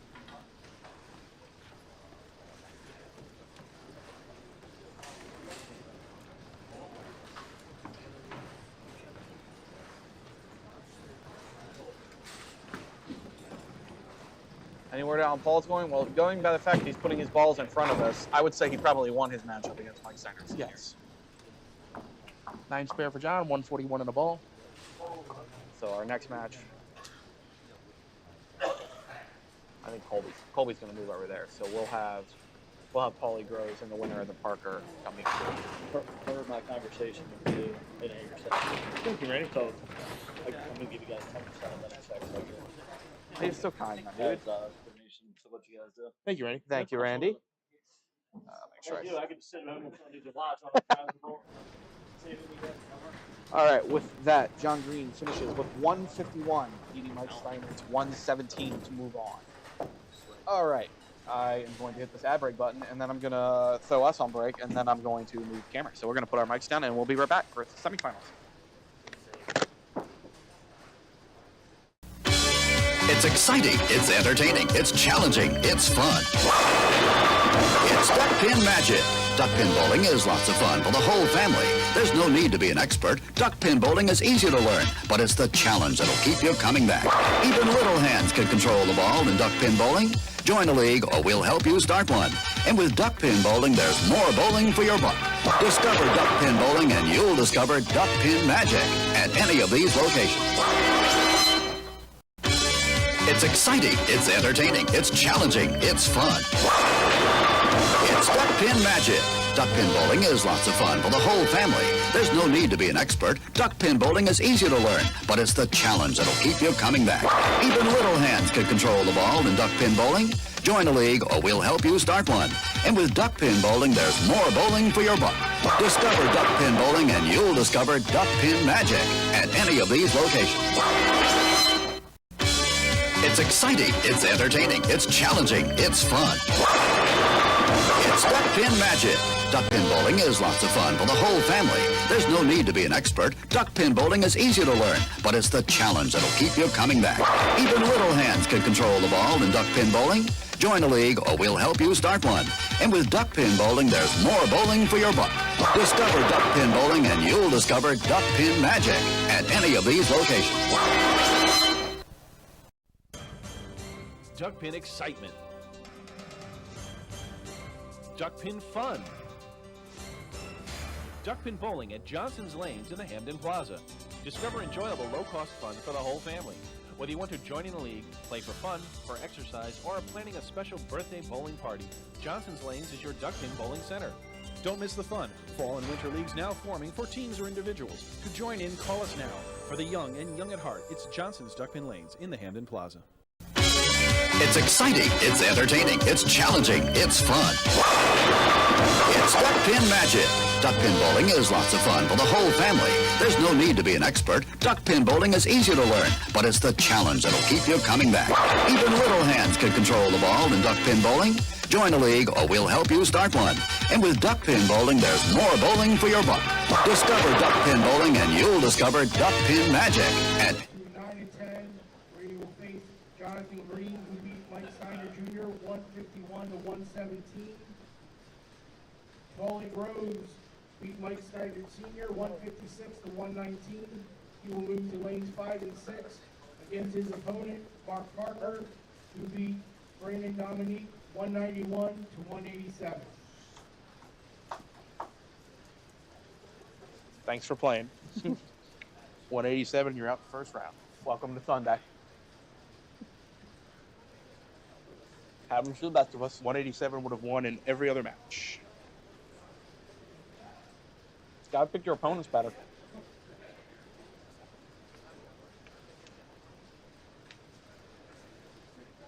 All right, they took some time to finish up their match over there. So we're waiting for Mark to come on down. In the meanwhile, David, down to the final four now. You got a defending champion. Just hit the add button. Yeah. Keep talking. Only half the people get it. With the defending champion, John Green, he's still alive. Is he the person to beat? Or is Mark Parker the man to beat coming off a 181 and a win back in April? Real talk from the, if we're going for what we've seen the entire tournament, I'm actually picking Paulie Groves. Okay. You have every bowler that's left. Okay, there are 3 bowlers that are left that have stars. There's one that has not won a star yet. The one that has not won a star yet is Colby DeAntonis, which is one of the best non-star winners that the Pro Tour has right now. Both. Think I'm up there? We got time to kill, man. In that case, let me sit here and think about it. All right. I was No. looking for my ball. I'm sorry. It was No? stuck- it was All right. stuck down there. I was gonna be polite. Try to fill some time here. Hit that add button already, so I don't want to hit it again. That's fair. We don't have Duckpin Stats guy in the chat. What would you put as an over-under for this match? I'll take a couple practice. 97. I have ball down here. 297. 297 over-under? Get used to that. I don't need it, yeah. A little too much at this point. I don't throw any more balls than I have.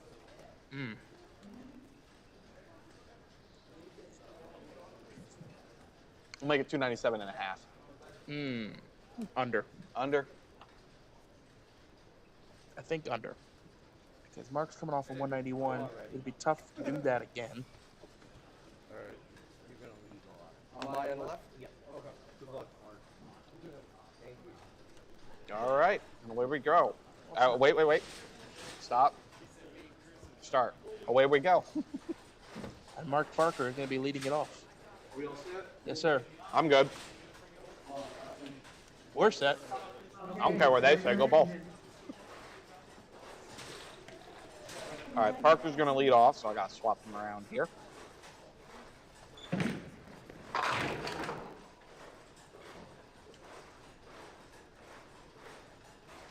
Mark Parker, first ball. Good. Yes, sir. Perfect ball. That is a 3-pound, 9.9-ounce Paramount. Right in that 1-2. Packer. Eric, how do we come up with this number for over and under? We watch a lot of bowling. Yeah. I was feeling under, though. I don't know. I was feeling under. I'm feeling a close medium score. Good man. Paulie wants to prove me wrong. We're 1-1.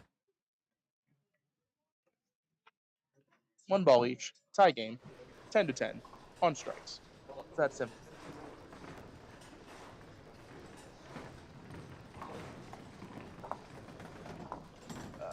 Jam.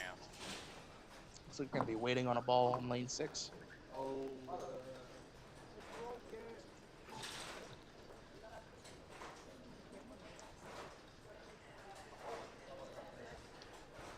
Well, I know it's early, guys, but I'm going to hit the add button quickly because I know we've got a bunch of people in chat. We do. We can take a moment to get balls back. I'm going to hit this add button. Hopefully, we'll be back before the ball's time. Bam. It's exciting. Oh, Wrong one. ad. Wrong ad. Wrong ad.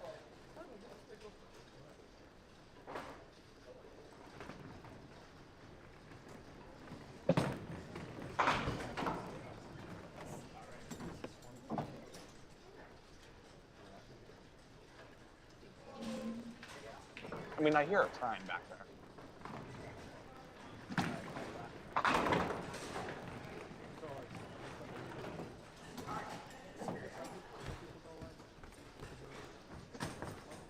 Don't fall.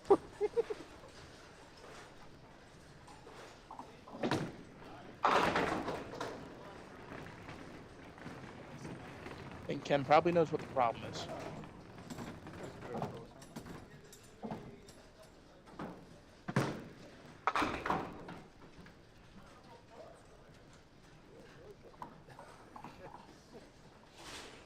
It's a good thing they're not going to throw many balls this match, I think. No.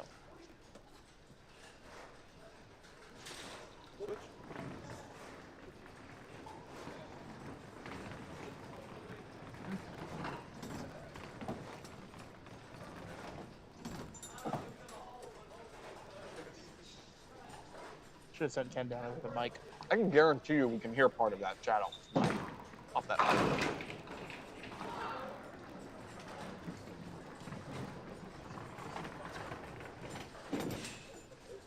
So now I won't wear one of those. That's right. Well, thank you, Ken. All right, there we go. That was a good ad break. Thank you.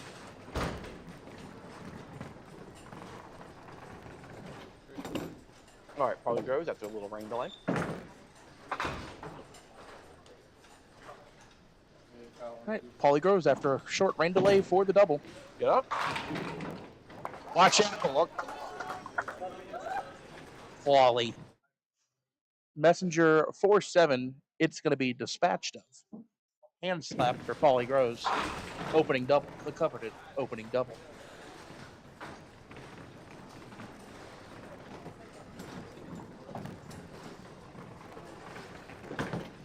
For match.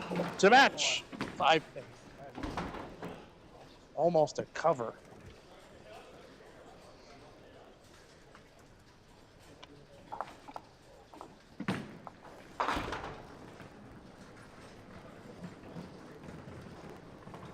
Mark Parker. No. Oh. Wide left.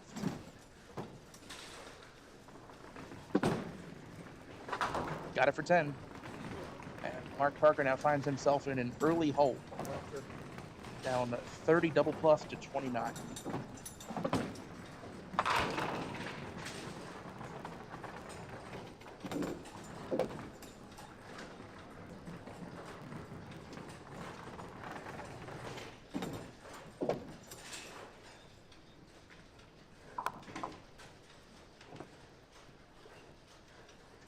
Mark Parker taking a second to collect himself. Now step up on the approach. On 5 and 6. This is lane 5. Pushed it wide. Catches the 3-5 pocket.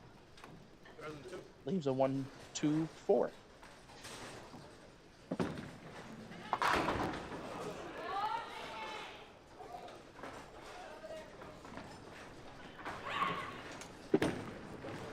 There you go.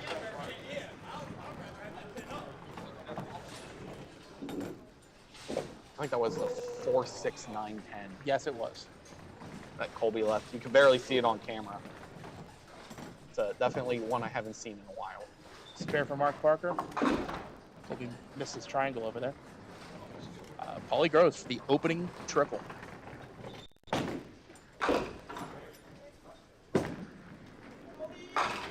Paulie Groves, ladies and gentlemen. That's 3 pitches, 3 strikes. That is 30-1. And big lead opening up early in this match for Petite Abe Lincoln and Paul Groves. We definitely know he's going to bowl over his weight.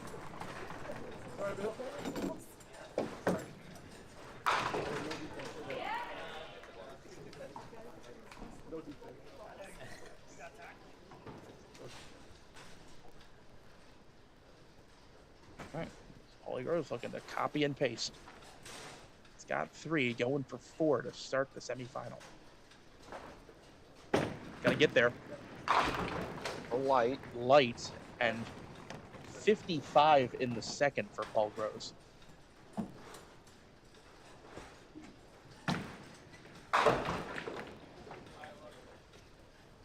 For the spare. Oh, no. Too thin. 73 in the third.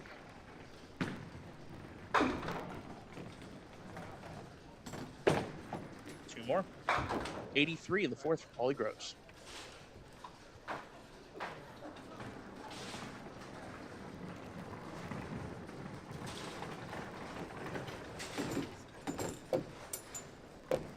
Mark Parker on the spare, high and tight. No kick. Oh, we're gonna Right on it.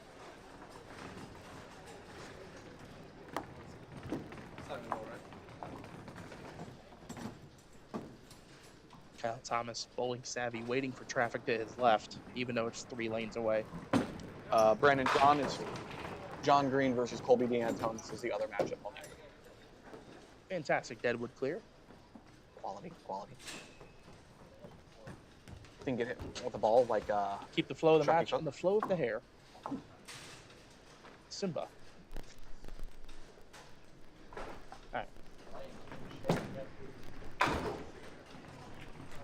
Zoink, Scoob. 2-4-6. Goes for the squeeze, takes 2. Going to be a sizable lead through 4 frames for Paulie Groves. Score of 83-56. Early 27 pin advantage for Paul Groves.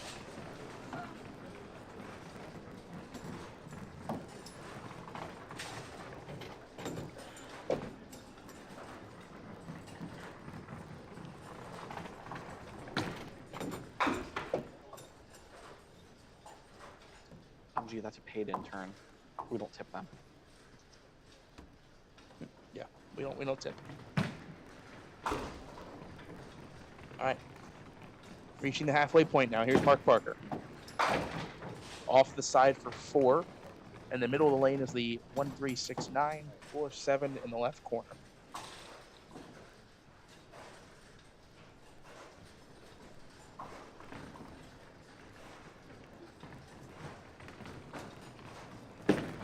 Chance. Got it. Great shot. Yeah, he just barely hit that pin. Yeah, we've said throughout the weekend that harder to carry those shots here shooting whole side. Just gets the 90 go.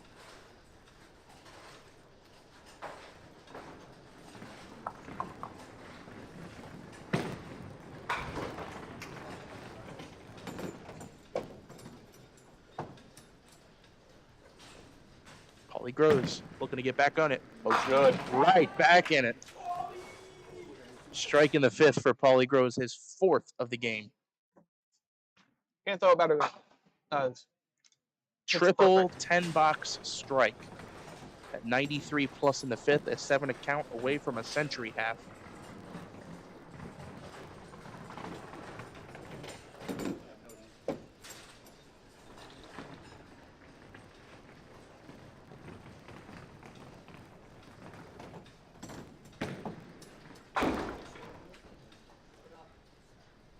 All right, here's Paulie Groves going for another double.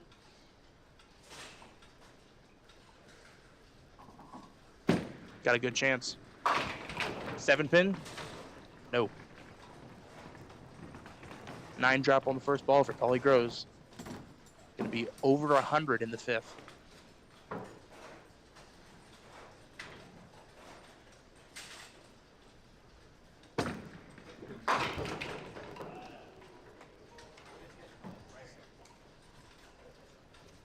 Seven pin, twisted it. Oh. Big 102 half for Paul Groves.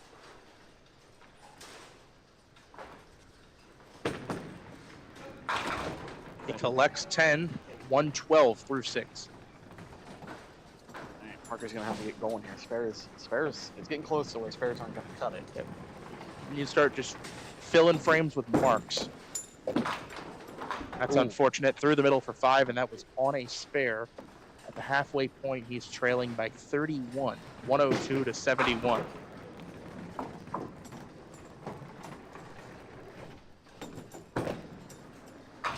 Makes a run at it.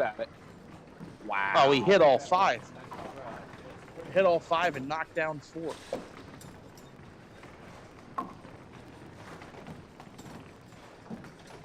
Couldn't have attempted it much better.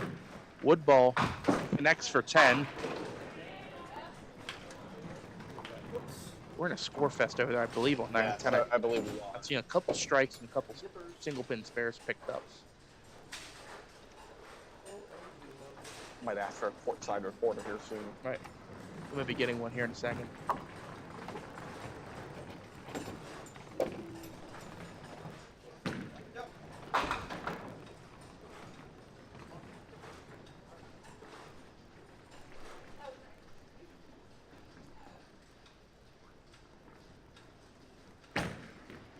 Good pitch.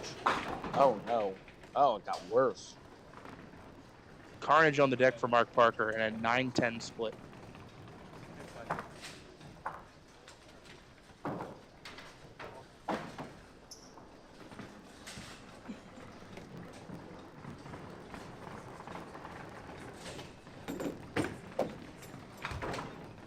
Takes one. I mean, 2 open frames. His trip to the lanes for Mark Parker, not what he needed. Unfortunately, 2 splits. 10 box and 9 box gets him to 90 in the 7th. He says, yikes. Understandably so.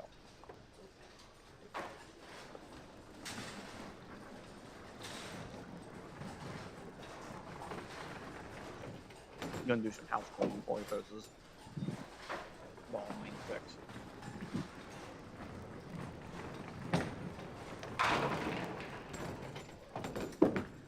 Just waiting for John to throw on lane 9, which is a sportsmanly thing to do, especially it's pretty quiet in here, so don't want any unnecessary distractions. Every ball at this point in the tournament becomes very important.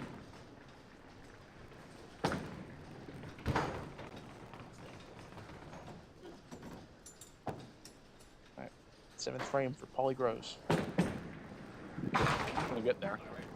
Oh, it's only 3. It's his first non-strike on lane 6. Takes out only the 2-4-8.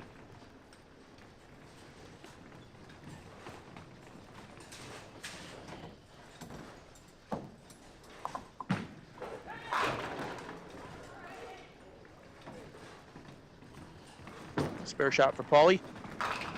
Yeah, what a great conversion. Perfect comeback ball to spare it. 5 off the wall. Hey, Ken, can you give me a score of the other match? The other match? Okay. 32 pin lead and a hit for Paulie Groves. In there. Make it 39 pin lead.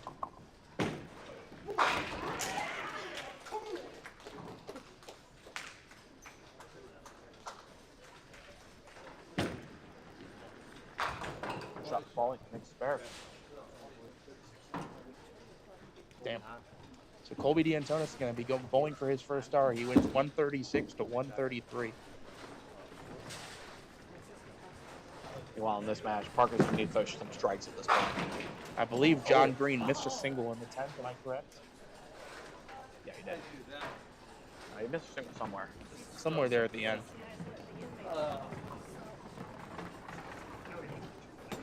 Two-pinner. Okay.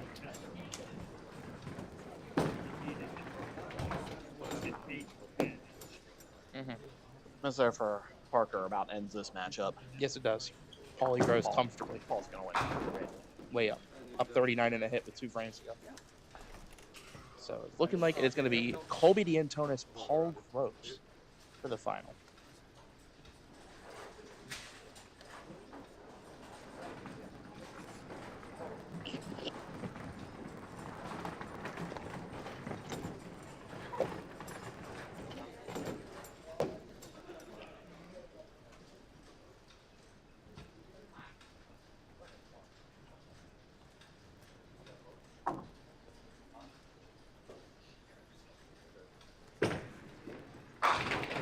Well, you're not dead yet, Mark. You are on life support, but you're not dead yet.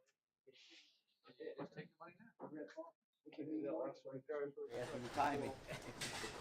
You could be, when this game is next, you could be called. You could go all the way good.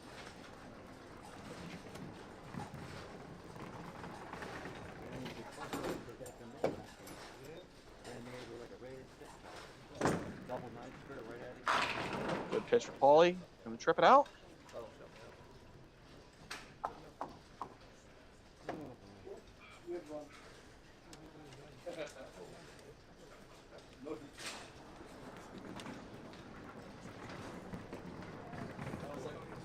So that 9 count mathematically eliminates Mark Parker. He can only finish with a Now you can finish with 160.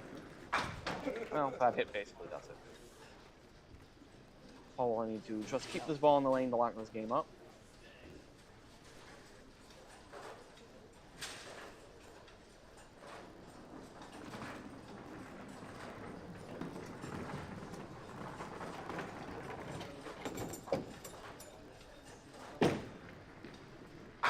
That will do it.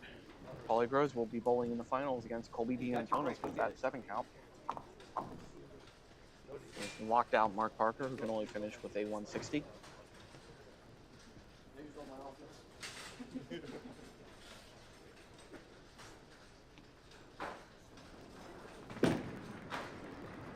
Ah, missed it. Now he takes it easy.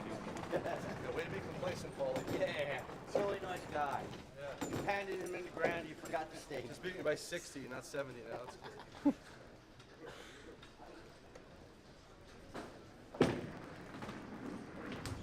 Missed it again. Has a good chuckle about it. Not going to matter too much. I appreciate have both for you in the 10th frame.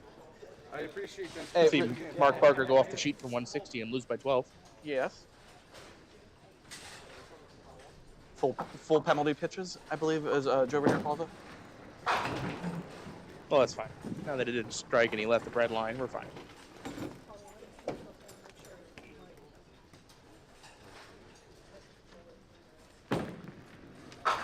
Yeah, makes it. Makes for the spare, 130 plus. At least he bowled an okay game. Yeah, he was off the head pin a bunch of times, though. The problem was 3 opens consecutively in 2, 4, and 6 on the right lane. And marks on the left lane, you just couldn't string the marks. Yeah, the 2 splits in 7 and 8. And Paulie started opening triple. Yeah, I mean, that. Let's not discount that. Give it to him. All right, 172, 139. Final match coming at you next on 7 and 8. Paulie Groves versus Colby D. Antonis. All right, I'm going to go to our at-break video, put down my mic, and you can move. Okay. It's exciting, it's entertaining, it's challenging, it's fun. It's Duckpin Magic.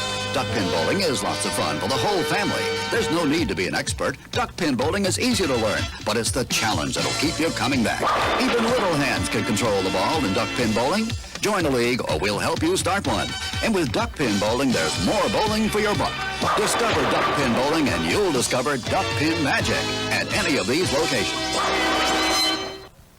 Looking for something fun to do? How about bowling? Bowl at Thunderhead Bowl for the best in duckpin and 10-pin bowling at 2 locations, both Westminster and Tawnytown. You can enjoy the league opportunities, which are always available for all ages at Thunderhead Bowl. And both locations are open 7 days a week with a snack. Dave. No, I'm good. No, I'm good. All right. Yeah, I didn't think they were going to Give them a round of applause before we start the match. Riveting round of applause. Start. We're all good. This is it. 1 game to go to determine who wins. Colby D. Antonis going for star number 1. Paulie Groves for star number 8 of his Hall of Fame career. Colby, in all honesty, probably a future Hall of Famer himself. Oh, we got to get some stars first. It's just a matter of time. Today, It's going to happen. Could be the day. He could be 10 frames off. Potentially. Colby going to start the final high and tight for a 4-6-10. Colby, obviously from Glen Burnie, Maryland. Paulie Groves from Connecticut. 4-6-10. Good try. We'll clean up one more. You have a torn crowd here for people that want to see Colby win his first star, but you've also got a lot of locals You know that there are Paulie want Groves fans here. Paulie Groves to win. Hopefully we're treated to a good final no matter what. 297 went over last game. We'll see if we get something around that 300 number again. That'll be the first frame of the final for Paulie Groves on lane 8.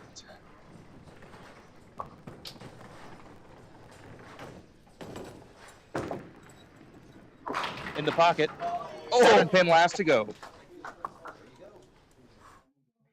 Started out the last game with a triple, and there's the first of the potential 3. 7 pin last to drop. Early advantage goes to Paul Groves.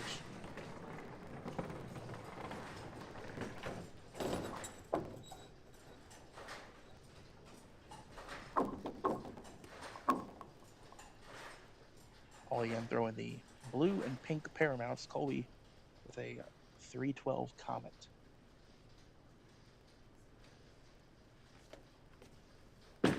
For the double, crossing over. Ooh. Spinner behind the 3 could hit the piece of wood that's behind the 3 and kick it up. Unsuccessful. 3-pin for Paul.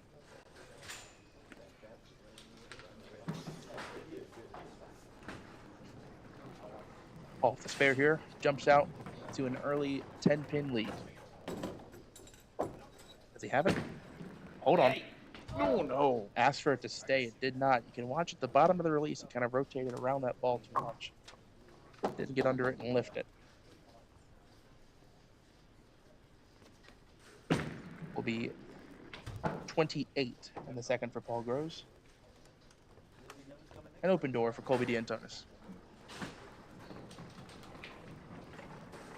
Colby not wasting much time here. Light hit. 5-7-8. Colby, 2-time winner on the Pop Whitten Pro Tour. I believe the youngest bowler to ever win on the Pop Whitten Tour, but still looking for star number 1 on the men's tour. Takes 2 of the 3. Colby looking to hold 20 through 2 with 2 splits.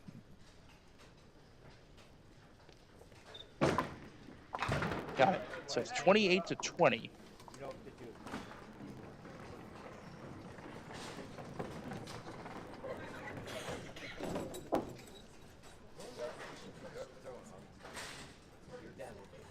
I'm sure Colby's still feeling some nerves. I've never bowled for star. I know you have, Dave, so I'm sure you can attest to it. But even though you're Colby D'Antonis, there's still got to be some nerves in these moments.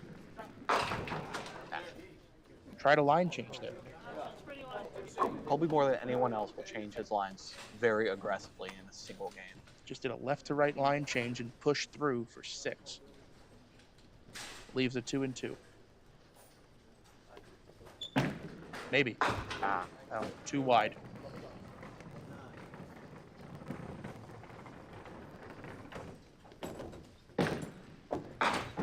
Colby holds 2, 29 through 3, all splits. So after Paulie's missing, Colby comes up with 2 open frames. Paulie, if you will, dodges a bullet there. Colby could have come up and gone mark, and easily been out in front. Good pitch. Paulie grows all over the pocket again. No better pitch than that. See this ball crossing that group of light boards in the middle of the lane, finishing solid in the 1-3. 7-8 were last to go, but they were gone quickly. Paulie grows entering the 4th frame with a 9-pin lead and a hit. Can spare here for a 19-pin lead, or can catch a double and expand the lead to 3 marks.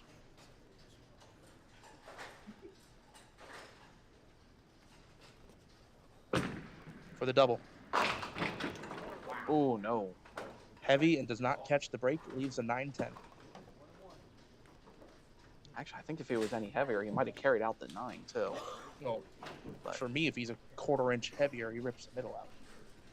Because that ball's finishing left to right. Give 9. Smart play. Don't think you need to go for that. Throwing at a pin. Take the 9 fill, 18-pin lead through the 3rd frame. He's been efficient with his strike counts. Holds the 10 this time. Paulie grows 57 through 4. I've never questioned the crowd is from Colby to get a start.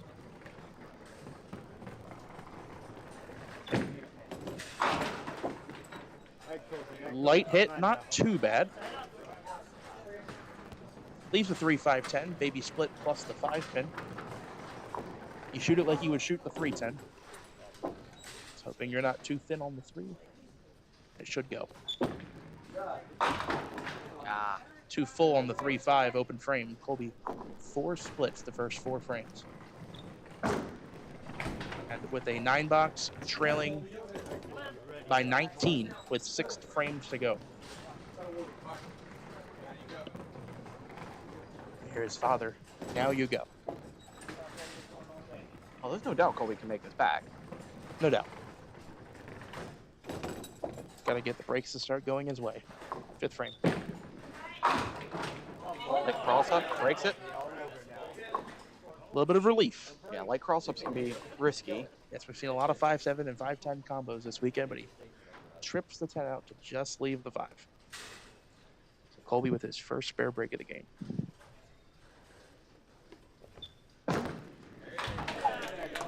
On the board.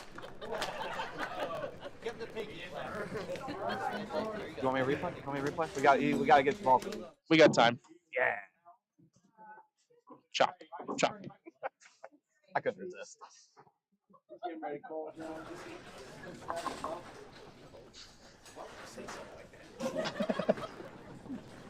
All right. 5th frame for Paulie Gross. He's now opposite a spare from Colby. Has been 2 for 2 on the right lane so far. 2 strikes. 10 pin this time. Yeah, the ball didn't seem like it gripped as much. Good break though. But it could break. See, that ball comes in lighter than the ball that left the 9-10. And Paulie's slow enough ball speed. The pin stayed down.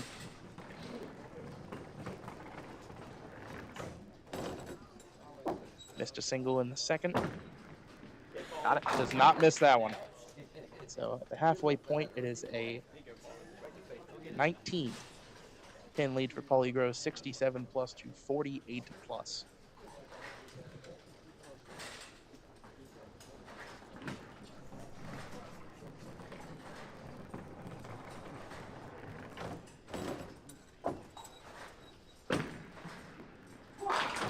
Through the middle, leaves 2 and 2, 73 half for Paulie Gross.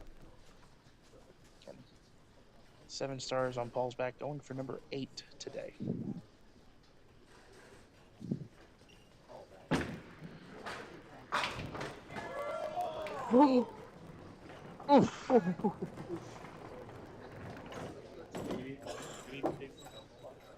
Yeah, almost converts the 2 and 2 off the left wall. He leaves just the 6 pin. But Paulie will be open. He's 3 for 3 on the right lane, 0 for 3 on the left lane. Drops a pin, 82 through 6. Now Colby stepping up on a fill.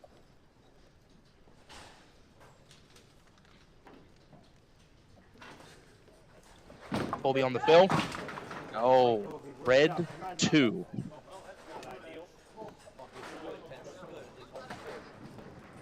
One 5 rip, 50 in the 5th. Nice effort. Leaves the 2-9, can hold 2 to gain a pin. Be down 22. Yeah, but now we're starting to run out of frames. Got 4 to go. Got some marks to get. Drops the pins. Down 24 with 4 to go. Yeah, can't go open here.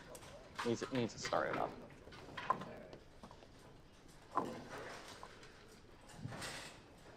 And take time here, make a good shot. Hope the pins go your way. There it is. There it is.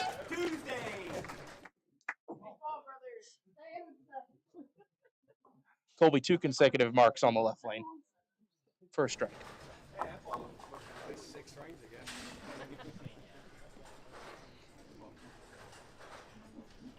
Paulie Gross to answer now. Has not opened yet on the right lane. He's 3 for 3. Ooh, very heavy hit. No belt, no messenger, 4-7-10 for Paul Gross.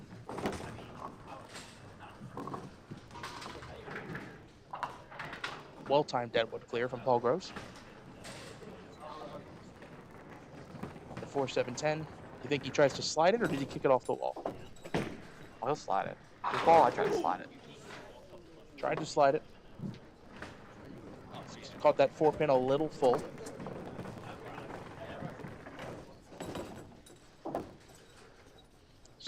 Colby wins that frame. Strike to 10 bucks. 92-68, 24-pin lead for Paul Groves. He is now down a hit. Strike. First time in this match he's been down a hit. That's right.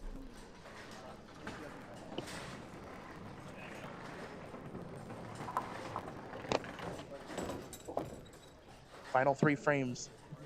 Lane 7 for Paul Groves. Solid 5. It's a worry that was checking up real hard. Still hit well though. He was running it out because he knew it was gonna go to the 1-3.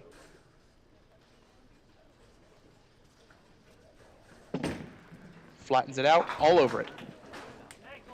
Spare in the 8th for Paul Groves, 102 plus. Biggest ball in the match is this one right now.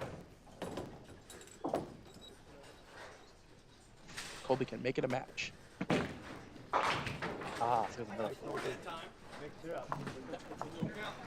4 through the middle for Colby. Takes out the 1-5-7-8.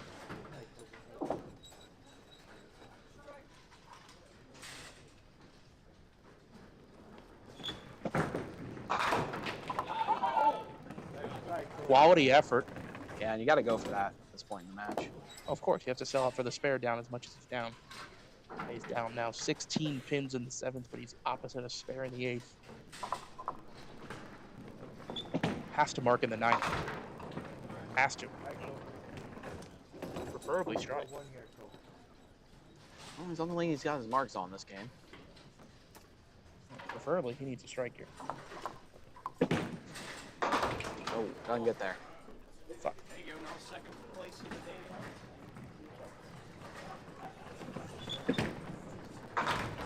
Open frame.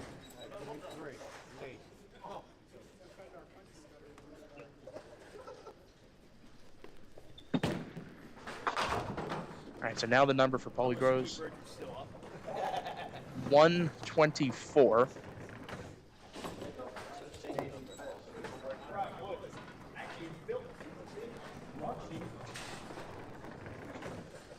Paulie Groves needs to get to 124 to mathematically shut Colby out. Well, he can't do it this frame. He's going to do it on the next frame. Get the ball. Oh, that'll do it. Yeah, just Paulie Groves, keep this ball 4 out of 5 on the right lane. Another strike. Dead solid. Needs to keep a ball on the lane to win star number 8. Any ball on the lane. Yep, on a strike. Needs a ball on the lane to do it. So, matter of time before Colby wins one, but the day will not be today.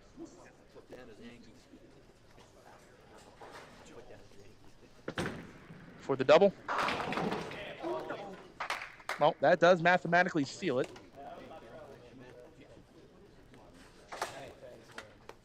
See if we get a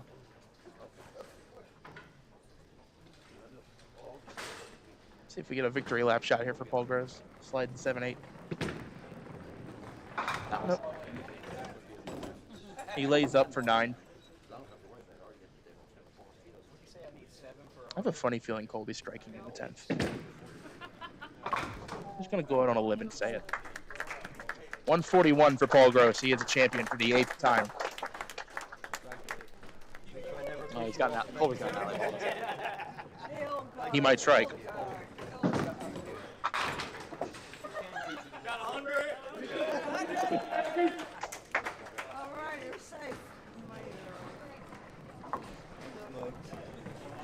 Now I want Colby to spare for the victory lap ball. The penalty pitch? The Joe Vernier penalty pitch, as they call it? Oh, well, the penalty pitch is going to be this Deadwood clear right here.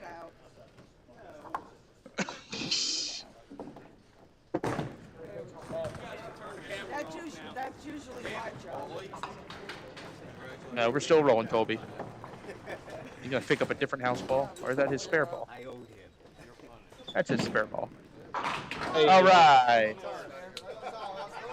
Gotta figure it out now. 103 and a ball for Colby.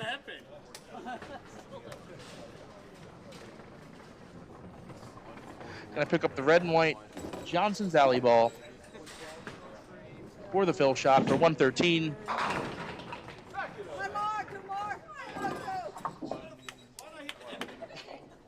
All right. well, 141 to 112 Polygrows. Star number 8. We'll have the award presentation and then an interview with Paul coming up.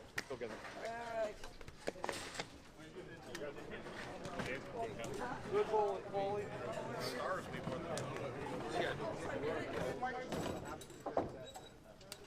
We're doing the presentation on the lanes. Thanks,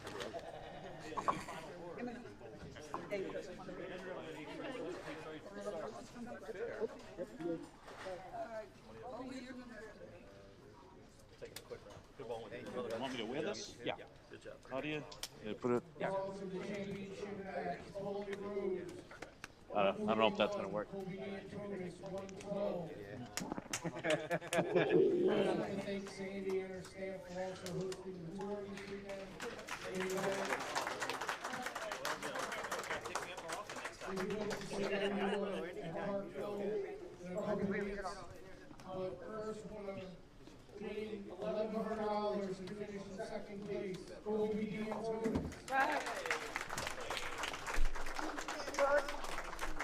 Thanks, Will. Nice ball. And also winning his 8th star. He had to count. Winning $2,200, Paulie Rose.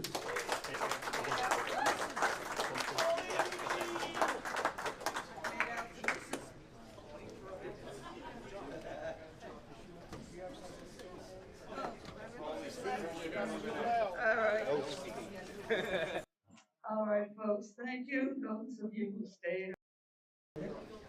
We had a wonderful weekend. The scores were phenomenal. And the money in Connecticut, the governor needs it. Okay? Thank you, everybody, for showing up. I want to congratulate Nancy, or Sandy, on her host and beautiful staff. Congratulations, Chloe. What?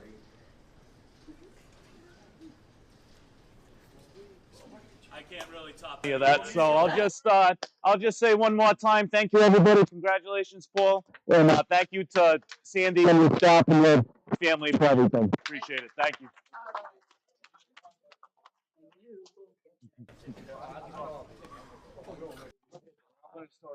Oh, your thing was going to. I was like, oh man, I was thinking about it. Yeah. I took some time up here.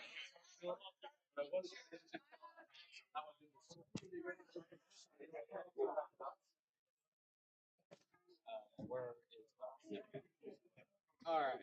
You got the mic. ctduckpins.com. All right, we're going to have Paulie Gross sitting next to me here in a moment. Hang tight. Hope you enjoyed the final. Fortunately, Colby just running into some middle rips, some splits there. 4 to start the match. Spare in the 5th. 1-5 rip in the 6th. Fortunately, hitting the objects. They're just not falling this way. Paulie just solid all day, solid all tournament. So definitely a deserved win. We'll have a chat with him in a moment. Yeah.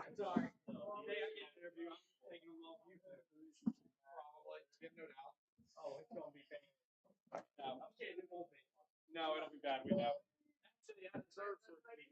Probably.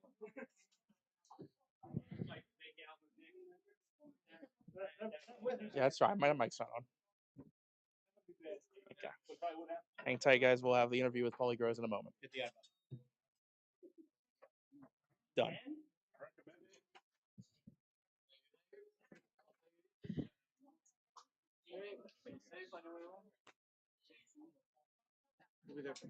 Oh, I should. Thanks, Ty.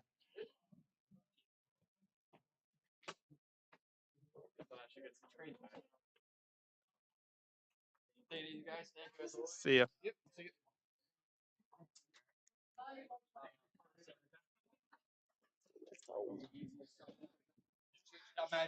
Hey, we made it to the end of game 32, though. Yeah, now we can go home. Think we get home before midnight? Perkins. Think we get home before midnight? If we go to Perkins, I don't really care what time we get home. No, you go to Perkins. That's about a 3.5 to 4 hour drive. You're gonna be able to go that far without eating. We'll discuss.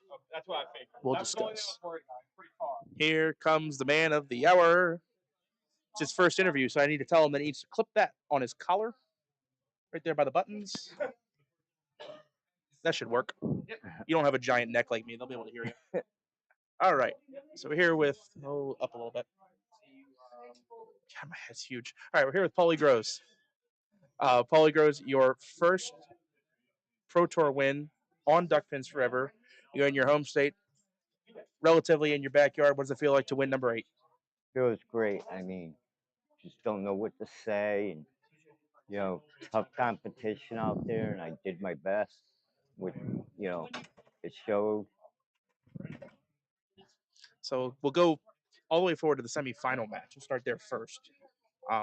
Opening triple out the gate, had the 5-pinner after that, but you got into a groove and we're finding the strike ball to be pretty common there in the last 2 games. It just was it an adjustment you made or just pins starting to fall your way? Pins start falling my way. All I do is try to hit the head pin and hope for the best reaction there is. Luck was on my side. Mm-hmm. And of course, we see on the flip side of that, Colby played as we would call bingo with a lot of red spots on the screen. But it's one of the cool things with this game. With if you look at object pin hits, I think between the two of you, it'd be about even. But sometimes it can fall that way. As for the spare shooting, you did have a missed single pin early in the match. Was that an overcorrection with the break? Because I know you have that unique, that backup release. I just didn't hit the right mark I wanted to, and just overthrew it. And then we'll go. Final question is an open-ended one. Anyone you'd like to thank? Any shout-outs? Oh, I know the obvious one is Tommy Gross. Yep. Was watching. Hopefully watched all the way to the end. But my daughter, I'll give you the mic for the final one. Kids, they're watching in New Jersey, and they got to see a win. Yeah, it's super nice to But be able I'd to have. like to thank everybody who watched, who came out to support us and everything. Yeah, super nice to be able to have a win to begin with, but especially with all the family being able to watch and cheer on. I'm sure they're wiping the tears at the moment. But we do the on-camera handshake with our hero. Thank you. Our hero. I want to be somebody. Our hero, Paulie Gross, champion for the 8th time. Thank you. Yes, sir. And now we bring in David to close this whole thing out. This David. Oh, sorry, David. Sorry, other David. There's that David. Yeah. All right. We have a drive, don't we? Yeah, unfortunately, we can't just snap the fingers. Yeah. We got to drive now. Yeah, so we're going to pack things up. We will be streaming next week from Parkville, our first event in the summer of Parkville. That's 3 times in 4 weeks. Episode 1, Season 2, Summer of Parkville. Summer of Parkville. So that'll be for the Pop Wit, and that is a 2-star event. I think since after that we have the women's, and the women's are going to have their stop with the men's at the same time. We'll do the 2-camera setup there and not at the 2-star event. Sure. Because that's just a pain to set up. It is a lot. Yeah, it's a lot to set up the double camera setup. But we will be there. It's a 2-star event at Parkville. So if you're a POA bowler, sign up for it. You get a chance at the star. Come on, what are you doing? Yeah, let's get the signups. Let's fill the place. Big scores all weekend. 230, 240. Parkville can handle it. At the Golden Arches of Parkville Lanes. All right. It's like McDonald's. Anyway, maybe that's where we can go for lunch. All right. Yeah, we got to go. We're going to pack up. We'll see you all around next week. I'll have the upload for last week's Thursday singles Hit him eventually. The thank you for watching. Thank you for watching. And the thank you for letting it spin. We'll see you next You don't weekend. even know what you have to hit sitting there, know you? I'm going to figure it out. Don't you hit that end stream button there. Oh, no. Do not.